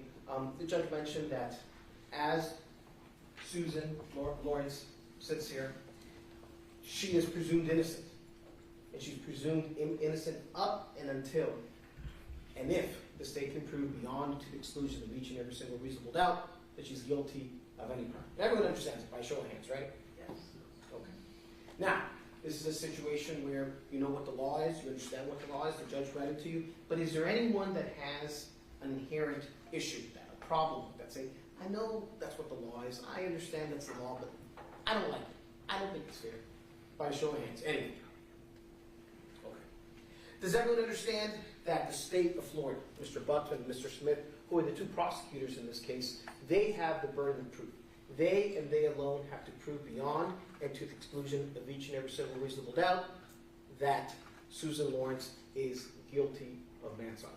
They and they alone have that burden of proof. Does everyone understand that? Okay. Is there anyone here that says, I know that's the law, I understand that's the law, I will try my best to follow that law, but I don't like it? Does anyone have an issue with that? Okay. The judge read the reasonable doubt jury instruction. I'm going to read it one more time. Proof beyond a reasonable doubt does not mean proof beyond all doubt. A reasonable doubt is not a mere possible doubt, a speculative, imaginary, or forced doubt. Such a doubt does not influence you to return a verdict of not guilty if you have an abiding conviction of guilt. On the other hand, if after carefully considering, comparing, and weighing all the evidence, there is not an abiding conviction of guilt, or if having a conviction, it is one which is not stable, but one which wavers and vacillates, then the charge is not proved beyond every reasonable doubt. And if you find every reasonable doubt, and you must find the defendant not guilty, because the doubt is reasonable. It is to the evidence introduced in this trial, and to it alone, that you are to look for that proof. A reasonable doubt as to the guilt of the defendant may arise from the evidence, conflict in the evidence, or the lack of evidence. If you have a reasonable doubt, you should find the defendant not guilty. If you have no reasonable doubt, you should find the defendant guilty. Simple, right? Waivers and vacillates, that's, we all use those terms in everyday life, don't we? Mr. Cook, what does that mean to you, that definition that I just read to you, what a reasonable doubt is?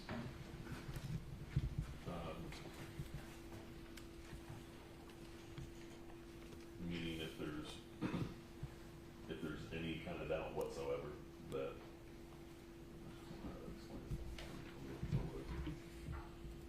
if there's any thought in my mind that something else could happen, or that they couldn't have done it, And I don't know how to properly answer that. if that doubt in your mind, if it's a small doubt, is that doubt still reasonable? Even if it's a small doubt. Yes and no, because it would depend on the situation. Okay. And the doubt. Okay, Mr. Barnes, what do you think? I'm not really sure. I'm sorry? I'm not really sure. Okay.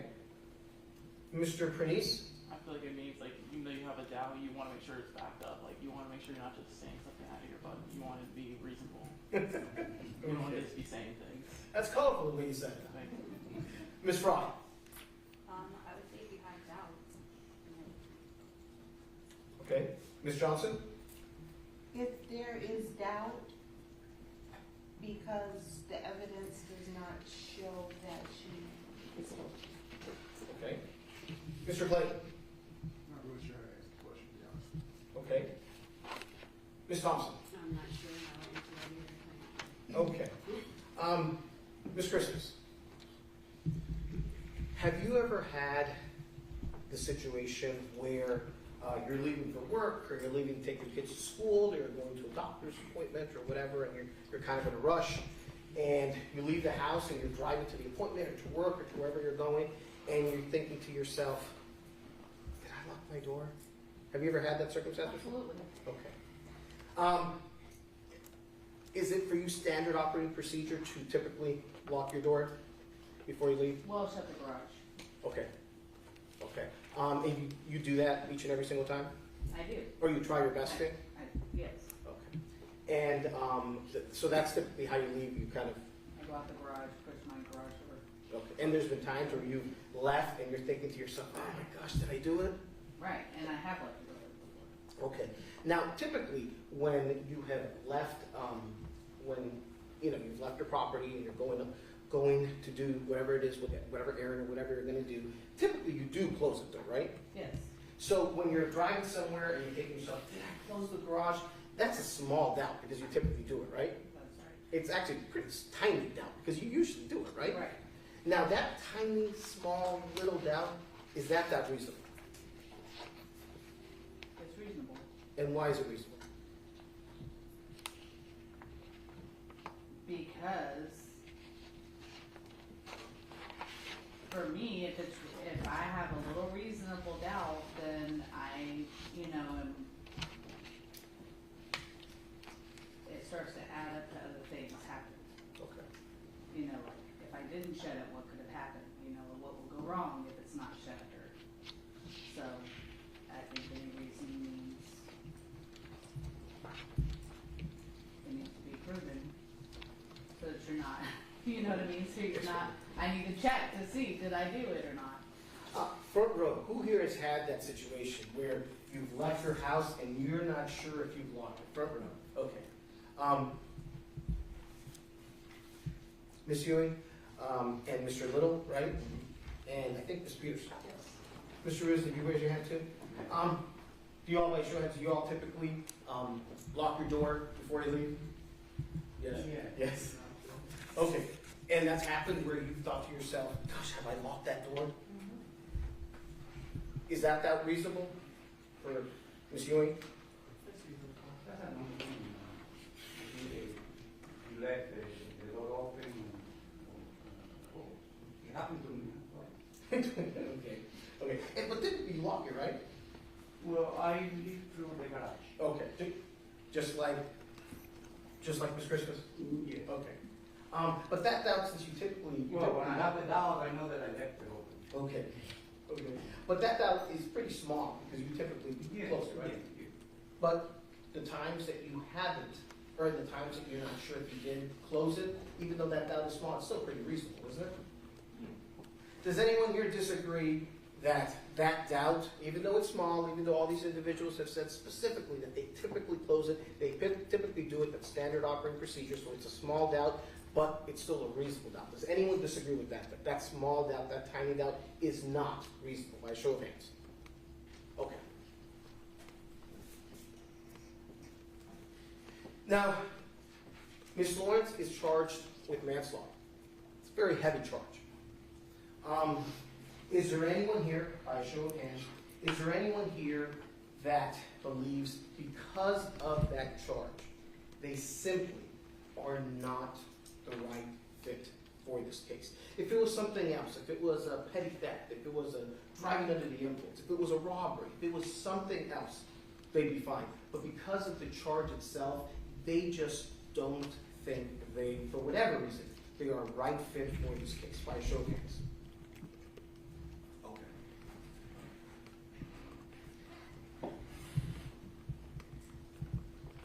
You all, whoever's chosen for this jury, is going to determine whether Ms. Lorincz is guilty or not guilty of this charge. Now, there is a reasonable chance that as this trial progresses, there's going to be family members of the deceased who's going to be present, who are going to be here throughout the trial. Is there anyone here that would be inherently uncomfortable finding Ms. Lawrence not guilty of this charge if the state cannot prove their case? Is there anyone here that would be inherently uncomfortable finding her not guilty because the family members are present? By show of hands. If the state can't prove their case. Show of hands. And this is one of those situations where you have to go deep into your core, deep into your soul, and really explore to see if you could do it. Show of hands, anyone that could not find her not guilty because the family is there and you'd be uncomfortable with it. Okay.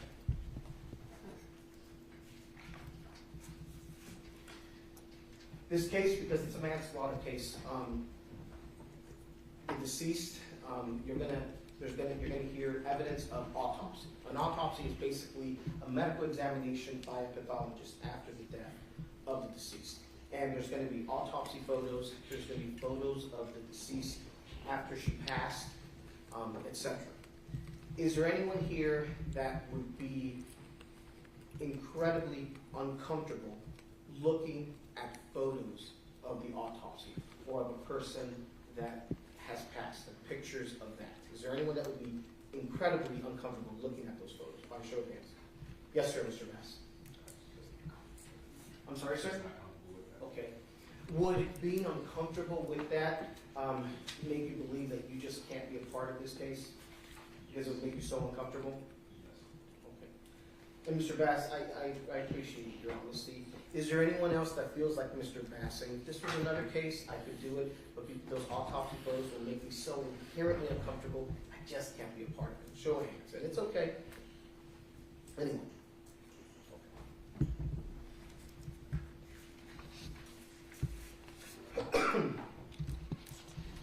Who here has heard of the Fifth Amendment right to remain silent?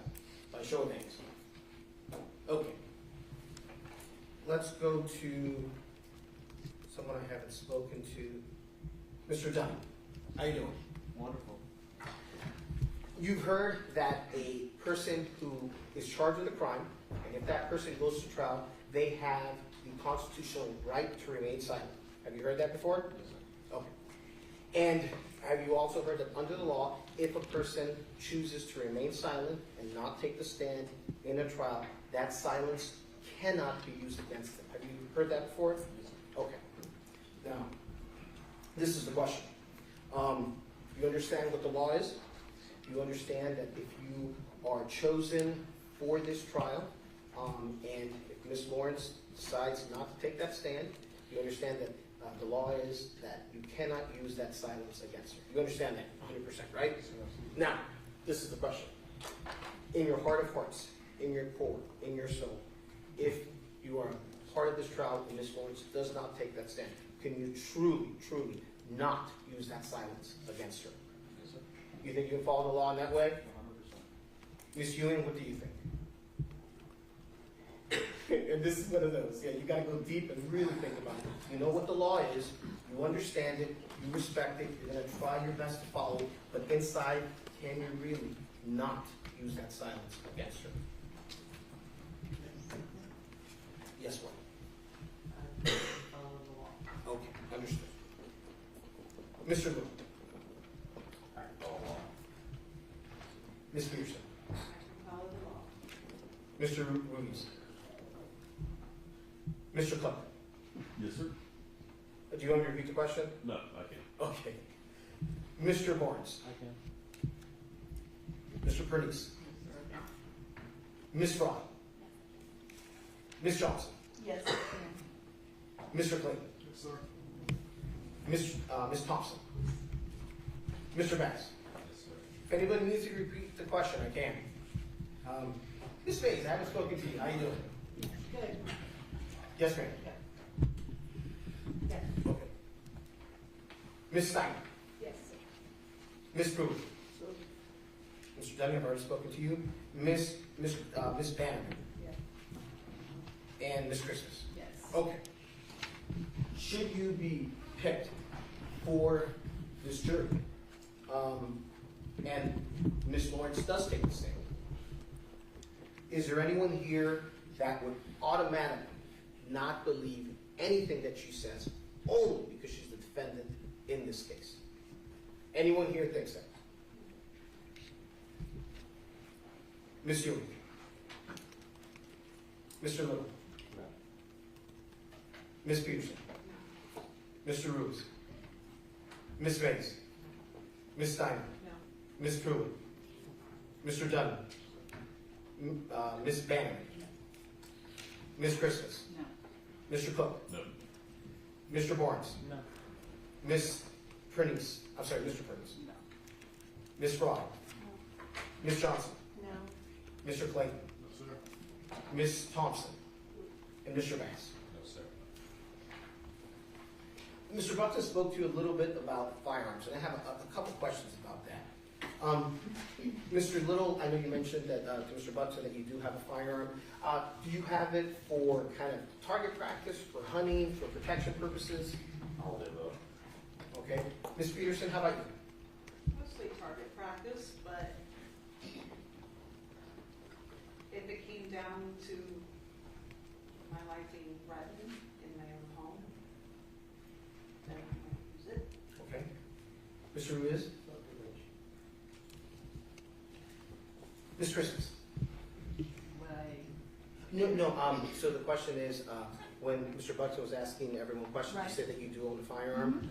Do you have it for hunting purposes, or for target practice, for protection? No, it would be just, for me, I've only used it just for target practice. Okay, understood. Ms. Pruitt?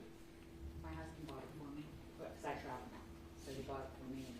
For protection purposes? So he uses his for, Ms. Steiner, you mentioned that your husband has a My firearm? husband has firearms because he goes hunting. Okay, okay. And is that the primary reason for hunting purposes? Yes, Do you don't own firearms yourself? I don't personally know. Do you have any issues with him having firearms that make you uncomfortable or anything like that? No.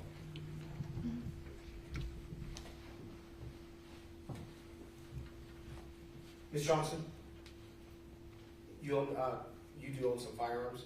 Yes, Okay. I know you mentioned, and I'm sorry for your loss. thank you. You mentioned they were your husband's, so you're keeping them. Are you just keeping them for, because it's a memory that you have of your husband, or is it also for other purposes as well? I would say both.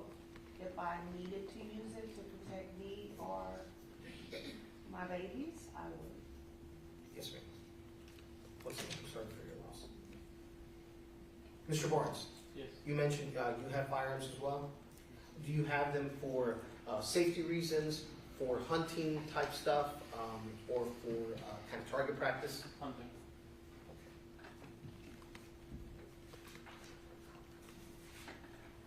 Is there anyone here who's a member of any pro-gun groups? By show of hands. Like the NRA, things of that nature? No? Okay. Is there anyone here that's a member of any anti-gun groups? Show of hands. Anyone here that believes that guns should be outlawed completely? They're like, there's no need for them in society. I don't think guns should be legal in the United States of America. That's, that's your personal opinion. Anyone believe that? Does anyone here believe strongly in the Second Amendment? By show of hands. Okay. And we'll go first row.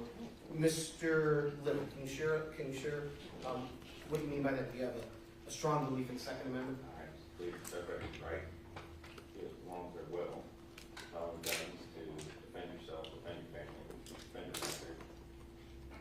It's just, I believe everybody should do. An inherent right.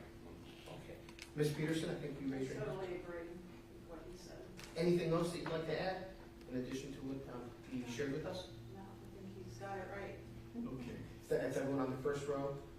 Second row, show of hands, who has a strong belief in the Second Amendment? All right, Ms. Pruitt, share with us your thoughts, your feelings. I mean, when I grew up, my dad always had guns. We never saw him shoot them, but they were there, so it wasn't really a big deal. It was like, I mean, he wanted us to not be comfortable around them. So my husband's the same way. When our kids were little, they were in a safe, but everybody should be able to do that and have them. Anyone else raise their hand on the second row? Yes, ma'am. Ms. Steiner. I think that people do have the right to bear arms, like for my husband, for example, he goes hunting, so he has his, but he's taken courses on it, he keeps them in gun safe, so he follows certain rules and whatnot, but I think he has that right. Okay. Anyone else on the second row that raised their hand? Okay, how about the third row? Show of hands. Okay. Yes, sir, Mr. Cook. I believe you should have the opportunity to choose if you want to have it, if you don't want to have it. But I believe you should have that choice. Yes, sir. Mr. Bass, you raised your hand as well? Yes. Will you share with us your thoughts? Same thing, safety and protection. Also, just, I'm not a big fan of getting away with rights. Yes, sir. Okay. Any other thoughts on the last row? Okay. There were a couple people that mentioned when Mr. Buxton was talking about whether their beliefs whether guns should be regulated. Is there anyone here that believes that guns should not be regulated at all? Like absolutely no regulation, no anything, by show of hands? Okay.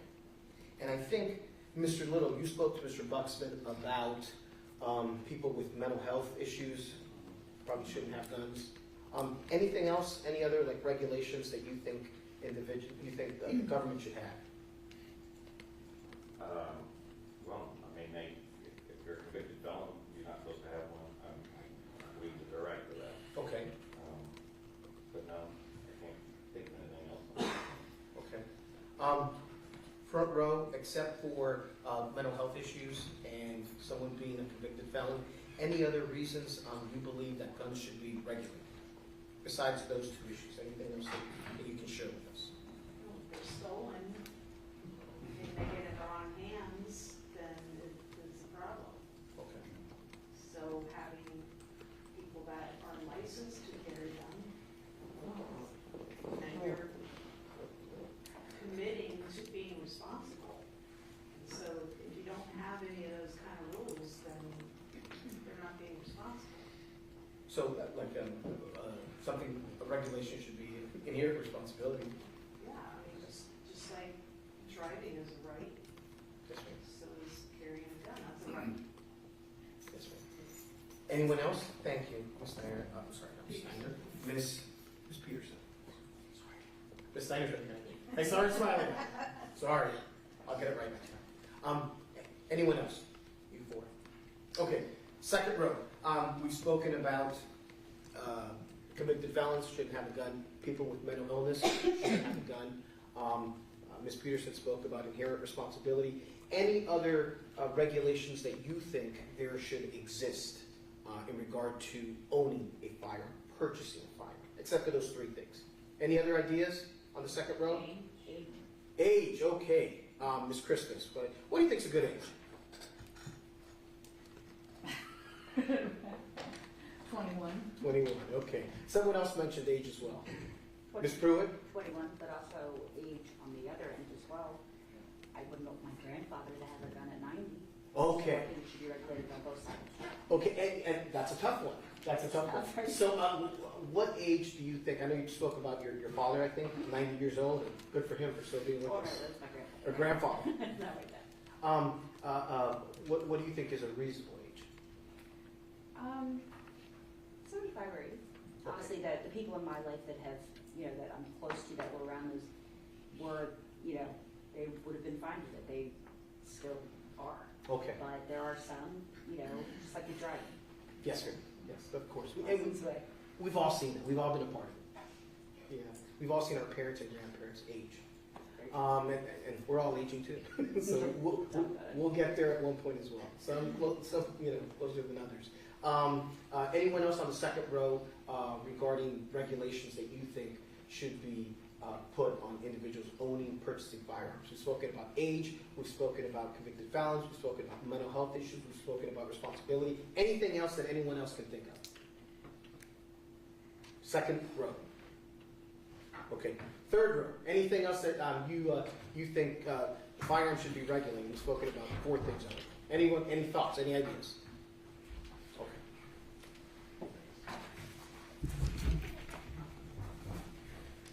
All right, we'll start off with these lines of questions with Mr. Cook. You've spoken a lot today already, haven't you? Okay. What do you think of the use of self-defense to protect oneself? What are your thoughts in regard to that? You have the right. Okay. Do you think people should fight force with force? Who?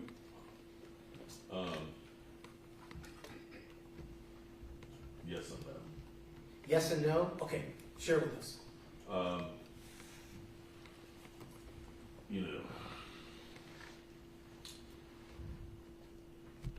I guess I just,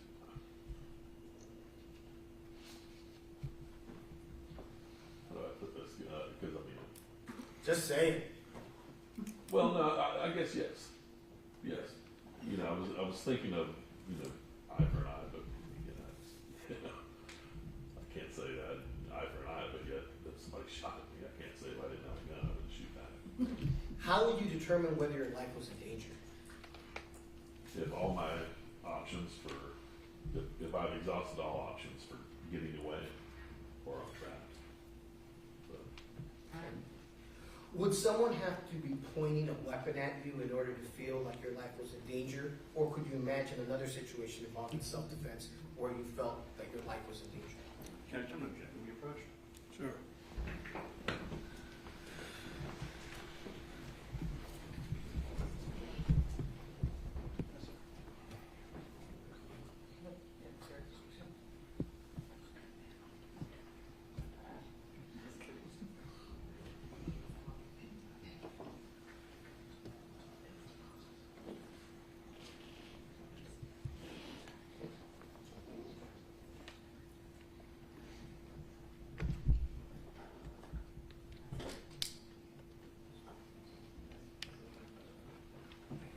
Thank you.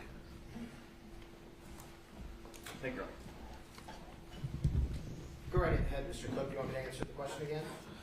Yeah. Okay. Would someone have to be pointing a weapon at you in order to feel like your life was in danger? Or could you imagine another situation involving self-defense where you felt your life was in danger? No, yeah, there are situations where you don't have to just be pointing a gun at me. Okay, like what kind of situations? You know, if I'm the passenger in a car, you know, somebody's driving erratic or,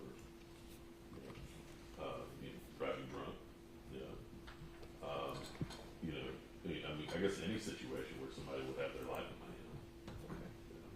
If you were to hear that someone shot an unarmed person, could you still meaningfully consider the defense of self-defense? Yes. Why? Well, because, each person is different in what they think. I guess the definition for life being endangered. What I may consider my life to be endangered may not be what she considers her life to be endangered. So, I have to take that into consideration.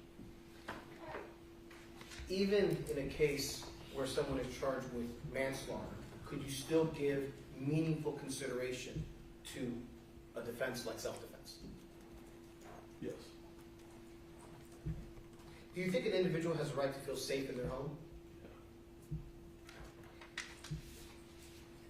Do you think an individual's age and medical issues that they have has an effect on how they perceive danger in scary situations? Yeah.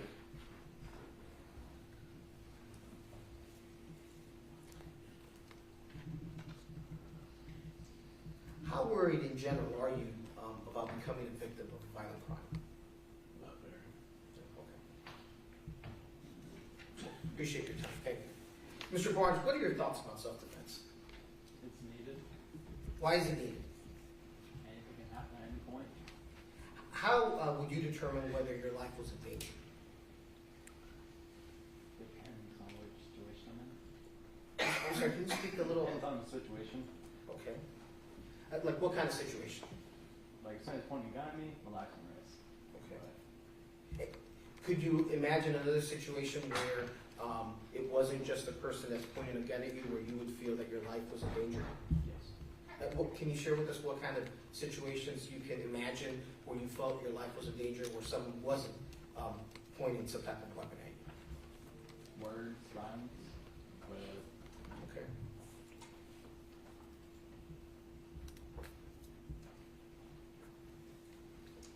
If you were to hear that someone shot an unarmed person, could you still meaningfully consider self-defense as a defense?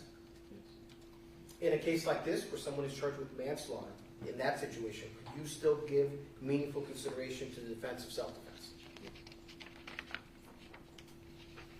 Do you think an individual has a right to feel safe in their home? Do you think an individual's age and medical issues that they have has an effect on how they perceive certain situations, how they perceive danger? And why is that? Because your mind can play tricks on you. I'm sorry? Your mind can play tricks on you at an older age if you have mental issues. Okay. I'm not talking about mental issues, I'm talking about medical issues. Do you think that has an influence on how someone perceives threat and danger and things of that nature? Yes. In what way? Like if different situations, I don't really know how to answer it. I don't know how to answer the question. Okay. Mr. Bernice, what are your feelings? What are your thoughts on self-defense? I think we should have it. It's just like a basic thing that if we're here, we hear something, we want to defend ourselves. How would you determine whether your life was in danger? I feel like there would be like a feeling, everyone has like a certain feeling that their life's in danger. And what is that feeling that you're speaking of? Like there's like adrenaline in you, like oh shoot, like what's going to happen. Would someone have to be pointing a weapon to you to feel like you were in danger? Could you imagine other situations where, even though someone wasn't pointing a weapon to you, you still felt like your life was in danger? Yes, I feel like someone would bring you, say like, hey, we're gonna do this to you, or hey, this is gonna happen to you. So the threat to you. If you were to hear that someone shot an unarmed person, could you still give meaningful consideration to the defense of self-defense? It just depends on the information with it. If I hear that, then I'm like, I'm not sure. Okay, but could you still, even if you heard that that an unarmed person was shot, could you still give meaningful consideration to the defense of self-defense? Not that you would do it for sure, that's a commitment, I'm not asking that, but could you still meaningful consider that defense? I'm not sure, 'cause it would give me more bias, like this person shot an unarmed person. I'd be more biased, I feel like. Okay, do you think that bias would influence, do you think that bias would, I'm sorry, let me rephrase it. That bias that you're speaking of, the bias that you're discussing, do you think it would not allow you to give meaningful consideration to self-defense in that circumstance? I think it would be. Okay.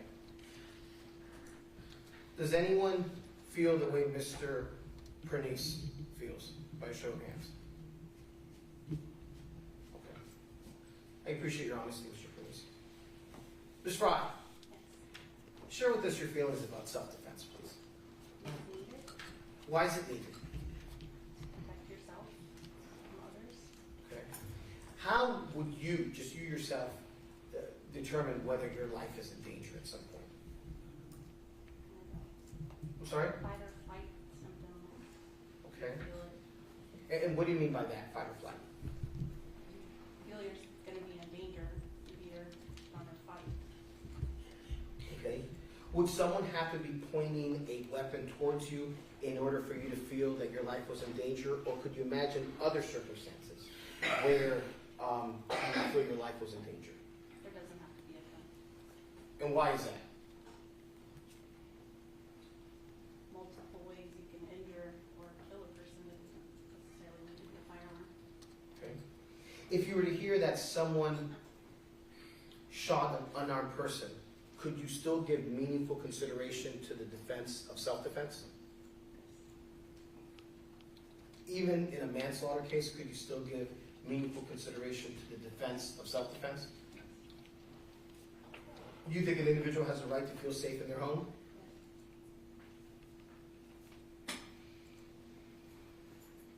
Miss Johnson, what are your thoughts about self-defense? I think it's needed, Why is it needed? What do you think? to protect you or your loved ones. How would you, as an individual, determine whether your life was in danger? I think I would determine it by if I've exhausted all other options to get out of the danger. Like if there was no other reason I could get away, or I could stop from being hurt, or my loved one could stop from being hurt, then I would consider that I was in danger. Okay. Would someone have to be pointing a weapon towards you in order to feel that your life was in danger? Or can you imagine other circumstances where someone isn't pointing a weapon towards you and you feel like your life is in danger? Yes, there's other scenarios where you can feel that your life is in danger. Yes. If you would hear that an unarmed person was shot, would you still be able to give meaningful consideration to the defense of self-defense? Yes. Even in a manslaughter case like this one, could you still give meaningful consideration to the defense of self-defense? Yes. Do you think that an individual's age and any medical issues that they have has an effect on how they perceive danger and scary situations? Yes. Okay, in what way? I think as people age, not everybody. I don't think you can have the same answer for everybody because Sure. we're all different. But most times, as people age, they become more paranoid. Depending on what's going on with them medically, it can affect. They may think that they're vulnerable, or they may not have the ability to protect themselves because of their medical condition. Those are some really good points, Ms. Johnson. Does anyone disagree with what Ms. Johnson just said? Hold on. Please, hold on one second. We need to have a name with what you say, okay? So, go ahead. What was your name again? I agree 100% with every word that came out of her mouth. Okay, can you share that with us? And that you are Ms. Bannerman, right? Okay, go right ahead. Sure. I agree with everything she said, right, too. You gotta judge the older people on their on their situation. Some people are stronger as they age, some people aren't, and that was everything she said I agree with. Point blank. Yes, ma'am. Thank you. Appreciate that, Ms. Bannerman. Mr. Clayton, Sir, what are your thoughts about self-defense? I think self-defense is important. You gotta defend yourself no matter the situation. How, as an individual, how do you determine, or how would you determine whether your life was in danger? I was in a situation where I would try to de-escalate it as much as I could. And, you know, if I couldn't do it, then I would have to take action. And how would you go about de-escalating, like you just said? I would definitely try to talk them down and be like, you know, we don't have to do this. There's other ways to solve this. For sure, you can always talk it out. Okay. Would someone have to be pointing a weapon towards you in order for you to feel that your life is in danger? Or can you imagine other situations where your life would be in danger? They don't have to use a weapon. They can also use, you know, their bodies, their hands. You just never know. They have MMA fighters, their weapons themselves. So, yeah. Do you agree with what Ms. Johnson and Ms. Bannerman were saying in regard to when people age, kind of their state of mind when they age and have health issues? Do you think an individual has the right to feel safe in their home? Absolutely. If you were to hear that someone shot an unarmed person, could you still give meaningful consideration to the defense of self-defense? I guess it would depend on. And I know, in different circumstances, but if you were to hear that an unarmed person was shot, could you still give, and this is something, like I said, you have to go deep within yourself, in your core, in your soul, in your heart, can you still give meaningful consideration to the defense of self-defense in that circumstance? And it's okay if you can, but we just have to know.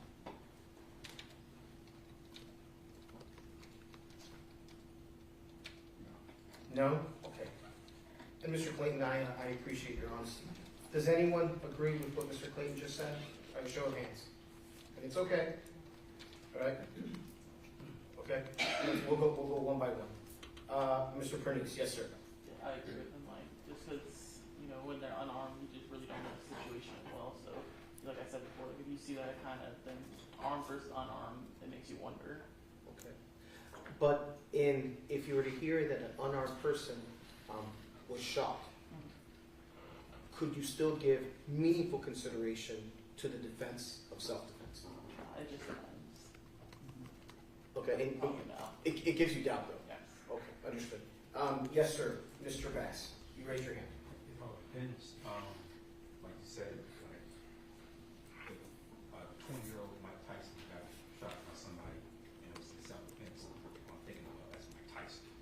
Right. So, Mike Tyson, what year? I said 20-year-old. A 20-year-old Mike Tyson. He was a bad man, yeah. So, I'm saying, yeah, okay, but just hearing, hey, X shot Z and Z is, you know, that's just something as far as like what's the scenario?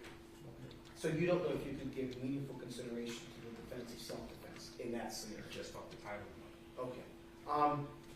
I spoke to Mr. Pernice, I spoke to Mr. Bass, I spoke to Mr. Clayton about that. Anybody else in regard to that topic? Anyone else want to share with us anything? Show of hands. Okay. Ms. Thompson, what are your thoughts about self-defense? Be able to defend yourself if you need to. Okay. How would you determine as an individual when your life, how would you determine whether your life was in danger as an individual? Yes, it just depends on the situation and where I'm at, and if I have like any kind of other alternative means to not confront somebody, regardless. I'm just not that kind of person. I'll find my way out of it but if I had to, I would. So I guess you just know, you just feel it. You know what you need to do to protect yourself. Would someone have to be pointing a weapon towards you in order to feel that your life was in danger? Or can you imagine other scenarios where your life was in danger? I'm sorry? No, Okay. If you were to hear that someone shot an unarmed person, could you still give meaningful consideration to the defense of self-defense? Even in a manslaughter case like this, you could still give meaningful consideration to a defense of self-defense? yes, Do you think an individual has the right to feel safe in their home? absolutely.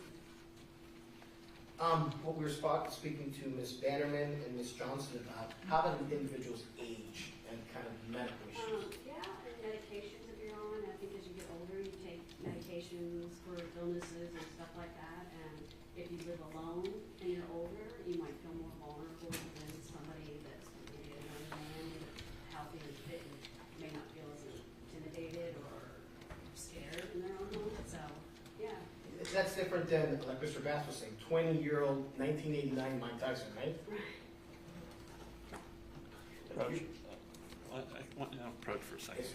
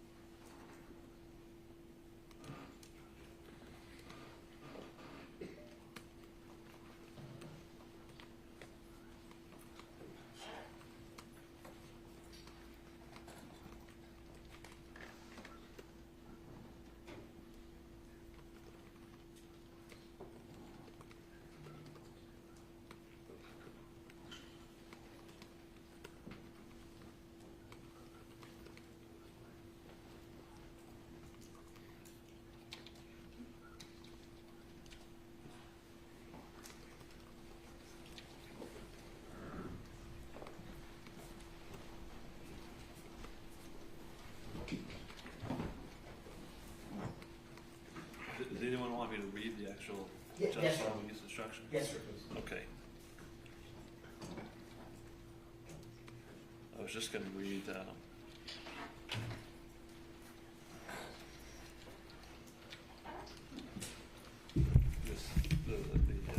paragraph starting in deciding. Do you want to see it? Yes, sir. You want to see what I want to read? You want to see what you want me to read? I was going to read this paragraph.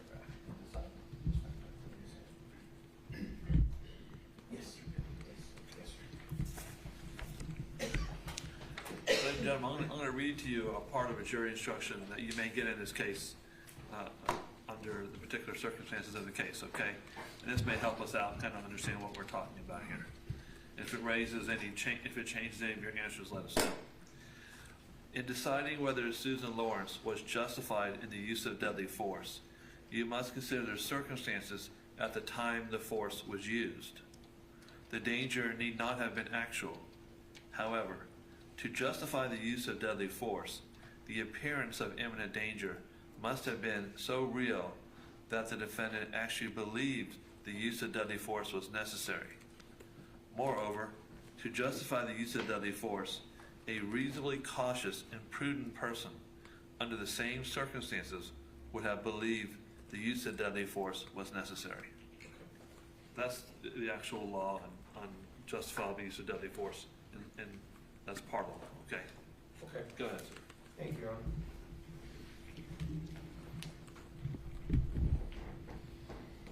Mr. Pernice, if you were to hear that someone didn't know whether an individual was armed or not, and that person shot back, and they weren't sure if the person was armed or not, could you still, in that situation, give the meaningful consideration to the defense of self-defense? No, they could always wait to see, okay, I feel like if they would have saw something that would cause harm, then they'd be like, okay, now I understand. But they really didn't see anything or know, so I don't wait time. Okay, so your answer is the same, you don't think you give meaningful consideration to that? Mr. Clayton, same question for you. In the situation where an individual didn't know if someone was armed or not, could you still give meaningful consideration to the defense of self-defense in that circumstance? I'm sorry? Okay. Mr. Bass, same question. Can you repeat it? Yes. Sorry. In the situation where an individual didn't know if a person was armed or not, and that person shot the other person, could you still give meaningful consideration to the defense of self-defense? Judge, will you approach objection? Sure.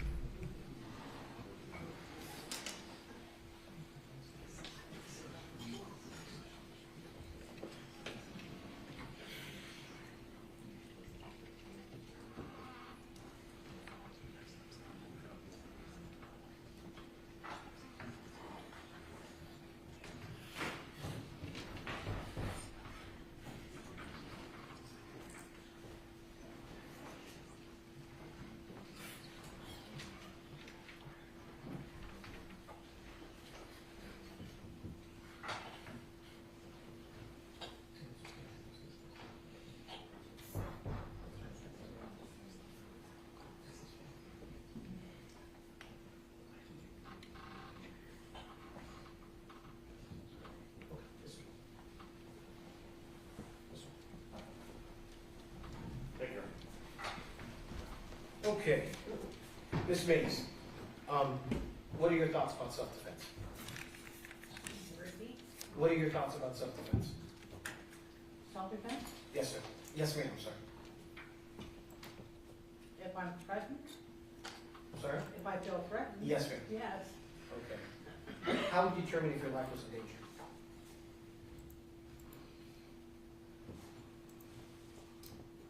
I'm just feeling, I don't know, just feeling.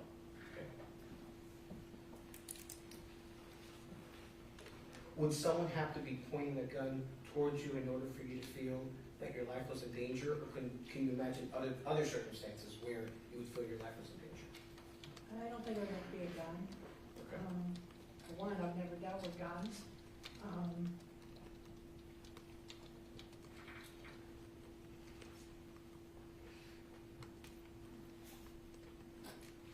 I mean, we use our fists all the time, Right. you know? Right.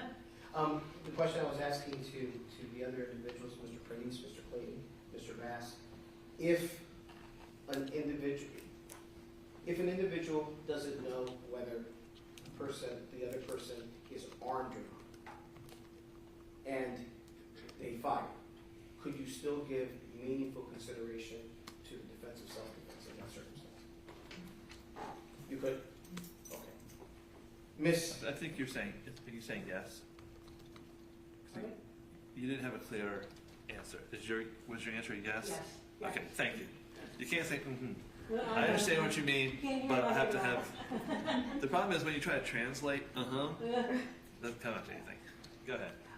Ms. Mays, do you think an individual's age and any medical issues that they have has an effect on how they perceive dangerous and scary situations? I'm sorry, I couldn't hear you. Do you think an individual's age and any medical issues that they may have has an effect on how they perceive dangerous and scary situations? Oh, yeah. Can you share with us your thoughts? My dad had dementia, and it's like everything's exaggerated. And, oh yeah, they see things differently. Okay.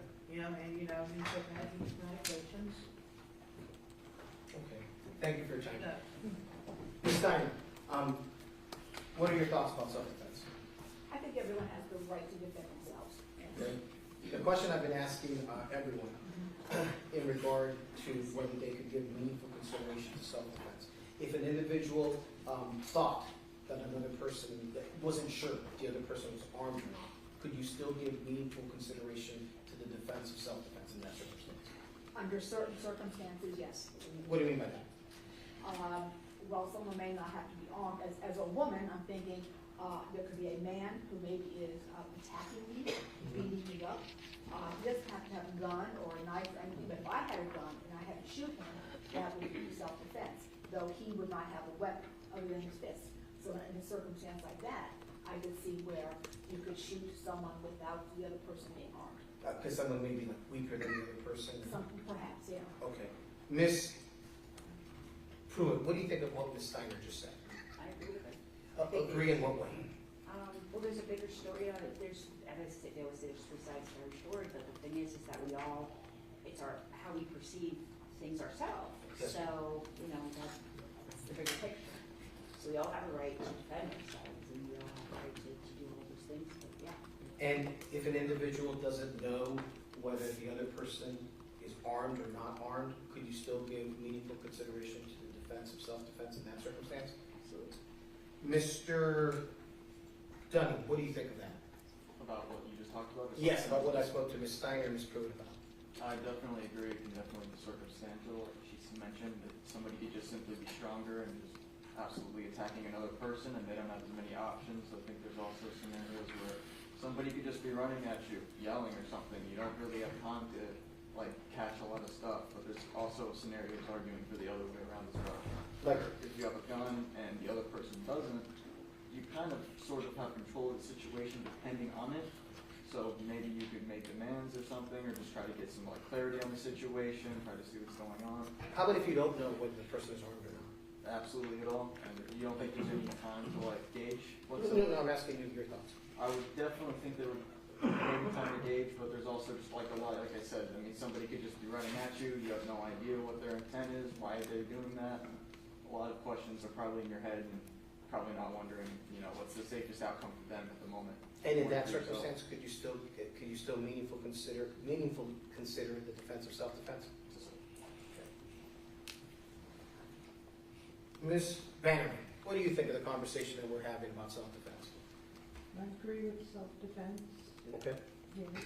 If someone's coming at you, you have a right to defend yourself. How about if you don't know if they're armed or not? I think you should evaluate the situation and see if they're armed. Okay. Can you imagine a scenario where there's not enough time to figure out if someone's armed or not? Well, like the one lady was saying about like if you're being abused by your spouse, something like that, and the man is stronger, yeah. Okay, with that situation, you know what his strength is and he can kill you. Yeah, something like that. In the situation where the individual doesn't know whether the person is armed or not, could you still give meaningful consideration to the defense of self-defense? After hearing what the situation is, yeah, I would evaluate the situation. And by situation, you mean? What the circumstances are for the situation. Can you imagine circumstances like in that situation, you could meaningfully consider the defense of self-defense? Can you give us like examples, things that you can think of? You want to reword that question? Examples. You said, well, depending on the circumstances, can you think of examples Well, like a spouse abuse situation, or if someone was, well, now you're saying that you don't know if that person is, if your life is threatened, you have a right to defend yourself. Yes, ma'am. So, yeah, if you feel your life is threatened, you have a right. And how would you determine whether your life was in danger or not? I would have to see something, to me. And if you don't see something coming at you, could you still give meaningful consideration to the defense of self-defense? Yes? Yes. Are you sure about that? Well, it's a touchy, that's a touchy scenario, I mean, because self-defense is supposed to be, hey, you're coming at me. Yes, ma'am. And I'm coming at you. Yes, If you ma'am. don't see what's there, you don't know if you're in danger yet, you know? How would you determine, just you personally? Me How personally, would I you would feel? have to see it, you know? Like I said, I don't have guns in my house, I do have a bat, you know? Okay. Say, hey, that bat, you know, back off. Okay. Ms. Christmas, what do you think of what we've been speaking about? I think that everyone has the right to defend themselves. I think for me, you know, fear at the most heightened level, would be my justification, you know, for defending myself. How would you determine, like, fear at the highest level? I mean, for me, it's like others have said, I mean, somebody bigger, stronger,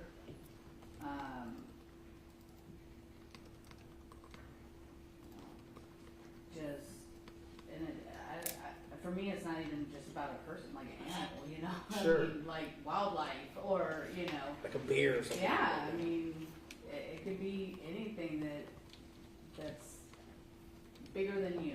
Okay. I appreciate your time. Ms. Ewing, what do you think? So I don't even think it necessarily has to be size. I mean, yes, that would be scary being overpowered by somebody larger than you. But we don't even know, somebody could be on drugs and their strength is beyond any of us. And they could be 5'0". You don't know.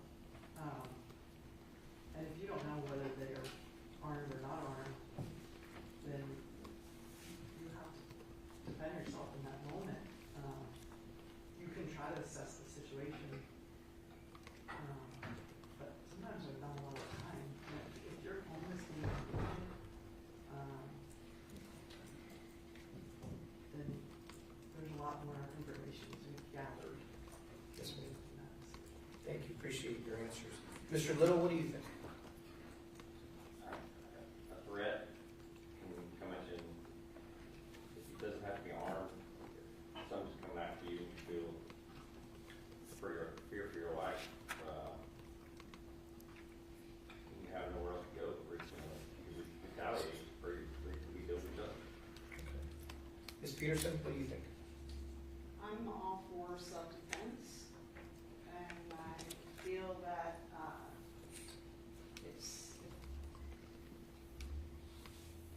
all the situations would all be different. If you weren't sure if somebody was armed or not, I would think, you know, you feel goosebumps on your head or the hair on the back of your neck. You feel with your soul that something, you know, you're being threatened with your life, then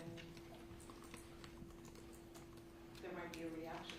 How I would think you, reactions are hard to plan, though. how would you yourself as an individual determine whether your life was in danger? If I'm being threatened in some way, but a way that I feel like I can't get out of this unless I fight. Appreciate your time. Thank you. Mr. Ruiz, what do you think of what we've been speaking about? I think I would defend myself if I really see my life in danger. I have to be very sure about that. In this situation, I don't know how many doubts. Doubts about what? to you, like, going to plead or going to do this, but at the end, it doesn't do it. So I have to kind of be there and see, depending the situation, what to do. Okay. If an individual doesn't know whether the other individual is armed or not, could you still give meaningful consideration to the defense of self-defense in that situation? That wouldn't be self-defense. No? In your opinion, that wouldn't be self-defense? Okay. Appreciate your honesty. Let's move to another topic. You may hear racial slurs if you are selected for this jury. Is there anyone here that just by me saying that has a visceral reaction saying, I don't want to be a part of this? Okay. Mr. Bass, share with us your thoughts. I don't want to be a part of that. I got a sore spot for that. Okay. Do you think that would affect how you see this case? Absolutely. Okay. Mr. Clayton? I agree with him. You don't think this is the right case for you? You don't think you could be fair and impartial once you start hearing racial slurs and all that stuff? Okay, appreciate your honesty. Someone else? Mr. Pernice? Yes. I mean, Go right it ahead. just depends. Is it like thrown at the? It depends on how it's used for me. Are they gonna be thrown at them or? Yeah, we can't get into the specifics of the case. But could that possibly affect the way you look at the case? It depends on it, yes. Okay. And I appreciate Mr. Bass, Mr. Clayton, Mr. Pernice. Anyone else that, as soon as they heard that they may hear racial slurs, they have a visceral reaction saying, I don't want to be a part of this. I don't want to hear any of this. Show of hands.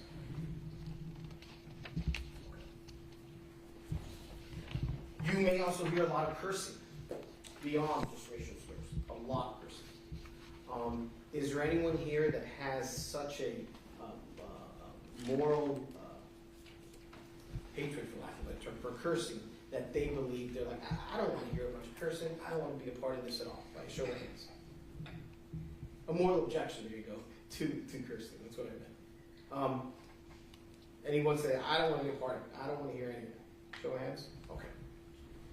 I'm almost done.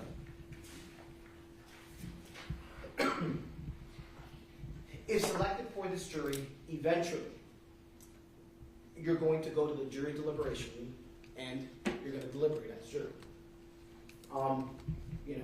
There are individuals that are more extroverted than others. There's individuals that are more introverted than others.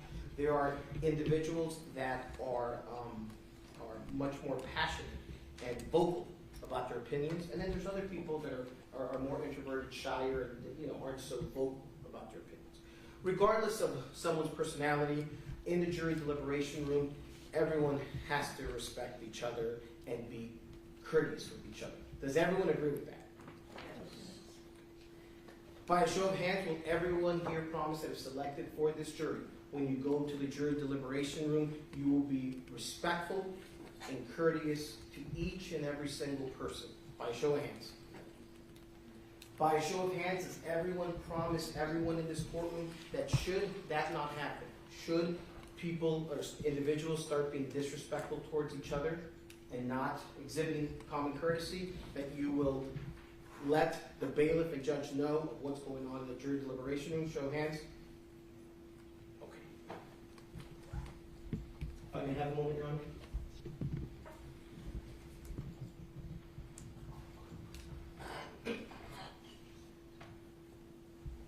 Okay, let's talk about the elephant in the room that no one has spoken about. You all have seen cameras in this courtroom. And if chosen for this jury, there's going to be cameras in this courtroom. Is there anyone here that is so uncomfortable with that, so uncomfortable with the media being here, that you're like, I don't want to be a part of this. I do not want to be a member of this jury if the media is going to be here and this is going to be news. By a show of hands, does anyone feel that? 1 second before you, I want to let you know that the jurors will not be shown on the cameras. We've already instructed the cameras to not show jurors. Okay. Oh, okay. Okay, that's what I'm, and names too as well, Your Honor, right? No names of jurors No. and no face. But regardless, the media will be here. Anyone here inherently uncomfortable with this, I don't want to be a part of this at all. Mr. Bass, thank you. Anyone else? All right, I appreciate your time, I appreciate your patience, I appreciate your openness with us. Thank you so much.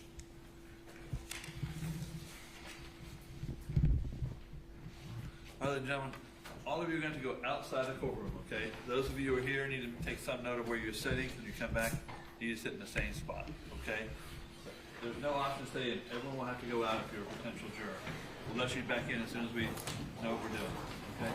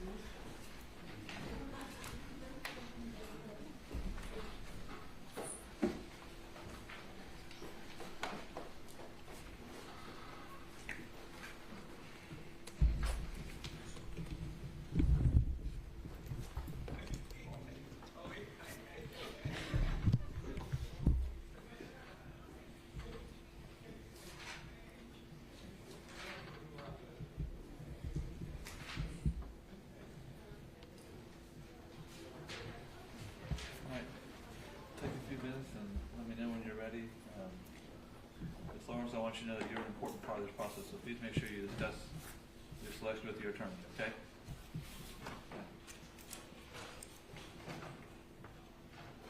You know, Ms. Lorincz is asking for a comfort break, so you can use the restroom, is that okay? Sure. But you guys need to be talking now. Yeah, yes, sir, absolutely. Keep going here. We're not gonna- Yes, sir. Hey, Bob, always tell them at this time, tell them you want the extra jury room back there? Yes, sir. All right, so if they need to use the restroom, yeah, go on the right, it's like the extra jury room that. It's No, locked it's today. not. No, yeah. It's locked, right? It is? Yeah, and nobody listens to your notes. What's It's locked, and I have to go in there and make it. That's always the issue, where they get it out. Unlock it. I got one more, I got one. Good. It was awesome. Who was on from it? Did they get that? I got one. Okay. That's also where it was. Yeah, I appreciate it. I didn't. Yeah, I just popped up. They should.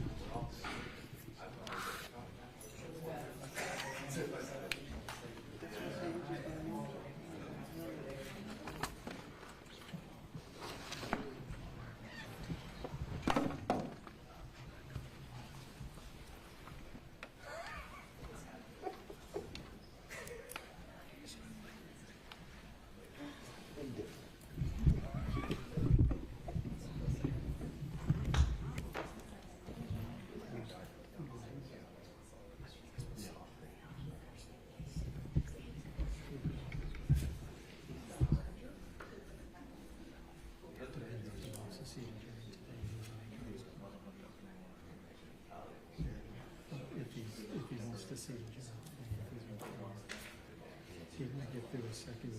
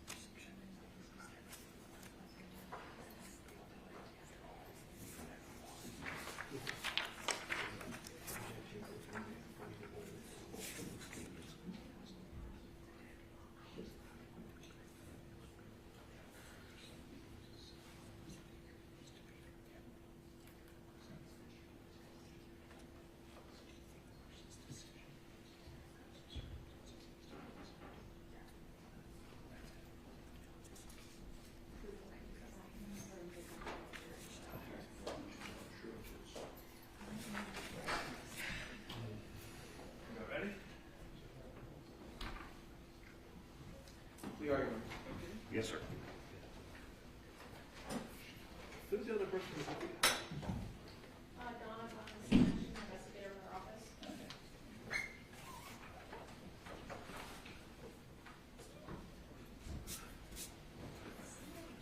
Is the state ready? Yes, sir.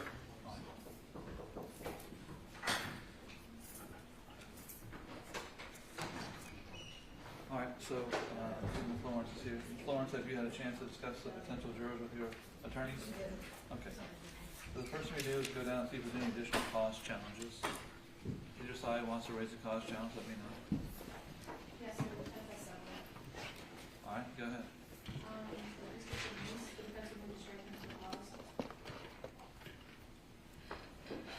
Particular reason? Yes, sir.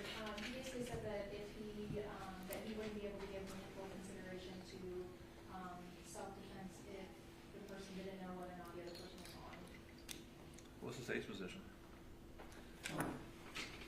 My position, I believe his answer was confined to a hypothetical with no facts whatsoever. And I think one of the things he specifically said was a person should wait to see if the person is armed, which I interpret that to mean that the danger needs to be imminent, which is what the law is. You know, the situation that these jurors are likely thinking of are two people staring at each other. One's armed, one's not, and the one person who's armed shoots the other person. And that's not the situation we have here. That situation wasn't fully explained, and at no time did he ever say he couldn't follow the law. So I think to box a juror into a hypothetical with no facts whatsoever surrounding it, and then ask him to commit to that situation, and then the person commits, and then they move for cause, I don't think that's appropriate, Judge. All right. I tried to clarify the situation so that we wouldn't have a situation where they thought just one person with a gun and one clearly without a gun. But he did say that he would not give consideration to self-defense under similar circumstances in this case, so I'll strike him for cause. Who's next? What was his last name? Pernice. Number 3.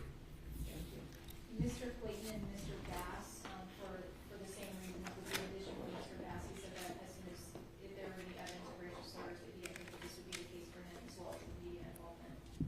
So the defense would move to strike, Mr. Clayton and Mr. Bass. What's the state's position on this? No objection to Mr. Bass, juror number 14. And I have the same objection, the same argument about Mr. Clayton, but I understand the court's ruling. All right, I'll strike Mr. Clayton for the same reason I struck Mr. Pernice. The last one I have to call was Mr. Ruiz. He said the same thing about not being able to give meaningful consideration for self-defense regarding the person being armed. Judge, I believe that's what he said. In light of the court's rulings on prior issues, I understand the court's issue. I'll strike Mr. Ruiz. All right, so anyone else, either side? No, sir. All right, so I'll go down the line for perjuries. I ask the state on any odd numbers and defense first on any even numbers. Christopher Cook, state? Strike, Your Honor. That's your first. Defense, Landon Barnes. Accept. State? Accept. Defense, Nisha Fry. Accept. State? Accept. State, Erica Johnson. Accept. Defense? Strike. Judge, I would ask for a race-neutral reason. All right. And for the record, she is an African-American female. All right. I do find that she is an African-American female. What is the reason for the strike? Judge, there's multiple reasons. I'll begin with the fact that she said that she has heard about this case. One of the things that she said that was concerning to the defense is that she felt like it would be appropriate to use self-defense as long as I exhausted all of their options to get out of danger. There is a specific part in the jury instruction that would say that Ms. Lawrence has no duty to retreat.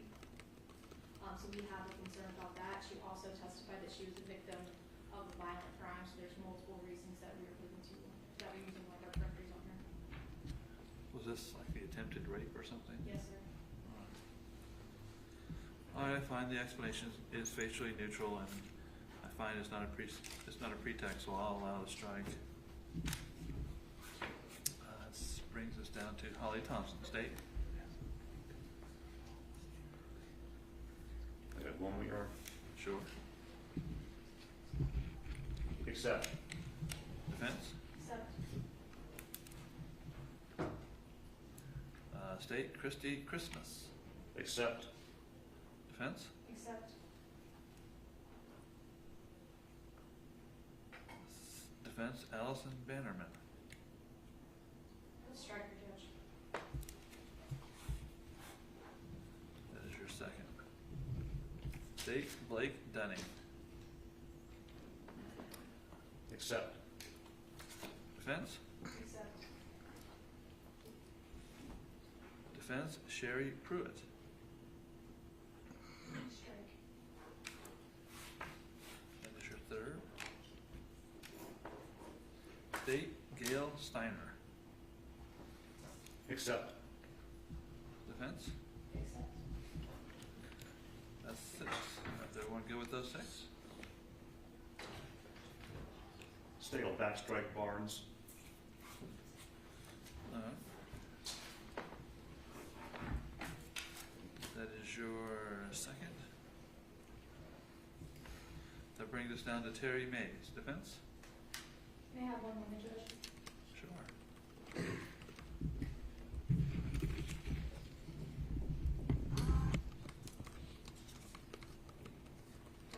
We're on Ms. May's strike. You want to strike Ms. Mays? Yes, sir.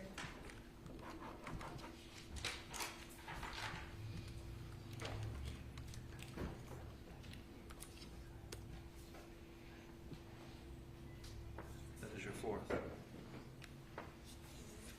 That brings us down to Laura Ewing. State? Accept. Defense? Accept. I think that brings us to 6. Is that right? State backstrikes Thompson, Your Honor.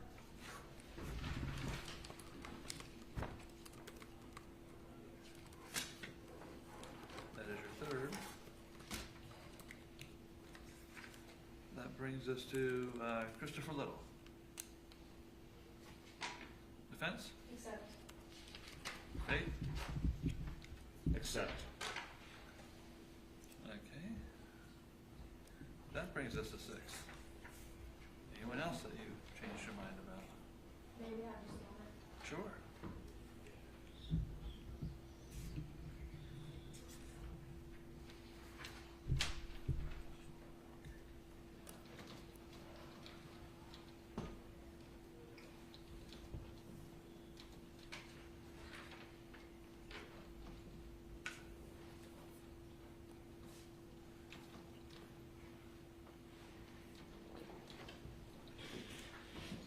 You go with those 6? Yes, sir. State, you go with those 6? Yes, sir. Accepts. But now we need 2 alternates, right? And we have, how many people left? 1. So if we have 2 alternates, you each have 2 alternate strikes. So, anyone want to strike Karen Peterson as an alternate? And one of them, Your Honor.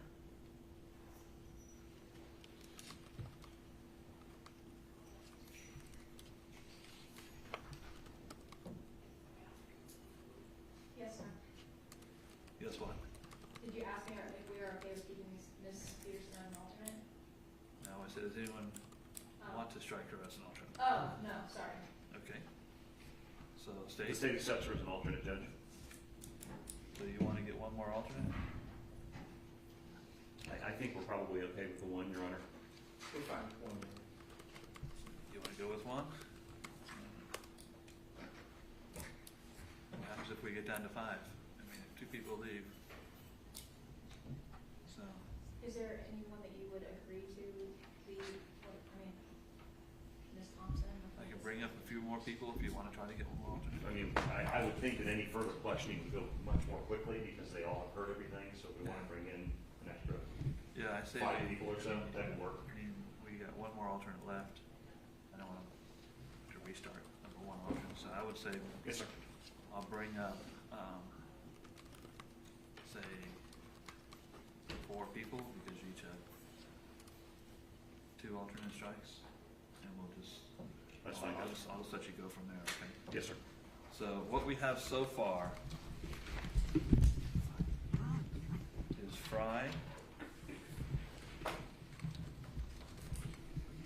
Christmas, Dunning, Steiner,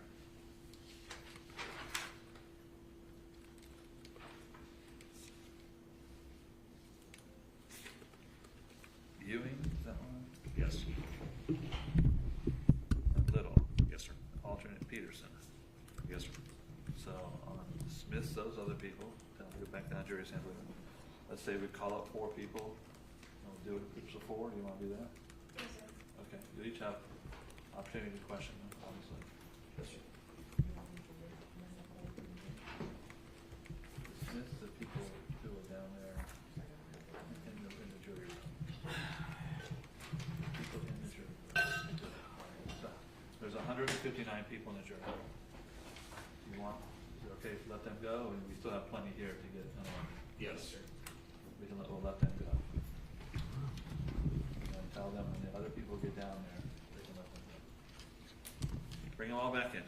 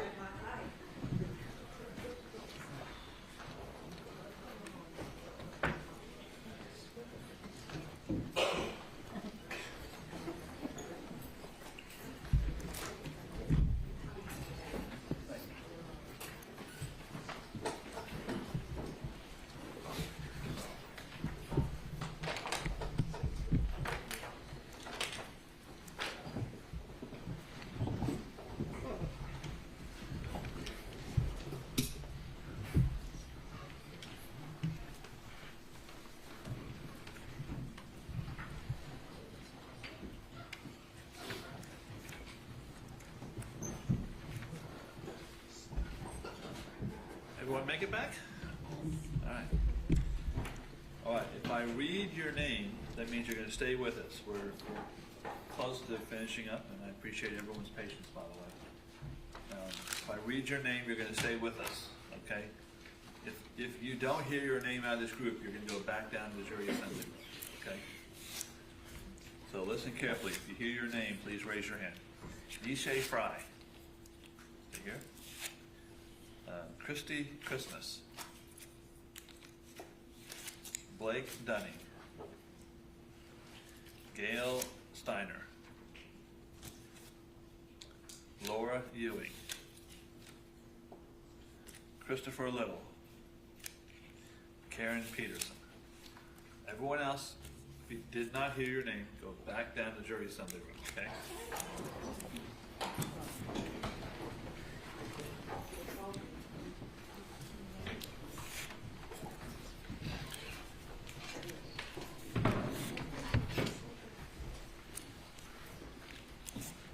I'm gonna have all of you move to the back row, as many will fit.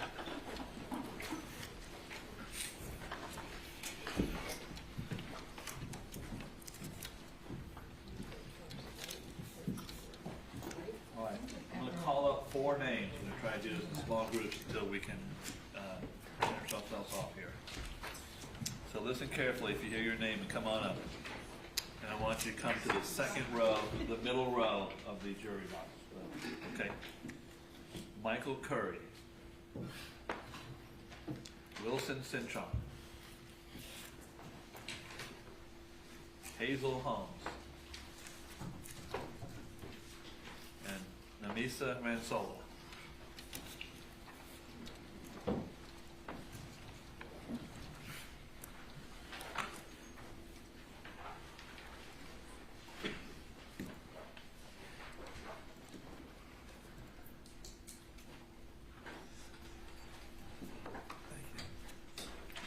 Remind all of you, you're still under oath from this morning, okay?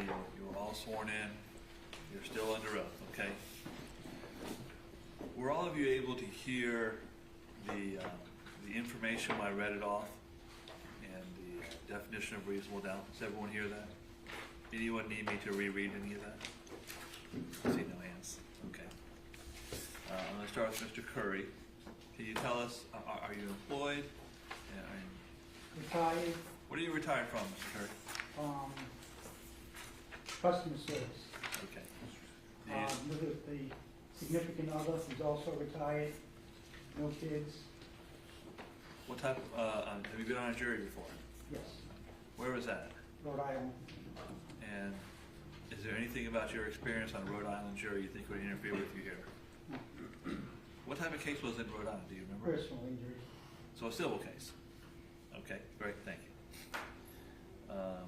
Wilson Cintron. Yes, sir. You're a teacher. Yep, teacher. I'm married. My wife is also a teacher. We got 2 little girls, 5 and 2. And what was it? Have you ever been on a jury? No. Thank you.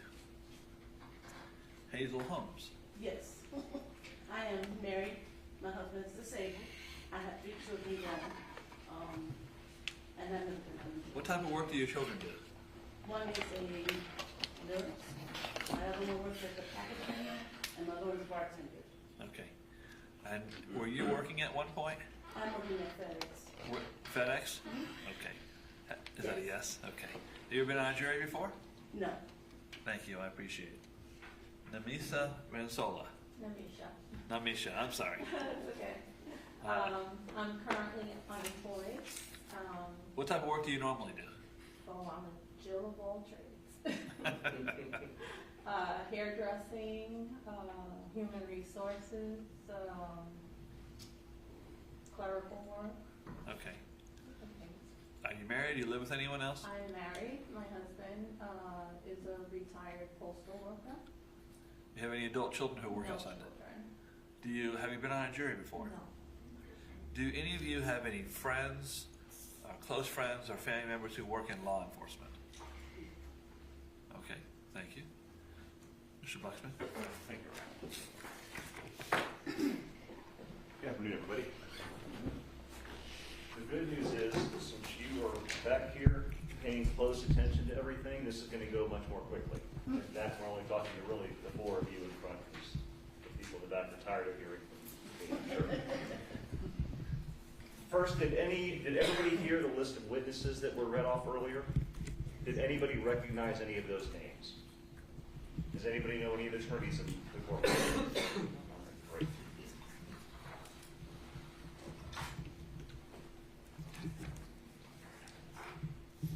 Mr. Curry, is there anything about that past jury experience that just makes you not want to do this again?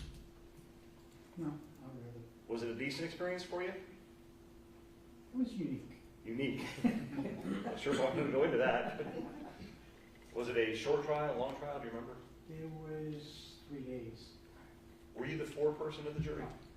Without telling me the verdict, was the jury able to reach a verdict? Yes. Okay. Thank you, sir.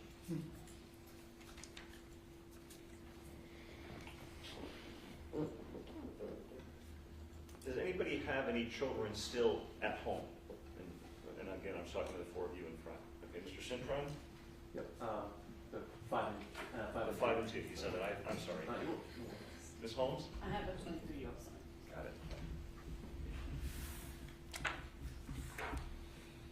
Anyone work in the past or now in any kind of like a school setting, daycare setting, aftercare program where you're interacting with a lot of children? Yeah, obviously you're a teacher. What grade? Middle school, all through, so 6, 7, 8. How long have you been a teacher? This will be my second year. You enjoyed it? Yes, sir. Excellent. Anybody else in the front row? Anybody work in that type of a setting ever?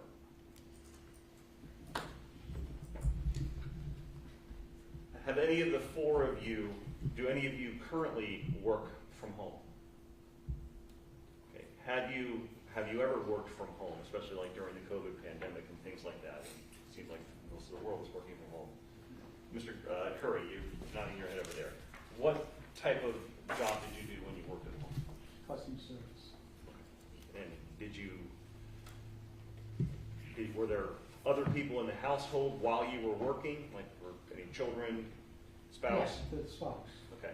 What did you do to kind of tune out those distractions and allow you to work at home and do your job? She just basically made a separate room and she never even bothered me. Okay. Did you find that difficult at all? It was a little strange from working in an office for so long. Did you like it? Okay. Why not? Besides the whole COVID pandemic thing. People just started getting very obstinate, not nice. Fair enough. Anybody else in the front row? Ladies, Miss Holmes, Miss Rensola? No?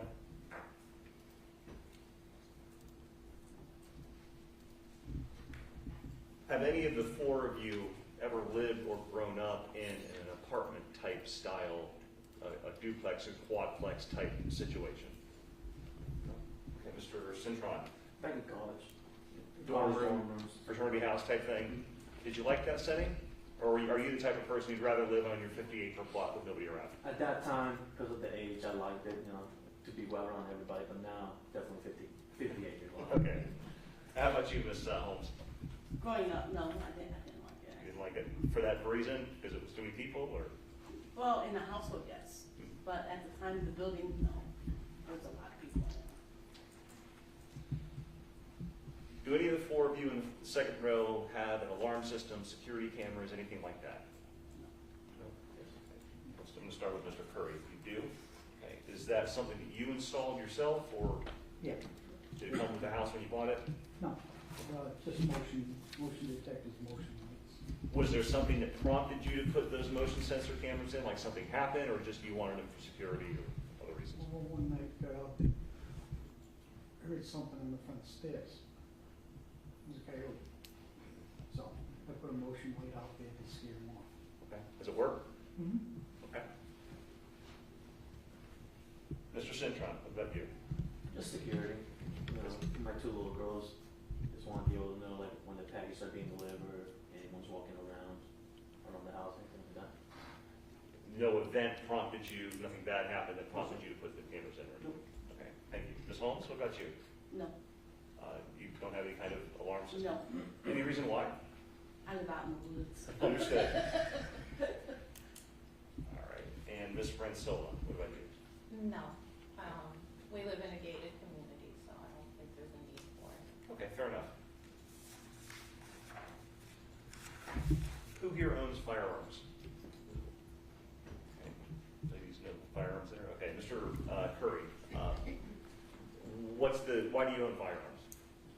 Owned firearms since I was 16 years old. Hunting, recreational. How are they kept in your house? Missing. Always? Except when I'm going to the range. Of course. Okay, thank you. Mr. Cintron, what about you? Recreational, hunting, and self-defense. And how are they stored in your house? I have a few in the safe, and then I have a smaller safe by my nightstand. So more readily accessible in case needed? Just for me, but it's still in the safe because of the girls. Okay. And Ms. Holmes, is there a reason you don't? Are you concerned about them, don't like guns? I just don't like them. Okay. Is there any kind of a reason, did something happen that made you not like them, or? No, I just don't. Fair enough.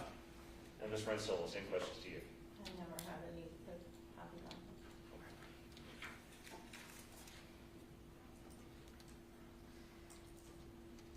Do you think that there should be restrictions on who can possess firearms? Okay. Ms. Holmes, what do you think?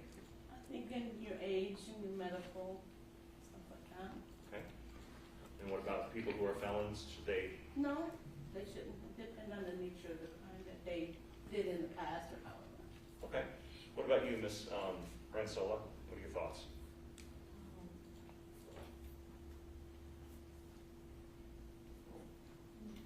Sure. Do you think that firearms should be regulated? There should be some limitations on who can possess and own firearms. Hopefully, if you pass all the questions and you're able, the person. Okay. How about you, Mr. Citron? What do you think? Other than, you know, if they're a felon or they have some sort of like Alzheimer's or mental illness, no regulation. Mr. Curry, same thoughts? Same exact thoughts. Does anybody here think that there shouldn't be any regulations on firearms and anybody should be able to possess it? That's your God-given right, Second Amendment right to have a gun regardless. Anyone have a concealed weapons permit? Does anyone here think that you should be required to have a concealed weapons permit before a person is able just to walk around society with a gun? Okay. You're nodding your head, Mr. Citron. Why do you think that should be the case? Just so at least have some sort of proper training before, you know, using a weapon in public, because there are situations, you know, fly to fight mode kind of thing. You should be able to run through some training like that to be able to feel it. I mean, you are holding a weapon. Mr. Curry, do you agree with that? Yes. Okay, what about you, Ms. Holmes? I agree. Ms. Ransola? I agree. Has anyone ever had the situation where you were forced to pull your gun and point it at somebody to protect yourself or somebody else? No? Nobody? Anyone have any military experience? Anybody have any construction experience? Remember my example about 2 o'clock in the morning, we hear a noise, my wife jumps up, she's got the gun running around the house, I'm sound asleep. What type of person do you think you would be, Mr. Curry? What do you think? Analytical, trying to figure out what it is before jumping to conclusions. What about you, Mr. Citron? Well, if it's a big noise that like it sounds like maybe like a window or a door breaking, I will grab my gun from the nightstand, my wife will grab hers, and she'll have my bag, and we'll try to reach to my girls because they're across the house. Has anything like that ever happened to you? No, sir. Okay, what about you, Mr. Curry? Anything like that ever happened to you? No. Ms. Holmes? No. How would you describe yourself as would you be more of a reactionary, emotionally driven person, or would you be more analytical, thinking, well, this is what it sounded like, this is where I know the dog is, those kind of things? I'd be more action to see what it was, how it was. What about you, Ms. Ransola? I would belittle my husband, and I would, depend, I guess I would become curious, I would want to assess what's going on. Have any of the four of you ever been in a situation where you have been afraid for your own safety or the safety of a close friend or a loved one nearby? Mr. Curry, you're shaking your head now. Mr. Just recent. Sorry, Mr. Citron, brought like your name. Just recently, we were down in Miami, Sawgrass Mall, and someone hit or the alarm activated. It was like a siren. They were evacuating the whole mall because there was a threat of a gun. Luckily, it ended up being fake, but being in that situation with my family, my girls, my mom, my wife, it was, you know, concerning. What did you do when you first heard that there was a potential threat? We just started evacuating. Okay. Follow the crowd? Found my girls, my wife caught, you know, held one, I held another one, and we just started rushing out, looking around, making sure nothing dangerous. What was going through your mind? Protect my girls at all costs. Did you ever see anybody in the mall with something that looked like a gun, or was the threat someplace in a different place? We didn't know. The siren just went off, and it was like an automatic alarm, like police had to score out, leave the nearest exit kind of thing. So, Go kept going. We just kept walking until we were completely out. I assume you were not armed at the time? No. Miss Holmes, what about you? Ever have been in that type of situation? No. And what about you, Miss Rensola? Nothing. Anyone here have either yourself or a close friend or family member been the victim of a crime? A substantial crime, something. Yes, sir, Mr. Simpson. My brothers-in-law. What happened?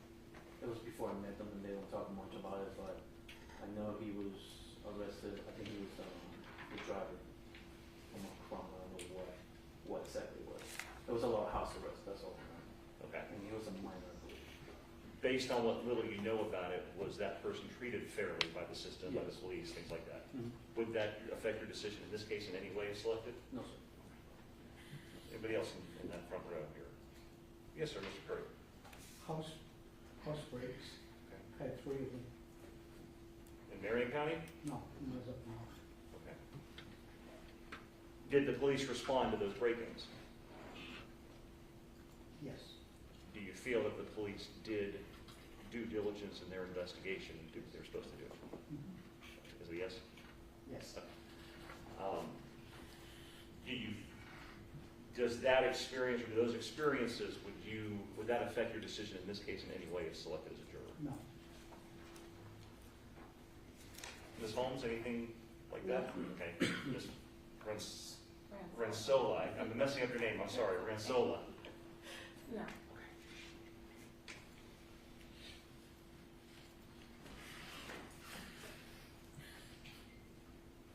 I'm not sure, it's been a long day, I'm not sure if Judge Hodges asked, do any of you have friends or family member in law enforcement? Can each of you listen to a law enforcement officer's testimony and weigh that officer's credibility just like you would anybody else? Yes. Have any of the 4 of you been involved in any kind of a neighborhood dispute or a neighbor dispute with somebody? No. Curry, nothing? Nobody? Nope. No.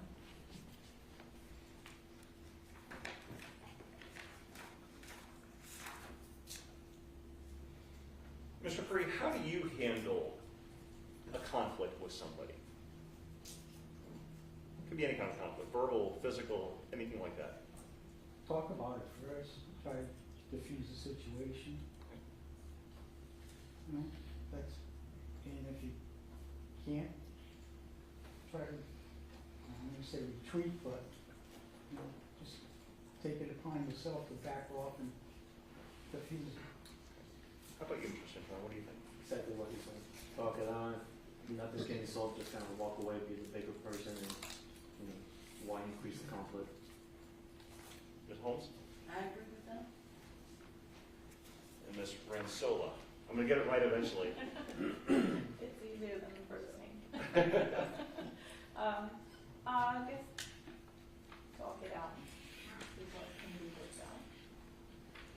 Does everyone understand that there are times where a person is permitted to act in self-defense and to use force against somebody if they're using force against you? Yes. Everyone agree with that concept? Yes.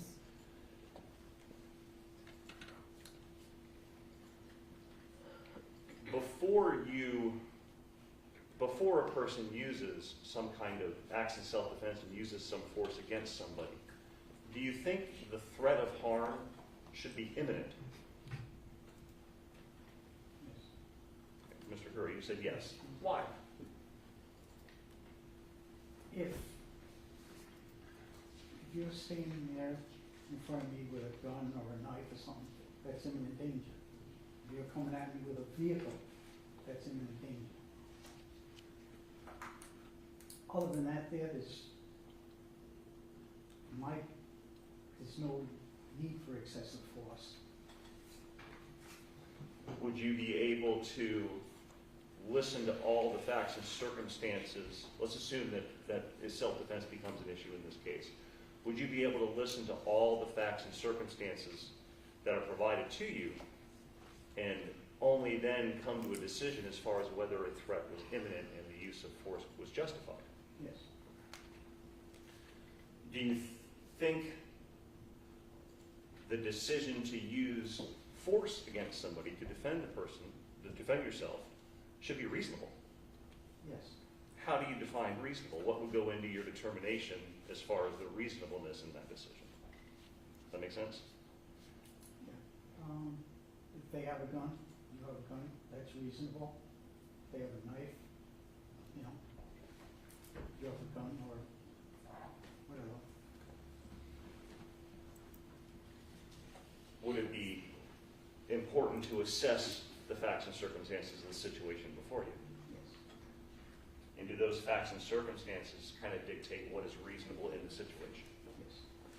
Mr. Citron, what do you think? Do you agree with the things Mr. Curry said? I do, self-defense, at the end of the day, it is your right, but you have to assess what you're gonna use for self-defense as well. There's a lot of barriers that you can do before you even draw a weapon to protect yourself. Is it important to assess the imminence or the immediacy of the threat? Yeah. Does that go into the reasonableness of a person's decision? Yes. Ms. Holmes, what do you think? Do you agree with what Mr. Curry and Yes. anything else to add? No? Okay. How about you, Ms. Renstoll? I just want to try it one last time. Yes, I agree with you.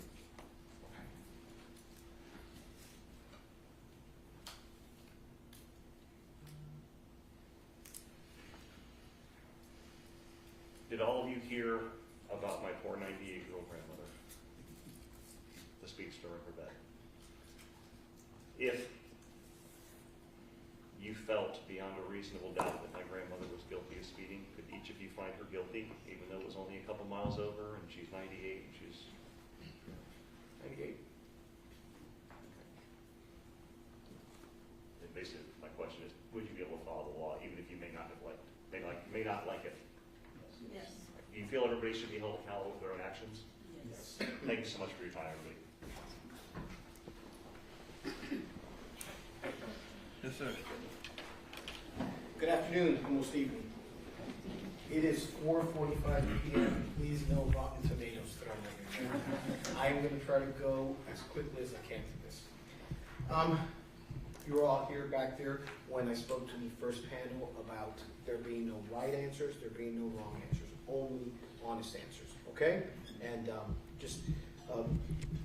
it doesn't matter what people think, it matters what is in your heart, what is in your soul, what is in your core. So just be open and let's talk, all right? Presumption of innocence. Everyone understands here that as Susan Lorincz sits there, she is presumed innocent.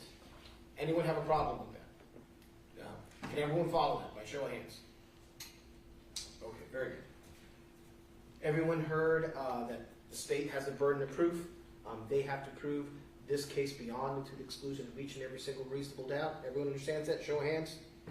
Does anyone have an inherent problem with this? Saying that's not fair. I don't like it. Okay. Everyone heard the reasonable doubt definition. I read it once. The judge read it once. Did everyone hear about the locked door situation? Everyone remembers that example that I gave. Does anyone here, has that happened to anyone here, where you leave your house and you don't remember whether your door is locked or not? Show of hands. That's happened to all of you? Okay. Mr. Curry, is that reasonable to, even though you always lock your door before you leave, I'm assuming? Correct. And that's standard operating procedure for you, correct? Yes. So that doubt in your mind, whether you lock the door or not, it's a little doubt, tiny little doubt, right? Correct. Is that doubt, even though it's small, even though it's tiny, is it reasonable? Yes. And why is it reasonable? You're always going to think about it. Okay, even though it's small, even though it's tiny, it's still a reasonable doubt? Yes. Okay. Does anyone disagree with Mr. Curry? All right. Ms. Lawrence is charged with manslaughter. Very heavy charge. Anyone here believes, for whatever reason, your experience, your life, things that you've been through, who here doesn't believe they're the right person for this case, by show of hands?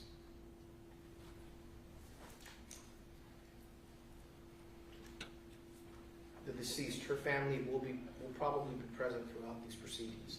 Is there anyone here that would be uncomfortable finding Ms. Lawrence, if the state can't prove their case, is there anyone here that would be uncomfortable finding Ms. Lawrence not guilty of this charge just because the family may be present for the trial and for the verdict. Would anyone have a problem with that? Show of hands.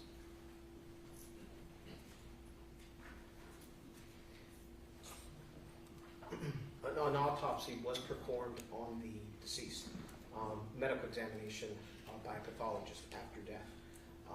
There will be pictures of the autopsy and pictures of the deceased after she passed, and members of the jury are going to see several pictures of that. There's some people that those pictures make them inherently uncomfortable. They want nothing to do with it. Is there anyone here, you four, that would have a problem with seeing these autopsy photos at all?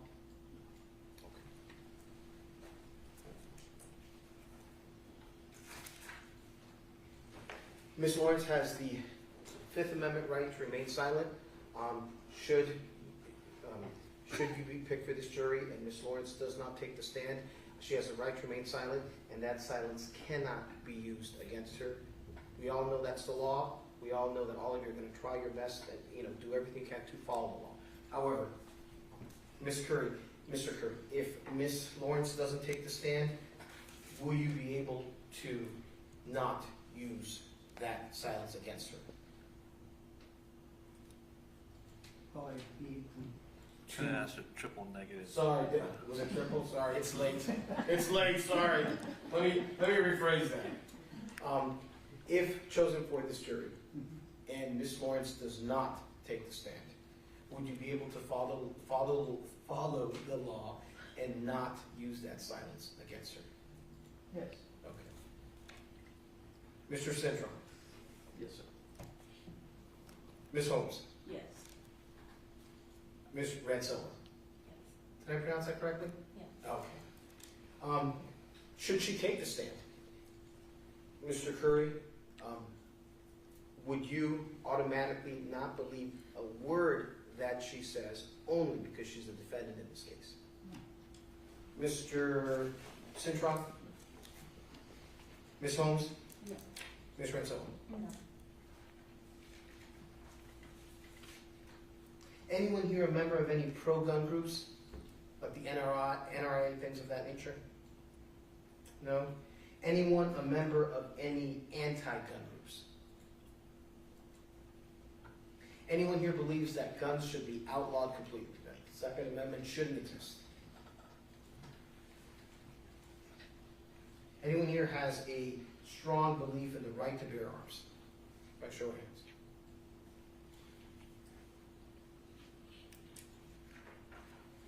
Okay, let's get to self-defense. And Mr. Buxman was asking you questions about that.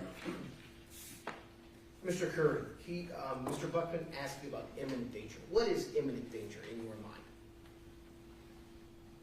In my mind, if you cannot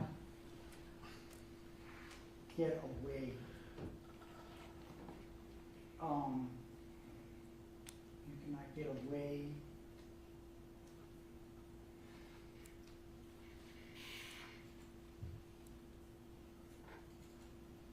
won't say immediately, but if you're not back off and then it's like if somebody's right in your face or somebody's pointing a weapon at you or something, that's imminent danger.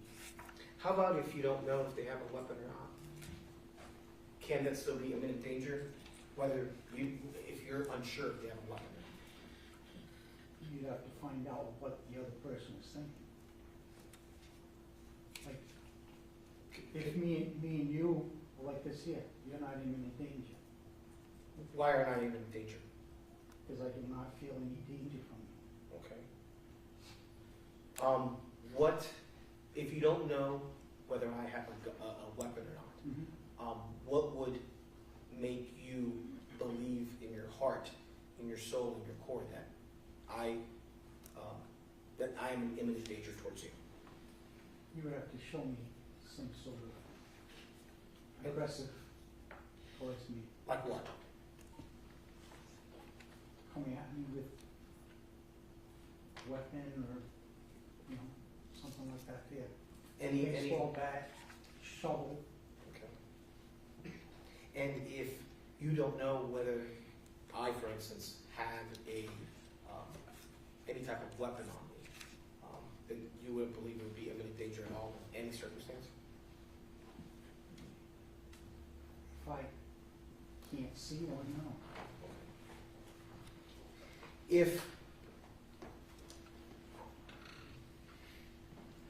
If you don't know if someone is armed or not, would you still be able to give meaningful consideration to a defense of self-defense? Yes. Okay. Mr. Central, Yes, sir. same question. Which one, sir?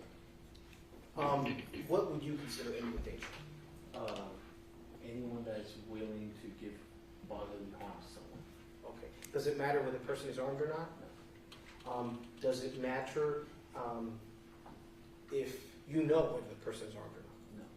Would you be able to give meaningful consideration to the defense of self-defense if you don't know if a person is armed or not? Yes. And why is that? You don't have to be harmed to hurt me. You know, and you can be, let's say if you're right there and then you're coming after me, my first thing is like, hey, back off, I'll give you warnings, and if you continue to come at me, then I'm gonna be threatened. Regardless if you know whether they're armed or not. Yeah, I mean, they can still punch me or push me, and I can hit my head on the ground, get a concussion, or worse. Or unbeknownst to you, they could be armed. They can be armed. Yeah. Is that reasonable? Yeah. Ms. Holmes, what are your thoughts in regard to what I was speaking to Mr. Citron about? Yes. Okay. Does a person have to be armed in order for you to feel that there's imminent danger? No. And why is that?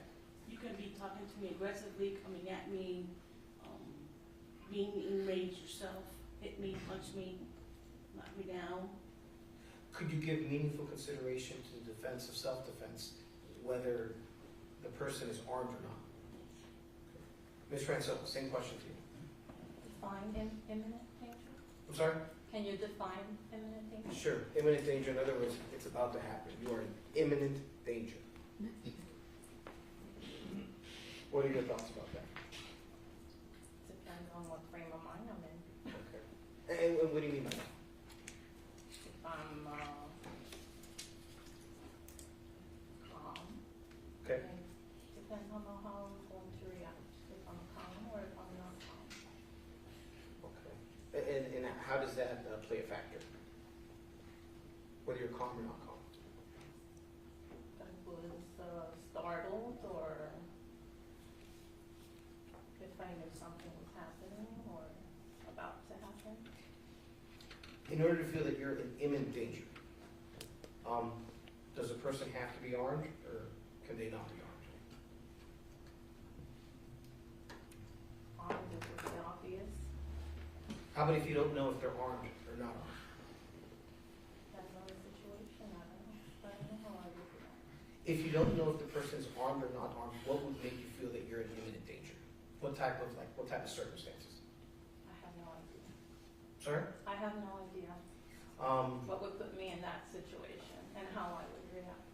Have you ever been in a situation where you felt like you were in danger? No. Have you ever been in a situation where you have seen someone that may be in danger? No. If the person, if an individual is, if you don't know if an individual is armed or not armed, or if an individual doesn't know whether the other individual is armed or not armed, could you still give meaningful consideration to the defense of self-defense? The bottom line would be if I have to defend myself, yes, I would defend myself. Whether you knew if the person was armed or not armed. We go back to the same thing. If they're armed, it's obvious. If they're not armed, I don't know. Okay, but would you be able to give meaningful consideration to the defense of self-defense if in a situation that you don't know if the person is armed or not armed? You're not sure. You're not sure? Okay.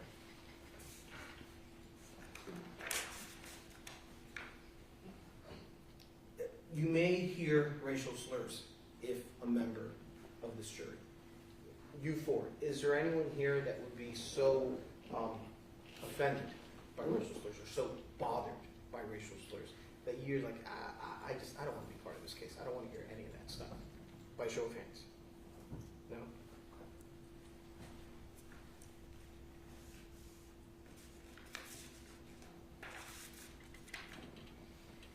As I spoke with the other group, if selected for this jury, at the end of the trial, you will go to the jury deliberation room where everyone in the jury will deliberate together. Everyone has different personalities. Some people are more extroverted, some people are more introverted. Some people are more passionate and loud about their opinions. Some people are more within themselves about their opinions. It's fine how you are. It's what makes the world interesting and to live in, because people have different personalities. However, what's important in deliberating is that everyone respect each other and everyone have common courtesy. Does everyone agree with that? Show of hands. Does everyone, by show of hands, does everyone here, you four, promise everyone in this courtroom that should you be chosen for this jury, that you will be respectful towards each other and common courtesy towards each other when deliberating? Show of hands. And by the show of hands, should, for whatever reason, an individual not abide by those rules, not be respectful, not be considerate of each other when deliberating, that you will let the bailiff and the court know that something's going wrong in that deliberating room and people aren't being respectful. Show of hands. All right. Last thing, elephant in the room, cameras. There's going to be cameras throughout these proceedings. As the judge mentioned, the media will not state your names. If chosen for the jury, will not show your faces, etc. However, there are individuals that because media is going to be involved, because the media is going to be here, are inherently uncomfortable and don't want to be a part of it. That happens sometimes, and that's fine. We just need to know, is there anyone here that would be uncomfortable knowing that the media is here for all the proceedings? Show of hands. Okay. Your Honor, may I have a moment? Yes, sir. Appreciate your time. It's 5 o'clock exactly, so no Rotten Tomatoes thrown at me. Thank you very much. All right. Same drill as last time. All of you are going to go out. I'll be back in.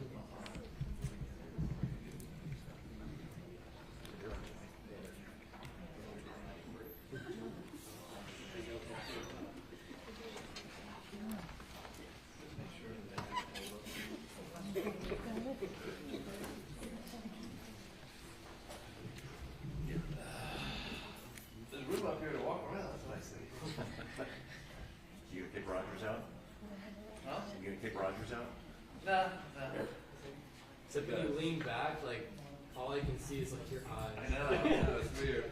You're like the neighbor in Home Improvement. You guys don't remember Judge Swigert? He used to, in a trial, Judge Swigert would do this. And he would go like this. And that's how he gets exercise. Then you go up downstairs. That doesn't surprise me.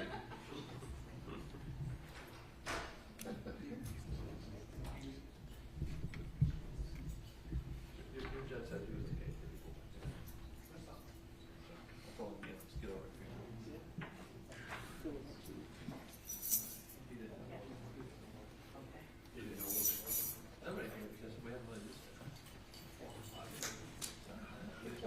That's because you've been sneaking around all night.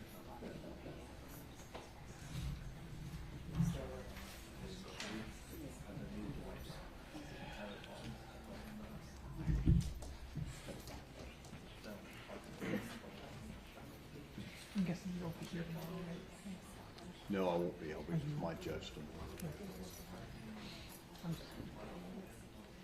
Make sure the other photographer knows that the plate is in there. Oh, okay. If I try to come down there, I'm like, oh, sure, there. Tracy will be. Hey, make sure you don't plug in over there.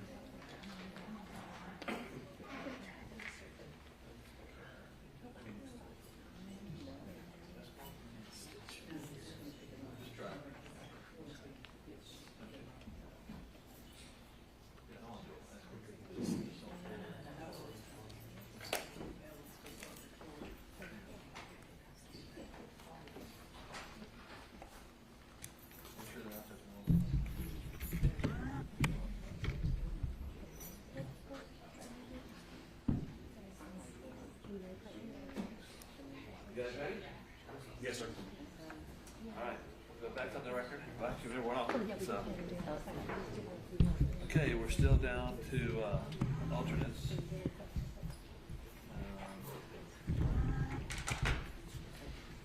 First, possible. We have one alternate, Karen Peterson. Any objection? Does anyone want to use an alternate strike on Michael Curry? No, sir, state accepts. That's your first alternate strike. How about defense Wilson Centron? Strike. That's your second alternate strike. State Hazel Holmes. Accept. Any reason not to take Ms. Holmes? No, sir. All right. So, as I have it, the jury would be E.J. Fry, Christy Christmas, Blake Dunning, Gail Steiner, Laura Ewing, Christopher Little, alternate Karen Peterson, Hazel Holmes. Yes, All right.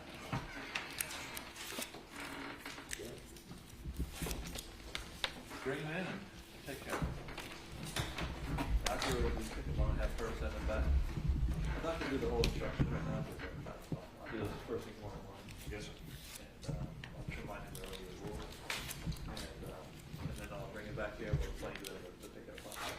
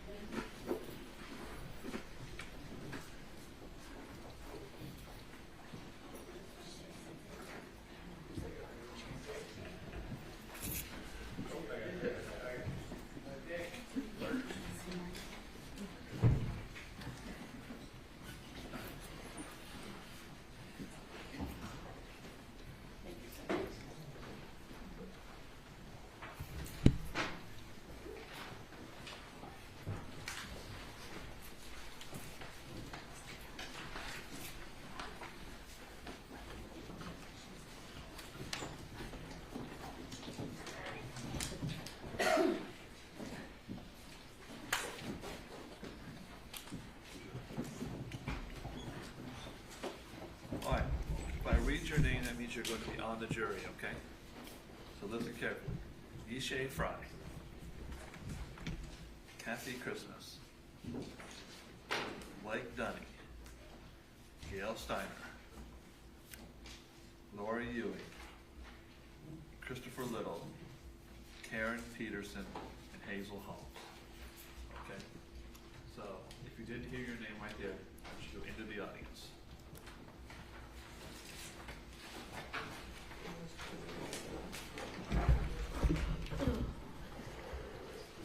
Sorry, Christy Like, not happy. Apologize. It's okay. So we're gonna swear them in. Ladies and gentlemen, you're taking, you can all raise your right hands again. You're gonna take a different oath. You listen carefully. Do you solemnly swear or affirm that you will well and truly try the issues between the state of Florida and the defendant, whom you shall have in charge, and render a true verdict according to the law and evidence, so help you God? I'm gonna have you go with the bailiff right here. She's gonna get some information from you, and I'll have you back out here. I'll let you go before too long, okay?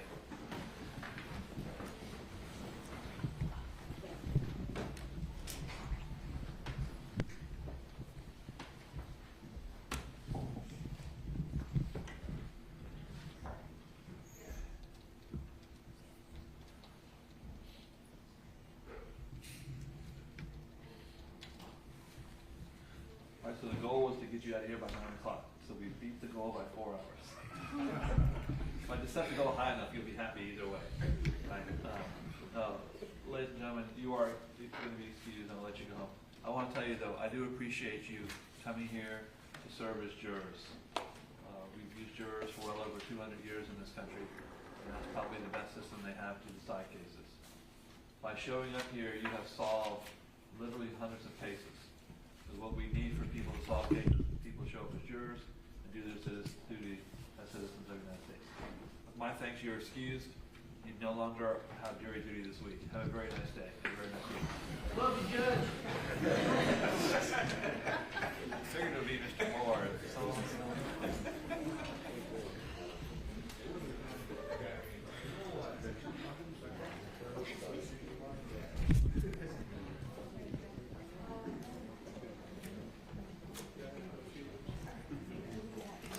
I'm going to bring them out here and explain to them to meet at the police department at 8:30. We'll get ready here at 5. That gives us no right spot. Tell them where to meet.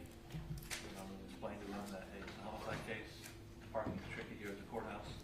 That way I know they're here and ready to go. And then, Warn them about media. huh? Warn them about media. Right, yeah. What time do we start in the morning, Judge? Excuse me? We start at 9. 9, please. So I'll read the preliminary instructions. If there's any objection to the preliminary instructions, let me know before 9, okay?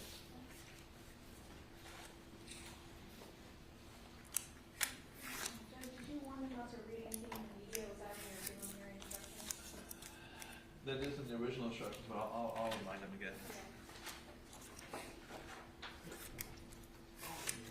You want to read it? It's in big fonts, so you can see it.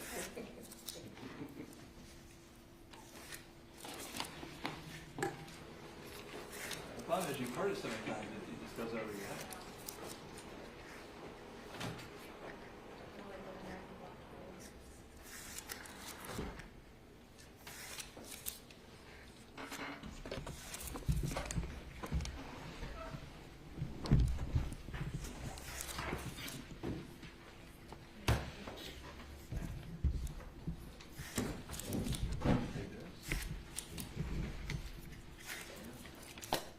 Just gonna mark this statement as I thought, right?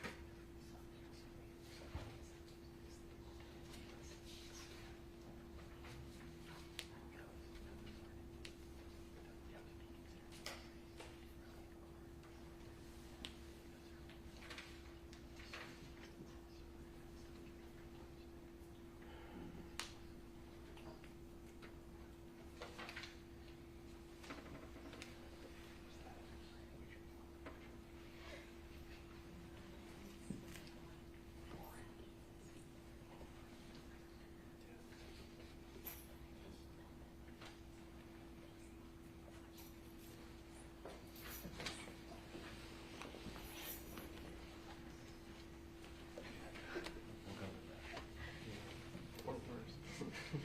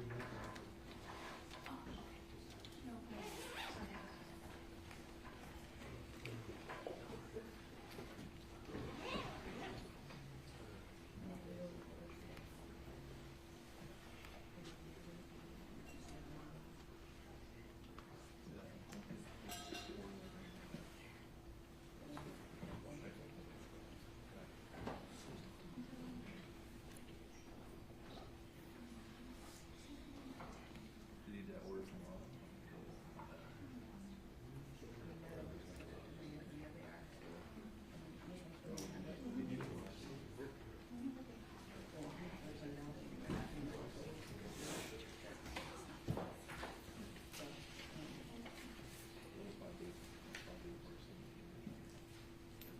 That's my problem. Yeah, that's a large subject. Yeah, but I don't think we're getting into that. Okay, sorry. But, I mean, I'd be Yeah, I was surprised. just. I can have Carolyn. Were you like, sorry, man, what was the wrong Have name? Carolyn do it worse. So we should,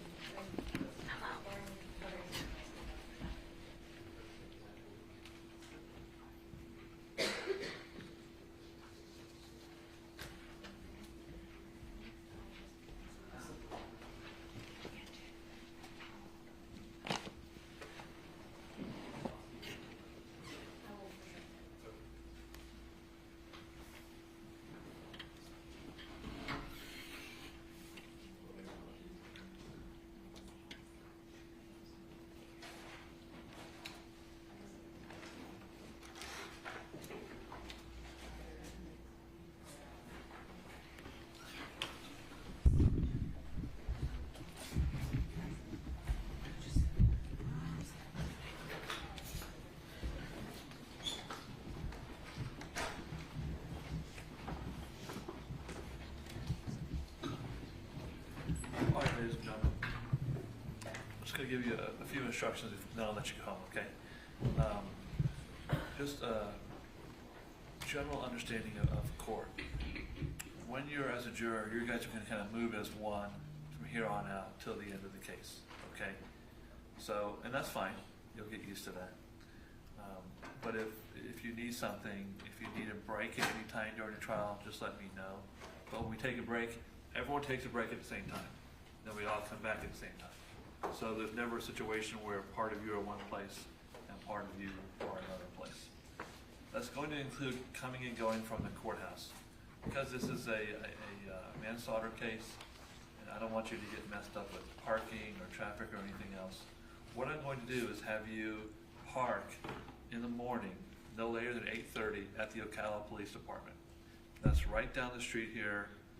I think it's like 402, something like that. 402 South Pine Avenue.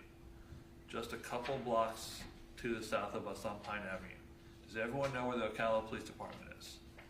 Okay, so park there in the morning and look to the as you start to go into the Ocala Police Department. You don't need to go inside. There'll be a white van there for you. That van is going to take you to the courthouse, and then we'll bring you up through our elevators here. Okay? So like I said, from now on you're a group of 8 right now. Okay? So, and then at the end of the day, we'll take you right back to your cars. Okay? We'll provide lunch for you each day. I don't know if you've already given them the menu for tomorrow. Remember, my bailiff is not a waitress. So she'll take the order, but if there's a problem with the order, we'll try to get it straightened out. Please don't take it out on Tracy here. You don't need to bring anything with you to write or write on. We'll provide you notepads to write on and pencils to write with, okay? If you want to bring some sort of drink with you in the courtroom, just bring water. That's the only thing that we're allowing here. And it's gotta be on something that can be sealed. In other words, we don't want people spilling water all over the place. But if you feel like you need water, just bring whatever you want in some sort of sealed container. We usually have coffee for you in the morning, but otherwise we'll just sit here and listen to testimony uninterrupted. Yes, ma'am. Just to double check, you said be at the police department at 8:30? 8:30, please. Okay. Yes. And if you don't know how to get there, I'll let them know. They'll tell you how to get there. Okay. I want to remind you that you are now clearly under the rule of not getting any information about this case. You can use your computers and phones, and you can watch TV, but you can't use any of those things to look up any information about the case. Okay? If you see a headline or something, please don't read the article. If something, I know these days things flash on our phones all the time. Try to delete it as quickly as you can without reading it. Okay? Please don't discuss the case with anybody. Typically, your family's going to say, "Well, what's the case about?" And you tell them, "Hey, I can't really discuss it with you. I'll be happy to talk all about it when the case is over." The reason we do that is we don't want someone to say something to you. We don't want them to say, "Well, I heard from so-and-so, this fact." We want you to remain exactly as you are now, which is you don't know anything about the case. So you can't discuss it with them. Please, if someone comes up to you in any way, please tell them you're on the jury and that you can't discuss the case with them. I don't think that normally will happen, but if someone does discuss it with you, please tell them you're on the jury and you can't discuss it with them. Please don't discuss it with anybody else. If you're in the courthouse and you see any of the attorneys here, I want you to know that they're under a very strict rule to pretend that you don't exist. They can't acknowledge you, they can't hold the door for you, they can't say hello, anything else. They're not being rude. They're simply following the rules, okay? That way, nobody interferes with you at all. We try cases here the same way that we have tried them in this country for well over 200 years. All the information you need will be given to you in the courtroom. The definitions you need will be given to you in the courtroom. Please do not look up even the smallest word, okay? Please. There is nothing online that is worth you getting held in contempt of court for, okay? Not a single thing. So we're all going to pretend like it's back in the 1980s. We don't have the internet. We don't have anything else. We're just going to come to court and listen to evidence. So your phones, while you're in court, obviously they need to be off. If you're on a break, you can, call somebody when you're on a break, but you can't discuss the case with them at all, okay? And you can't look up any pictures or maps or locations or anything like that. When you deliberate at the end of the case, you can't have your phones at all. It's going to be just like the 1980s. You're going to remember what it's like to be for a few hours without your phone. So if you have some sort of emergency situation, we can take a call for you if you want.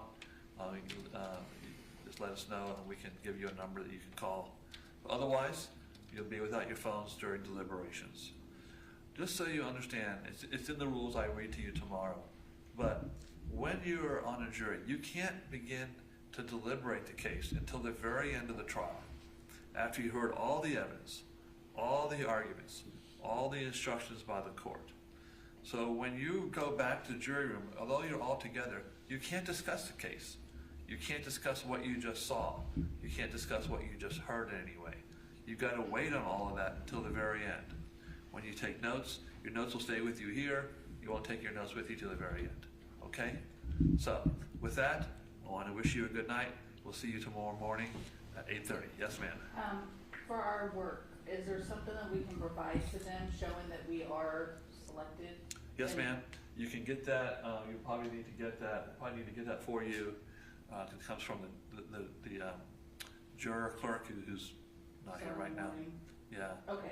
remind us, whoever needs something for work, let me know, and we'll get your name, and we'll have the clerk's office get something for you as to what days you're here, okay? Okay. Anyone needs that, let me know, all right? And so you go with Bailiff here, she'll take you out. Have a very nice day, everybody.